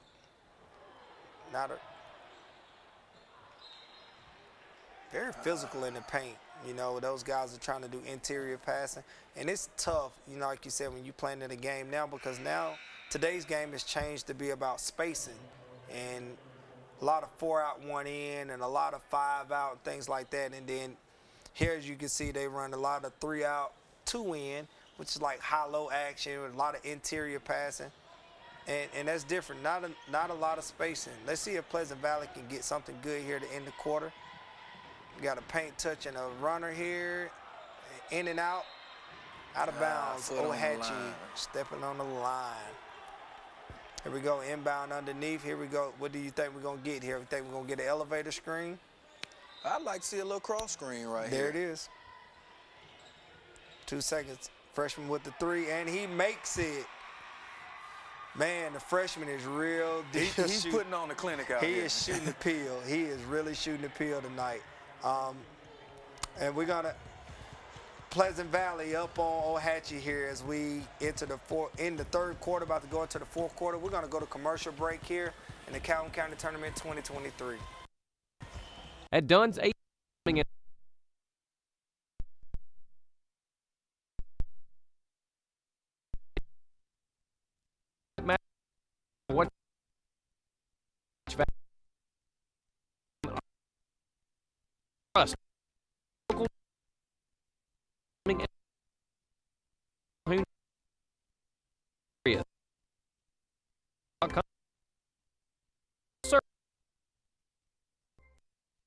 Bill Newman. I want to welcome you to our store, Oxford Lumber and Ace Hardware, and I want to promise you that when you come in here, you're going to get service. We're going to greet you and take care of you and get you what you need. Today I've got Shaw Williams with me, who runs our steel power department. Shaw, tell us a little bit about our steel department. We've got a full line of steel power equipment, parts, service. If you need some advice on taking that tree down, we can give you that too. We welcome our customers in to come in anytime and take care of these advantages that we have here at Oxford Lumber. And we are back at the Calhoun County Tournament 2023. This game is brought to you by Calhoun County Commission Office. As Pleasant Valley is up 54-40 over Ohatchee in the Calhoun County Tournament 2023. As we begin the fourth quarter, Pleasant Valley will take the ball out on the side. They're going to see if they can continue to pour it on here in the fourth quarter as they drive the ball in the paint. Again, Ohatchee with their hands all over the really good defense right there by Ohatchee as they are struggling to get the ball up the court. Here we are. See if they get something good. Ohatchee moves the ball around the perimeter. Another pass to the post, another interior pass, rotation defense.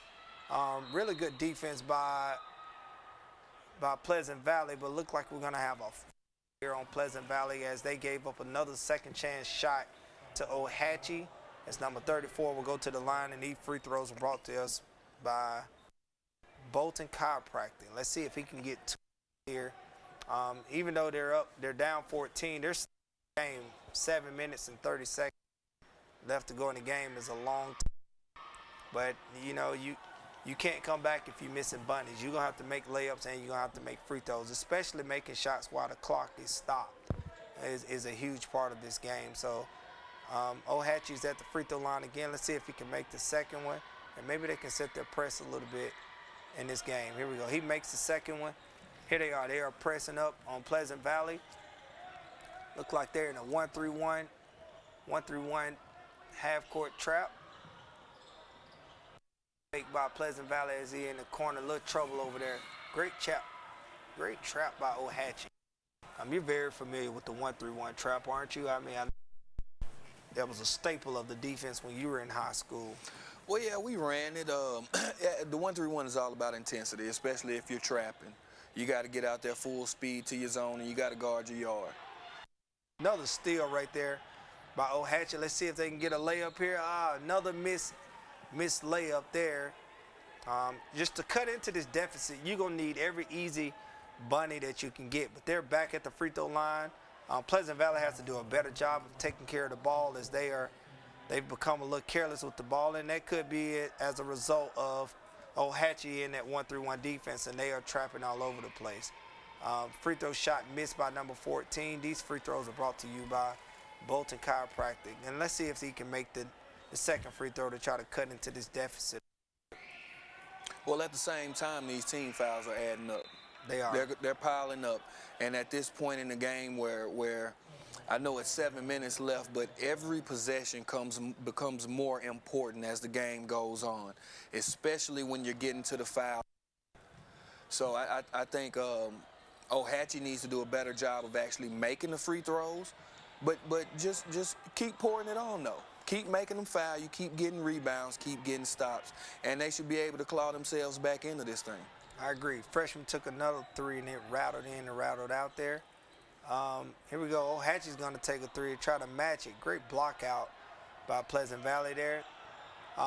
Terrible mistake right there by the freshman under the goal to pass it under your opponent's goal there. Turnover, live ball, which led to a layup. And we had a 10-point game, 54-44. We have a mid-range jump shot at the elbow with the miss. Great work by the kid from Pleasant Valley. We have a jump ball. Number 15 is a man on the plays really way bigger than what he is. He's really strong. To tie that ball up right there, they really needed that. And the possession error goes to Ohatchee. So let's see if Ohatchee can get something good here to cut into this deficit with them being down 10 with 6 minutes to go in the county tournament 2023. We have a drive by number 14. Another three-point shot by number 2, and he makes it. That three-point shot is brought to you by Mountain Motorsports. They really needed that shot. That was a big shot. Let's see if Pleasant Valley great timeout there by Coach Brad Hood as they're in the 30-second timeout. They're in the 30-second timeout. I'm interested to see. It's full. Oh, is it a full timeout? So I'm interested to see if Pleasant Valley's aggressive offensive, instead of you playing to win, now you may be playing not to lose, or you're not. Instead of you playing the game for like you were at first, you may be playing the game for keeps, and that's not a good thing for you. You still have to play the game because if the other team is just. Well, they'll take advantage of They it. are. When you start playing not to lose it, and a lot of times it'll be to your own detriment. So you trying to slow the ball down, you still have to be aggressive. At all times, be aggressive, because when you do slow the ball down and you're trying not to lose, that gives Ohatchee a chance to be more aggressive towards you. And as long as they can still get the ball in the paint and create those free throw situations and pile up your team fouls, it's not going to end well. Yeah. So coming out of this timeout, I would like to see them get a good set going and get a good shot. If nothing quick, get into your offense. Get the ball in, get the ball moving, and get into your offense. And as you said earlier, that the basketball game is a game of runs, and it is. And right now, Pleasant Valley is on their run, and if, Ohatchee is on their run. Let's see if Pleasant Valley can get a bucket here. They get a foul call. They get it on the inside. Just went just a little short there as there is a foul as we're going to shoot 2 free throws from number 3. These are 2 huge shots right here that now free throws is becoming the offense for Pleasant Valley. So let's see if he can make these. These free throws are brought to you by Bolton Chiropractic. And this free throw is short by number 3. Let's see. If Ohatchee can get this stop here on that foul and they can get this offensive rebound, let's see if they can get something good also. And it'll make for a really good game here. He makes the second free throw, but now they're up 8 points. But they pulled the press back. They have pulled the press back, and which is really smart because now you just guard. Just stay in front of your man, try to play without fouling, and make sure you keep number 15 off the glass. Missed jump shot. And there's another offensive rebound and one by number 3. Those second chance shots has really been the Achilles heel for Pleasant Valley. Just giving them second chance opportunities. And Ohatchee, take your hat off to them. They going to the glass and they're hitting it hard. This free throw is brought to you by Bolton Chiropractic. Let's see, can we get this free throw going? And he makes this one right here. Where now we're at a 5-point game. And it's actually what's kept them in the game. It is. When their offense wasn't working, they were relying on free throws. When they were down 15-5, they were relying on free throws, and now it's paying dividends. A 3-point basket, 3-point shot. Let's see what we have here. Let's see if they can get something other than a 3-point shot. Pleasant Valley has become really stagnant offensively. Let's see if they can get it. They got it out. We have a drive here to the paint, another driving kick, another driving kick. They're going to pull it out and be a little more patient, a little more deliberate with their offense now as they were earlier. Mid-range jump shot, and there's a miss. Ohatchee with the rebound. Careless on the turnover there. Out of bounds, Ohatchee. Ball goes to Pleasant Valley. That was a really good opportunity for Ohatchee if they just secure the ball. They have plenty of time. I mean, you're only down 2 possessions. You don't rush anything. Pleasant Valley. Let's see if Pleasant Valley can get something good. He's on the drive, mid-range jump shot. Big boy side. Great finish. They needed that bag. Good finish, That was big boy. huge. Here we are, 14 on the drive. See if Ohatchee can answer. Oh, a lot of contact there. Nothing called. 3-on-1 situation. Let's see if they pull it out. Gonna run some clock here. Up 57-50. Missed layup. Ohatchee is off and running. Missed by Pleasant Valley. Let's see if they can get it. Ohatchee with the make. Timeout. Ohatchee. 57-52 with 3 minutes and 50 seconds to go. That score is brought to you also by Sonny King Ford. As they're in this timeout also, it's brought to you by Bob Eaton at Alpha. So as you can see, Ohatchee has really made a run at second chance shots. They're causing some turnovers, but Pleasant Valley isn't as aggressive as they were in the first 3 quarters, as they are now, it seems to not, is playing not to lose rather than playing to win, and you know, just to get easy shots, you know. So. Now, do you think that was a fatigue turnover? I mean, timeout by the coach? No. I think that was a timeout. That timeout was called by Ohatchee, and I think that was a time for Coach Ginn to set his and to let his kids know, like, we are right there. We're right there if we can just make a few plays here. Get them settled in. Yeah, they're not playing as aggressive as they are anymore. There it is again, and there's the turnover. 4 minutes to go. 57-52. Let's see if Pleasant Valley is getting matched up as Ohatchee is trying to score it here. Out of bounds, Ohatchee. Another turnover, you know. That's a costly turnover right there. That is. As I said earlier, the possessions become more and more important as the game progresses. There's another turnover. Missed shot by number 14. Way to hustle back. Ohatchee had some really good opportunities. They had 2 opportunities there to score on possessions that they left empty. And now here come Pleasant Valley at the free throw. Let's see, can they get points here also? You know what I mean? It just seemed like like you said, the closer the game gets and closer it gets to the end, it seemed like the shots are harder to make for some reason. The goal is not as big as it was in the first half or in the 3rd quarter. And these free throws right here are brought to you by Bolton Chiropractic, as number 3 from Pleasant Valley is going to the free throw line. Let's see if he can make it. He can create some separation here. He makes the first one. That's a big shot. That is a big shot. He's shooting 2 shots here. And I don't know if Pleasant Valley is going to be pressing on this one right here. He misses the second one. Let's see what they do. They are pressing, so they are up. They send the trap. See if they can get something good here. Usually when they beat the trap, they're able to get it in there. Another missed layup by Ohatchee. But number 34 is staying with it. Another offensive rebound. Another offensive rebound. Put back by number 3. They are really working on that offensive glass. 58-54. Did we get another timeout here? We did. We have a timeout here. This timeout is brought to you by Bob Eaton at Alpha. This right here is a full timeout.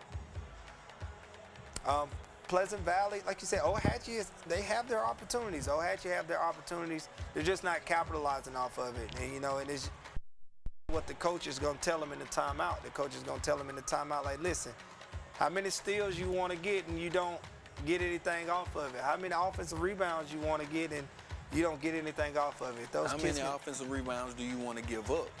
That's in Pleasant Valley. Yeah, that's exactly. If you want to win the game, you're going to have to block out. And you're going to have to get rebounds. You're going to have to want to do that more than you're going to have to want to score or have to do anything else. Well, you can't score if you don't have the ball. Yeah, you can. Just you're going to watch the other team put it in the hoop and you're going to have to take it out.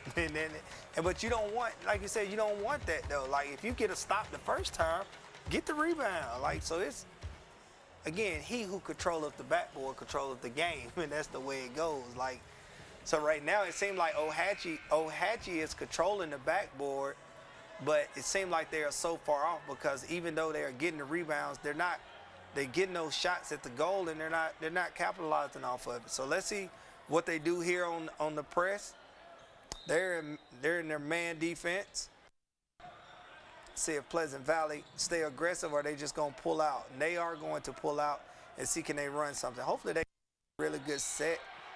You put them in a tough situation. So What I would say is in that situation right there, they were pressing and they got a situation where it was 4-on-3. If that 4-on-3 was the best opportunity for you to get a shot attempt or a quality shot attempt, I probably would have took that rather than come out and just run the half-court offense. So, nope. Here we are. Pleasant Valley is going to put the pressure on. Let's see if they get a foul call in the backcourt here. 2 minutes and 44 seconds to go. And that's not a really good foul right there, especially if they're in the 1-and-1. So here's another opportunity for Ohatchee in the 1-and-1. They're giving you a chance to score with the clock stopped. And let's see if they make these free throws to capitalize off of it. Like it's not going to get any easier than layups and free throws throughout the game. Here we are at the free throw line. These free throws are brought to you by Bolton Chiropractic. Number 3, cut into the deficit. I think he's trying to cut it to under 3, and he makes the first one. Big shot right there by the kid from Ohatchee. 58-55, Pleasant Valley on top of Ohatchee in the Calhoun County Tournament 2023. There's 2 minutes and 55 seconds to go. And he shoots the second one, and he misses it. Ball out of bounds on Ohatchee. Pleasant Valley has the ball. Very important possession right here for Pleasant Valley. Got to get something good. Got to get something going downhill. Execute your offense right here. Yes. Here we go. Pleasant Valley on the drive, and we have a miss. Let's see who won it. Pleasant Valley come out with it. Another opportunity here. Let's see. Pass on the here, and we have a foul. On the floor. Did he call it on the floor? He did. He called it on the floor. On the floor. Here we go. It's a one-possession game here in the fourth quarter with 2 minutes and 20 seconds to go. Pleasant Valley 58, Ohatchee 55. Pleasant Valley on the inbound underneath. We have a drive and a kick. Drive by the freshman, miss floater, rebound, Ohatchee. Ohatchee's coming out with it. Don't foul. Tough shot. Did we get a timeout by the coach? I think we did. We got a timeout by the coach. Way to bail him out, coach. You know what I mean? He knew he was going to get something wild there, so he called the time, burned the timeout to make sure they get a good here because they're only down one possession. That timeout right there, you by Bob eating at Alpha, and that was a great, like I said, really good timeout by Coach Ginn there to try to get something good set up for his team, get a quality look for him so it won't be anything wild here. So only one possession game. It's 2 minutes to go. What you think is going to happen here in the closing minutes? Well, first of all, out of this timeout, you got to get a good play. You got to get a good set going, get into your offense. First, you got to inbound the ball. And for Pleasant Valley, you have to make it as tough as possible. And for Ohatchee, you just need a good inbound play to either get you a quick basket or get you into something. Because at this time is not on your side right here. And it's a close game. It's a one-possession game. It could end up after this possession being tied. But time is of an essence right now, so they really need to get something going good on this possession. And if I was Ohatchee, I probably would make a play towards the basket where there is a one-on-one situation here. Something physical toward the basket. I wouldn't be surprised right here if it goes to 15, diving down to the goal. If you can get it down towards the basket and get a foul call, and you could possibly with the clock stop, and that's what you want. But we have a foul here. That's not something you want. Here we are in a one-on-one situation again, with number 15 at the line for Ohatchee to try to break this thing down to 2 points here. These free throws are brought to you by Bolton Chiropractic. Let's see if he can make 2 here. He misses the first one, which that was a chance to get 2 points here. Pleasant Valley's coming out with it. Let's see if they're going to get a shot up. He ball fakes, drops it off to the big guy. Tough finish. Great pass. Way to be unselfish. Yes. Great pass. good footwork there to jump stop and pivot and make the fundamental pass. There we are again with the foul, and just the undisciplined foul, and that's giving Ohatchee opportunities. And Ohatchee is really not realizing off of it. Pleasant Valley 60, Ohatchee 55, with 1:32 left in the fourth quarter of the Calhoun County Tournament 2023. Let's see if he can make these free throws here. These free throws are brought to you by Bolton Chiropractic. And he misses it. Rebound by Pleasant Valley. Now they need to be real careful here. Full court pass. Let's see. Turnover. Ball is wild, it's hot. Layup under the goal, which brings the game to 62-55. Really good closing minutes for the kid from Pleasant Valley, as he's gotten some really key rebounds. He's made some shots. There he is again with the rebound. Yeah, he's come up big in this fourth quarter, especially in these past 2 minutes. He did. They really needed that. So he comes through wild. We have a foul here where Pleasant Valley will be at the line. They should be shooting a 1-and-1 also. 55 seconds left in the fourth quarter. Pleasant Valley 65, Pleasant Valley 62, Ohatchee 55. We're at the free throw line. These free throws are brought to you by Bolton Chiropractic. Let's see if he can complete these two right here. Shoots the first one, touches nothing but the bottom of the net.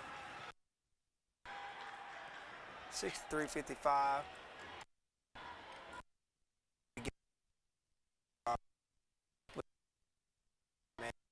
He made four points right there. Got like 3 or 4 rebounds on the defensive end, and that was enough to get the game out of reach right there. Try not to foul here as they come up the court. Pleasant Valley set the trap. 3-point shot by Ohatchee, and it is good. Huge. Timeout by the coach to try to. Turns to a 2-possession game. It is. 43 seconds to go. 2-possession game here. Pleasant Valley up on Ohatchee. This timeout is brought to you by Bob Eden and Alpha. That's a really good timeout for them. And I think they, like you said, for the most part, shoot the ball. Shoot it.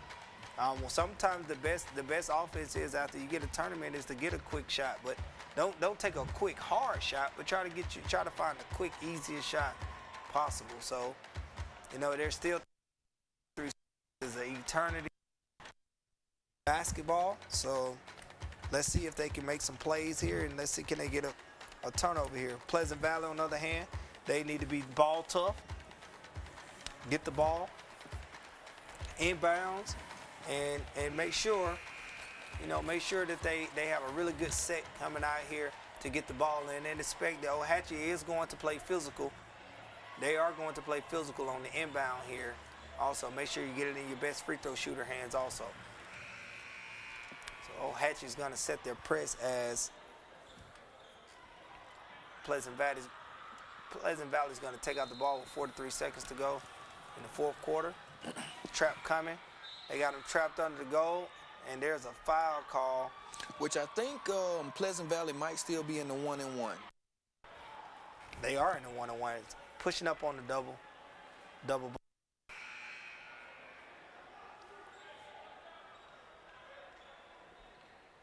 Double bonus. These are big shots right here too. Like you said, it was a 2-possession game here. He makes 1, he makes it a 3-possession game. These free throws are brought to you by Bolton Chiropractic. And he misses it. Still a 2-possession game, 40 seconds to go. See if Ohatchee can get something here. He picks his dribble up at half court. Ball is going to get reversed. Let's see. Kicks it out with the drive. And we get the finish. +2. 48.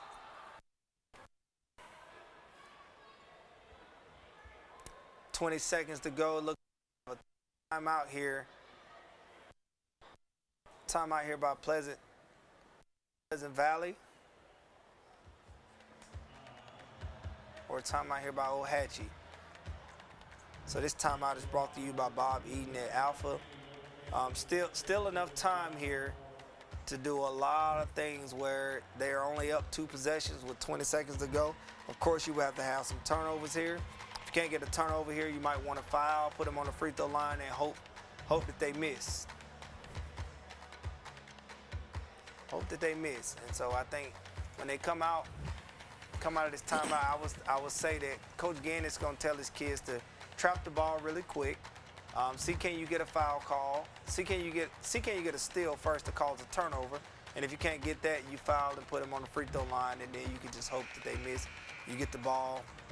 But on the foul, you definitely want to let your know, go for the steal. Yes. Because you never know what can happen. I agree. So here we are with Ohatchee. Pleasant Valley's going to take the ball out on the baseline. The baseline also, so they're not locked to that spot. It looks like Ohatchee is going to match up full court, man-to-man. Let's see what kind of play we have here. Long ball, which is a really good play call coming out of the timeout. Good play call by Coach Hood. Also, layup right there by Pleasant Valley, and there's a stepped out of bounds there. 66-60 with 9 seconds to go in the fourth quarter. Still like a 2-possession game. He looked like Coach call a timeout. He's gonna call a full time here. 6 seconds to go, where Pleasant Valley is up 66-60 on Ohatchee. This timeout is brought to you by Bob Eden at Alpha. That was a really good play call by Brad Hood coming out of the timeout, where he sent everybody on the baseline, brought everybody in the backcourt and sent the man deep, and they were chasing and they threw just like a football pass, just a long pass full court, and it was a wide open layup. The right call at the right time, and it really separated the game. Now, like you said, it's still now you got to make 2 threes. That means somebody's going to have to turn the ball over, and you're going to have some angels, not in the outfield, but in bound. That was a great play. You're basically telling your team is going to be there. The other team is going to be aggressive on the inbound. Right. So if you're going to be aggressive going the other way, we'll just send one guy back. Right. Here they are, 9 seconds to go. Let's see, he's going to pull up for 3, number 14, and he makes it. But Coach has no more timeouts. 0 timeouts, and they're going to foul quick. 66-63 with 0.3 seconds to go.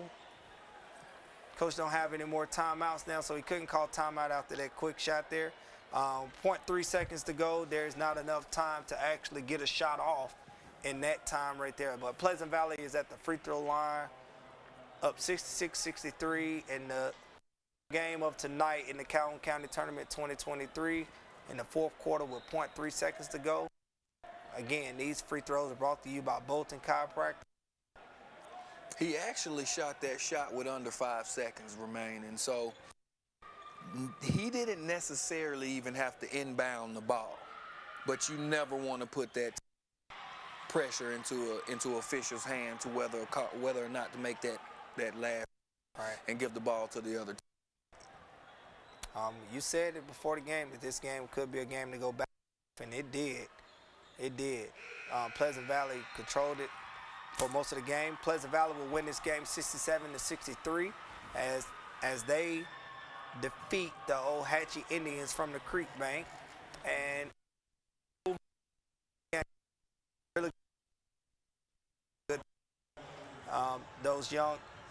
That young player played really well. Those guys on the inside play well also. And take your hats off to Ohatchee. Ohatchee played really, really hard. They played really physical. Just got into that deficit really early and just couldn't come out that hole. They got there, but they couldn't get there. So Pleasant Valley 67, Ohatchee 63. We're going to head to commercial as we wrap this up for tonight in the Calhoun County Tournament 2023. Come on down to Ollie's Car Wash here in Jacksonville. They have the automatic car wash and the self-serve where you can wash your car with their many different wash modes, which include engine cleaner, bug off, tire scrub, pre-soak, and the foam brush.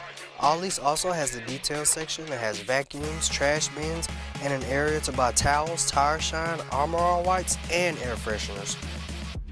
So come on down to Ollie's Car Wash, located at 811 Pelham Road South here in Jacksonville.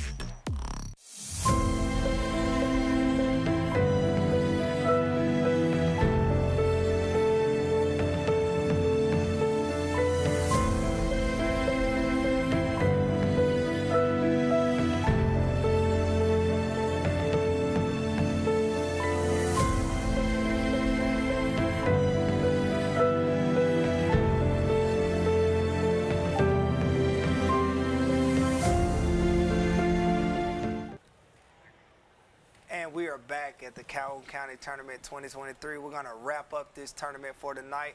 We had 3 games tonight where we had Faith Christian playing Jacksonville High School girls, and Jacksonville won that game, and so they will advance on in the county tournament next week.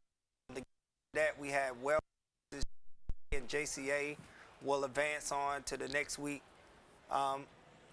game, and last game we had Pleasant Valley and Ohatchee, where Pleasant Valley defeated the Ohatchee Indians 67-63. Also, we want to thank our sponsors. We want to thank Calhoun County Commission Office, Sonny King Ford, Bob Eden Alpha, Sonny King Ford again, Mountain Motorsports, and also Bolton Chiropractic for making this possible for us to do this for our Calhoun County Tournament in 2023.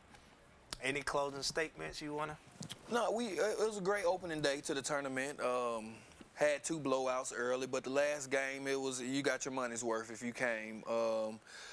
Pleasant Valley started a run early, and Ohatchee crawled back, and that's what you want to see from both sides. You want to see your team come out victorious, but you also team fight. Both teams showed fight. Both teams showed plenty of effort and fight throughout the whole night. So, like I said, it was a tournament this year, and I expect more. A lot of great games this coming up week. Yes, like you said, with the bracket coming in with the bracket coming in now, you can see the games that's coming on Monday. Again, we won't be here Saturday, but Monday we will see some really good games Monday, and we will have, on the boys' side of the bracket, we will have White Plains versus Jacksonville Christian at 4:30. Right after, no, that's at 4:30. I forgot. Monday we got MLK Day, so it's a lot of games all day. So on the boys' side, the first boys' game will be Faith Christian versus Donahoe at 10:30 a.m. Also at 1:30. And we will have Saxon Weaver at 4:30 p.m. on the boys' side. We will have White Plains and JCA. And also on Monday for the last game, we will have Piedmont versus Pleasant Valley. So these are teams that are quite familiar with each other because Saxon and Weaver, I believe, are in the same area. Piedmont, Pleasant Valley has played each other. Faith and Donahoe are in the same area, and I just think White Plains and JCA will be a good game also on Monday. Again, we got the girls. So here we are on the girls bracket. The girls will come up and they will play Monday. They will play Monday also, where the first game for the girls will be Pleasant Valley versus Weaver at 9 a.m., which will be the first game of the day that day. And then also at noon, we will have JCA versus White Plains. At 3 o'clock, we will have Piedmont versus Wellborn. And at 6 o'clock, we'll have Alexandria versus Sax in the Monday games on MLK Day for the Calhoun County Tournament. So we will have a long day Monday, but we will have some great basketball, and we'll get to see a lot of more teams on Monday, and we'll get to see them compete also at Pete Matthews Coliseum at Jacksonville State University. And this will be one of those things where those kids will be excited. Everybody's out of school. A lot of people may be at the game, Definitely. But it's really hard to pack Pete Matthews Coliseum with the high school sizes around here. So, but I think everybody will come out and come and support their team, and we're excited to be a part of this. So it's always good to be at the county tournament. So do you believe that on the girls' side, I wish we could have saw more girls' games today. I wish we could have saw girls' game today. But traditionally, Anniston is really good in this county tournament. On the girls' side, Oxford is pretty good. So White Plains played with Anniston girls the other day, and I think Anniston is out without one of their best players and one of the best players in this county tournament. I think she's out in injury with a torn ACL. Oh wow! With a torn ACL, so she's been out, and that's been tough. So, but like I said, and then on the boys' side, we would love to see how it goes with the talent as you go on through the week. So that'll be it for tonight with the Calhoun County Tournament. And until next time, we'll see y'all Monday.